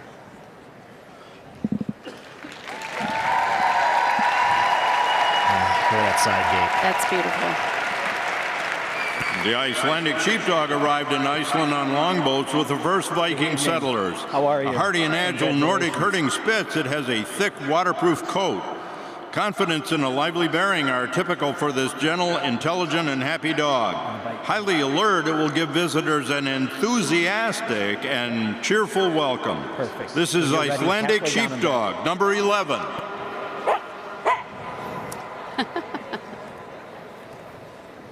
Sky, the co-owner here, their first show dog. And that shows that, you know, once you get involved, find a breed that you like, find a preservation breeder, and see what you can do. There's so many different sports you can do. I mean, not just conformation. Jason spoke about it earlier, a variety of the other things that AKC offers. But yes, the co-owner on this dog, it's his first time show dog, and look at, they're right here at Westminster. And speaking up quite a bit, there's a new breed on the table that Jason said he was excited to see, the Lancashire Heeler, competing in the herding group. Unique characteristic called Heeler Smile, similar to the human smile. And this particular dog, quick to learn new tasks. Let's see how he handles the task of Westminster Kennel Club. The Lancashire Heeler is known for its medium to high energy levels combined with intelligence, alertness, and friendliness. This sturdy breed has a short, weather-resistant coat in black and tan or liver and tan. The Lancashire Heeler excels at herding cattle while also exhibiting terrier characteristics for hunting rabbits and rats. Although the breed's history dates back to the 17th century, its exact origins remain unknown. This breed became eligible to compete at Westminster for the first time this year. This is Lancashire Heeler, number 9. Halfway down the back. The crowd's welcoming the Lancashire Heeler today. I love it. And Michael's smiling too. Yeah, it's a piece of history for him to be able to judge a new breed. And you know, it's interesting when we say it's a new breed. It's a new breed that's recognized with AKC. This breed has existed for hundreds of years over in England. Look at that little guy go. Oh, good for him. Yeah. Way to put on a show and represent your breed. Wagging his tail, happy to be here. First year recognized as a breed in 2017. And Mando, one that loves to be very verbal, share its feelings. The miniature American Shepherd was developed in California during the 1960s. These dogs are bred for their small size, intelligent trainability, and herding instinct. This active dog needs both exercise and training. Whether working stock, navigating as an agility course, or doing therapy work, the miniature American Shepherd does it all with due diligence. This is miniature American Shepherd, number 22. One eye may be different, a different color than the other. We've seen him in Hollywood, Air Bud, 7th inning fetch, cats and dogs, good boy. Well, and bred down from the Australian Shepherd, the mini Americans shepherd, is just been bred down to be able to herd smaller game, goats, sheep. And an excellent watchdog. The Moody is a Hungarian farm dog bred to herd most stubborn livestock. A true working dog, the Moody is known for its courage, trainability, and self-cleaning coat. The breed's ability to quickly learn tasks makes it exceptional in many dog sports. This is Moody, number 8. Thank you. Halfway down and back, please. A versatile and alert dog. Excels at agility, obedience. And it is one of our Hungarian breeds. We're going to see quite a few Hungarian breeds. One of the more newly recognized dogs. Ring, please. Kind of an interesting sound. And you know, sometimes we don't use bait, right, Valerie? Some dogs will not bait. Yeah. They're just not food motivated, so you have to find another way to still be able to show that expression. The Norwegian Buhund was once the cherished companion of Vikings. Buhund means farm dog in Norwegian, and he is a versatile breed that herds livestock, guards property, and has been used to hunting game. He is a double-coated, squarely built Spitz-type dog with an intelligent, friendly expression. This is Norwegian Buhund, number 9. Valerie, you know, you talked about the Border Collie and that unique head carriage. So this dog is actually the exact opposite. This dog uses an upright approach to its gait. You can see the head carriage is high, and that's how it worked. So it didn't go down low to do its job. It actually held its head up high. So all of these, Michael's watching for that. I mean, he doesn't want to see one drop his head. Around the ring. This dog is a fascinating dog. This one is very captivating. This dog, I think, could be a sleeper coming in, and it could do very well tonight. The Old English Sheepdog emerged as a distinct breed in the mid-19th century, evolving from herding stock. Known also as the bobtail, with a harsh double coat resistant to weather and brambles, he excelled as a drover, handing cattle to or sheep on the way to market. This is Old English Sheepdog, number 10. Halfway down and back. Well, we've seen in pop culture some of the classics, this type of dog, the Shaggy DA, Hot Dog, back if you go back to the Archie comics, Max and the Disney classic, The Little Mermaid, the Beatles song, Martha My Dear, written about Paul McCartney's Old English Sheepdog. It's obviously a very popular breed to appeal to the public. And now Michael's... Do me a favor, please. Walk her to the Briard sign, then pick up into a trot, and then go around. I just was going to say, Michael's going to examine the very unique features, and one of them which is they should amble. So he's asking the dog to go slow first because he wants to see the way the dog moves. And that's because of his unique shape of his body. He's actually pear-shaped. Oh, there he picked up. But reversed on the Pekingese. Yeah, then he wants to see the open gate. The second Corgi breed is the Pembroke Welsh Corgi, which is developed in Wales as a livestock and family dog. Dates at least from the 10th century. The Pembroke is recognizable by their foxy face, sturdy build, and moderately long, low shape. Physical agility and affectionate temperament are paramount characteristics of the Pembroke. This is Pembroke Welsh Corgi, number 22. I just applied for this breed. I love this breed. I think they're so appealing with that foxy expression. Yes. You applied to judge the breed. Yes, okay. Yes. Not to own one. No. I would own one. You would though. Yeah, absolutely. Why wouldn't you? I mean, I'd own a lot of these dogs. I love the herding. Me too. Those legs are short but powerful, muscular thighs. It's another breed that needs to be able to work all day.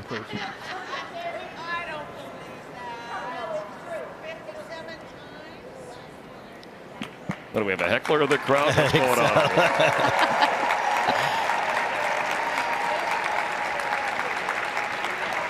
First documented in the 13th century, the Polish Lowland Sheepdog is a herding dog of considerable ability. The double coat is long, dense, and shaggy. Being strong-willed, they do best with a master that is willing to train and socialize them. This is Polish Lowland Sheepdog, number 7. Thank you. Halfway down and back. I love the names. The call name Quill, named after Star-Lord in Guardians of the Galaxy. We have a fan somewhere out there. And popular in Poland, so important. They're featured on the stamps in Poland. And you know, this breed is regarded so highly for its intelligence that once you train it to do its job, it can actually work on its own. It knows what it's expected to do, and it can still perform without direction from its owner. And you know, we talk about the lowlands. Obviously, this coat was protective in nature to protect it from the elements in the water. The Puli is an ancient breed of Hungary introduced by the migration of the Magyars over 1,000 years ago. Doing all right? He has the same corded coat as seen on the Commodore. Adept at handling large herds and flocks, the Puli is keenly intelligent and deeply devoted to its owners. This is Puli, number 15. Excellent. And when you're ready, halfway down and back. Nice and easy. Chris, I think you talked earlier about the different... The cords. The cords. Here you go. Here's the Puli. Long... Looks the same to me from here, but I'm no judge. Well, you saw how the Bergamasco had kind of flat hair. This is corded, so it's a little more round, and it's only 2 types of coat instead of 3. Okay. And this is Slate, the first Puli to ever achieve 11 of the newer titles the AKC offers, including Fast Cat, CAB. So maybe expound on that a little bit, if you could, Jason.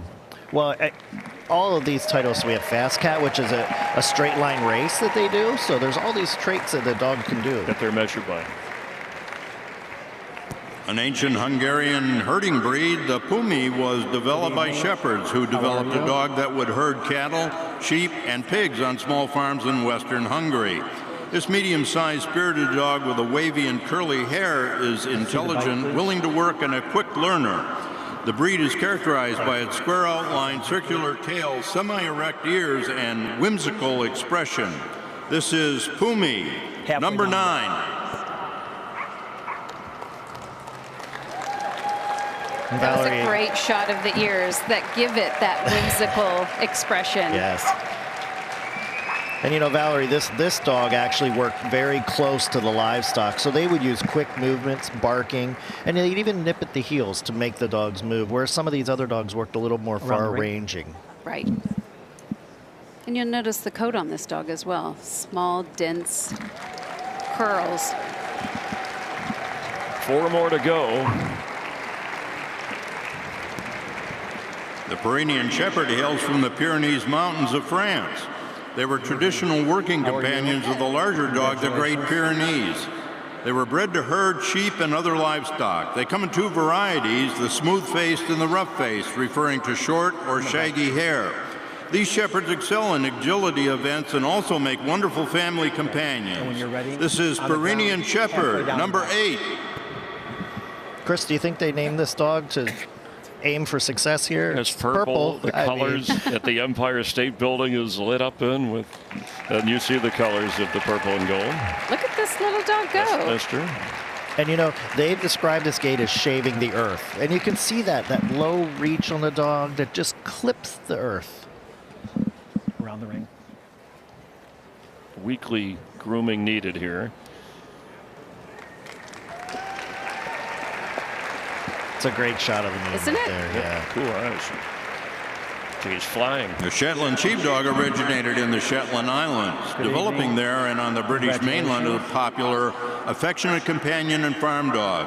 His color may be sable, ranging from light golden brown to dark mahogany, black or blue merle. The Sheltie's intense desire to please his owner makes him an outstanding worker in obedience and agility trials. This is Shetland Sheepdog, number 25. That's a great look. The eyes, the way it sets, they're set back in. There's a head shake. You know, Chris, earlier you spoke about rankings and how that may affect different things. Looking at this dog here, it actually has 30 specialty best in show wins to its name. And that's a breed-specific show. It's not even an all-breed show. In some of these breeds, you will have large entries in these breed-specific shows. And so to have 30 wins at a specialty really says something about the dog. And this dog from Canada. Spanish Water Dog is a rustic, medium-sized, curly-coated, all-purpose farm dog used primarily to herd goats, sheep, and cattle. The breed is devoted to its people and happiest when it is functioned to perform. Because of its intelligence, trainability, and athleticism, this breed excels in all dog sports. This is Spanish Water Dog, number 15. Halfway down and back. And so you may think, well, why is it called a Spanish Water Dog? Because originally its job was to work in the water. And as times changed, then they repurposed dogs. So then it became more of an all-purpose working, herding dog. He used to retrieve the fishing tackle and the nets, but you know, they evolved into what the people need at the time. So their purposes changed through the centuries.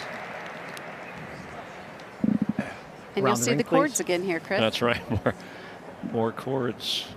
And this dog's a single-coated breed, so everything, all the coats are just a little different. Yeah. I like the color combo of those cords. The Spanish Valhund is a very old Spitz-type breed, dating from the days of the Vikings. Small, powerful, and fearless, they have been kept for centuries as all-purpose farm dogs for herding cattle, rodent control, and alerting the farmer to visitors. The double coat and characteristic harness markings are essential features of this breed.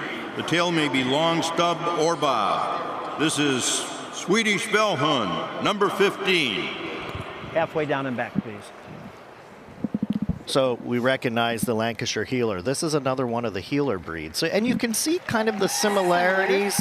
There's a look that's the same, and it was the way they work. So you can see kind of the same structural shape, obviously a little bigger, a little different proportion, but it harkens to what they all did and how they did their work.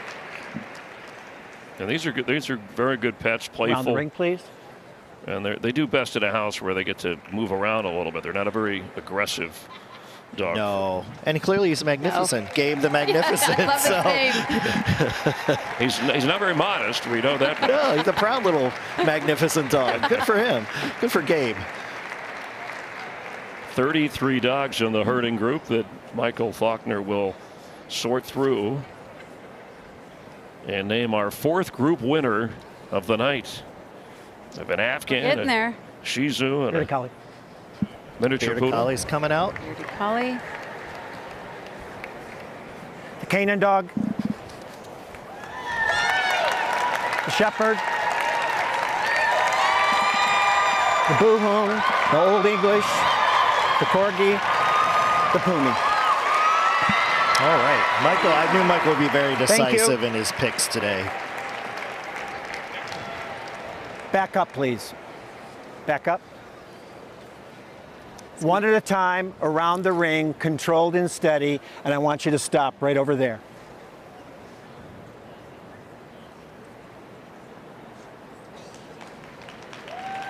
It's hard with a Beardy. Ooh, Beardy's going to feel the energy here. Trying to keep all four on the floor. Please. And the Canaan dog with Kim Kalveka. Next, please. Fan favorite of the German Shepherd.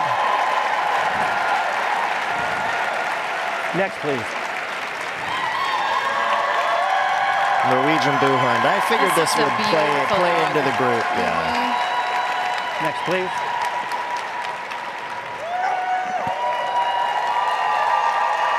The Old English Sheepdog. Cliff Steele. Next, please. Pembroke Corgi.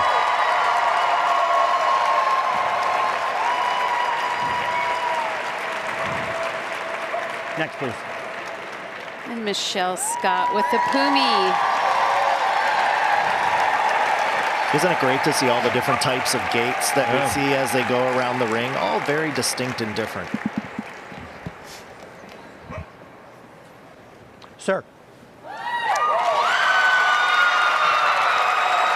He's making his final selections. Oh, nice. The German Shepherd is number 1. Number 2 is the Old English Sheepdog. Number 3 is the Boohoon. Number 4 is the Bearded Collie. All right, wow. So no longer a rumor. Mercedes. Kent tops the group again. Pulls in front and takes the herding group. What a great Our conclusion. final group of the night. Yeah, great conclusion. That to was, the night. yeah, that was a... It's always a thrilling exciting. group, isn't Yes. it? With the movement and the way they walk. It's just amazing to see. Jamie? And Kent does it again, this time with this beautiful dog, Mercedes. You've won this show before, Kent, back in 2017 with the cousin to this beauty. Tell me what it means to make it to Best in Show tomorrow night. It's a, awesome feeling. It really is. So. Tell me what makes this one special, Mercedes. Oh, she's just got a super temperament, really good representative of German Shepherds. Congratulations. We'll see you tomorrow night. Yep, thank you very much. All right, Jenny.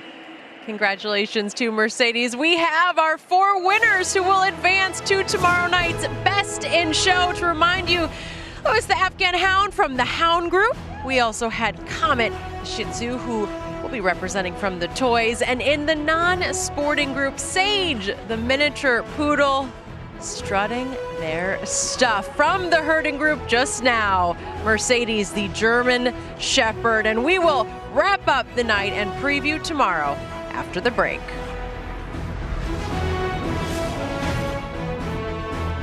You've shown dogs at Westminster Dog Show as long as we have. People always ask for pet tips. For us, joint health comes first. And it starts with Cosequin. Our dogs are like athletes in the ring. But at home, there are companions just like yours. Our veterinarian recommends giving them Cosequin every day. For the moments that matter, trust Cosequin.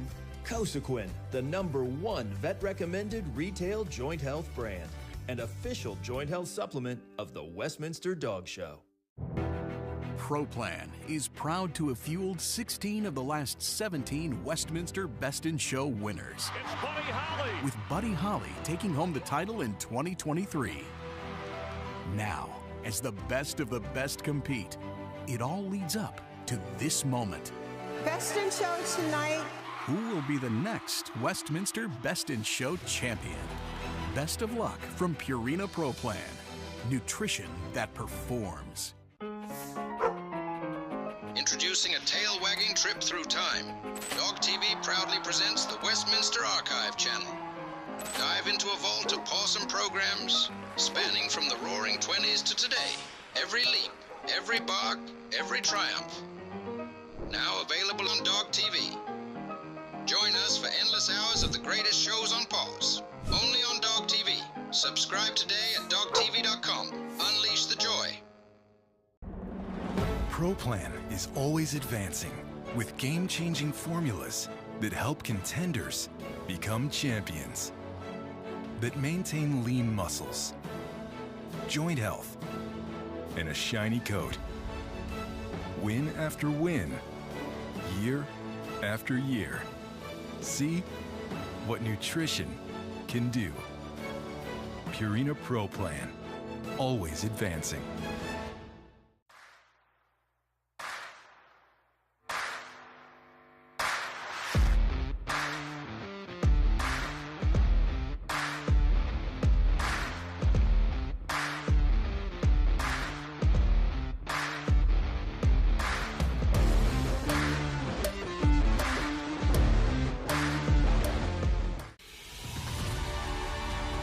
Since 2012, Purina Pro Plan has been the proud presenting sponsor of the Westminster Kennel Club Dog Show, being a part of every graceful trot, every perfect stance, every winning moment. Presenting sponsor of the Westminster Dog Show today and for years to come. Purina Pro Plan, nutrition that performs. When you've shown dogs at Westminster Dog Show as long as we have. people always ask for pet tips. For us, joint health comes first. And it starts with Cosequin. Our dogs are like athletes in the ring. But at home, there are companions just like yours. Our veterinarian recommends giving them Cosequin every day. For the moments that matter, trust Cosequin. Cosequin, the #1 vet-recommended retail joint health brand and official joint health supplement of the Westminster Dog Show. Pro Plan. Dog Show is presented by Purina Pro Plan. And what an incredible first night it has been. A big congratulations to Mercedes, the German Shepherd, and all of our winners tonight. We need to now send it back to Chris Myers for some final thoughts on an eventful night one. Jenny, it was a great start. No real surprises. Things kind of according to form. Some great competition and some terrific group winners. But as we look for tomorrow, the sporting group. Let's start with my that. Group. That's your group. I'm right? so excited to see and what are you comes excited in the ring. most about? Oh, I'm excited to see them. You're going to have your pointers, you're going to have springers, you're going to have some spaniels. We have a nice variety of dogs to look at, all shapes and sizes. That's my group. All right, and for you, a working group, terrier? I love the terrier group as the finale group because they're so feisty. You know, there's such spirit in them, and, you know, they never let you down. That's why they've won so much here at Westminster and Best in Show Ring, because they just have this tenacity that lets them go right from the group right into Best in Show, and they put on a great show. Yep, they've won the most all time. Their last victory came for Best in Show in 2019, and we look forward, Jenny, to that tomorrow night. All right, Chris, thank you guys, and great stuff all evening. How about some of these shots? This is all about celebrating our best friends. These incredible pooches strutting their stuff in the ring. We're going to wrap up tonight and really look forward to tomorrow. Best in Show when we come back. 16 of the last 17 Westminster Best in Show winners. It's Buddy Holly. With Buddy Holly taking home the title in 2023. Now, as the best of the best compete, it all leads up to this moment. Best in Show tonight. Who will be the next Westminster Best in Show champion? Best of luck from Purina Pro Plan. Nutrition that performs. Introducing a tail-wagging trip through time. Dog TV proudly presents the Westminster Archive channel. Dive into a vault of awesome programs spanning from the roaring 20s to today. Every leap, every bark, every triumph. Now available on Dog TV. Join us for endless hours of the greatest shows on pause. Only on Dog TV. Subscribe today at dogtv.com. Unleash the joy. Pro Plan is always advancing with game-changing formulas that help contenders become champions, that maintain lean muscles, joint health, and a shiny coat. Win after win, year after year. See what nutrition can do. Purina Pro Plan, always advancing.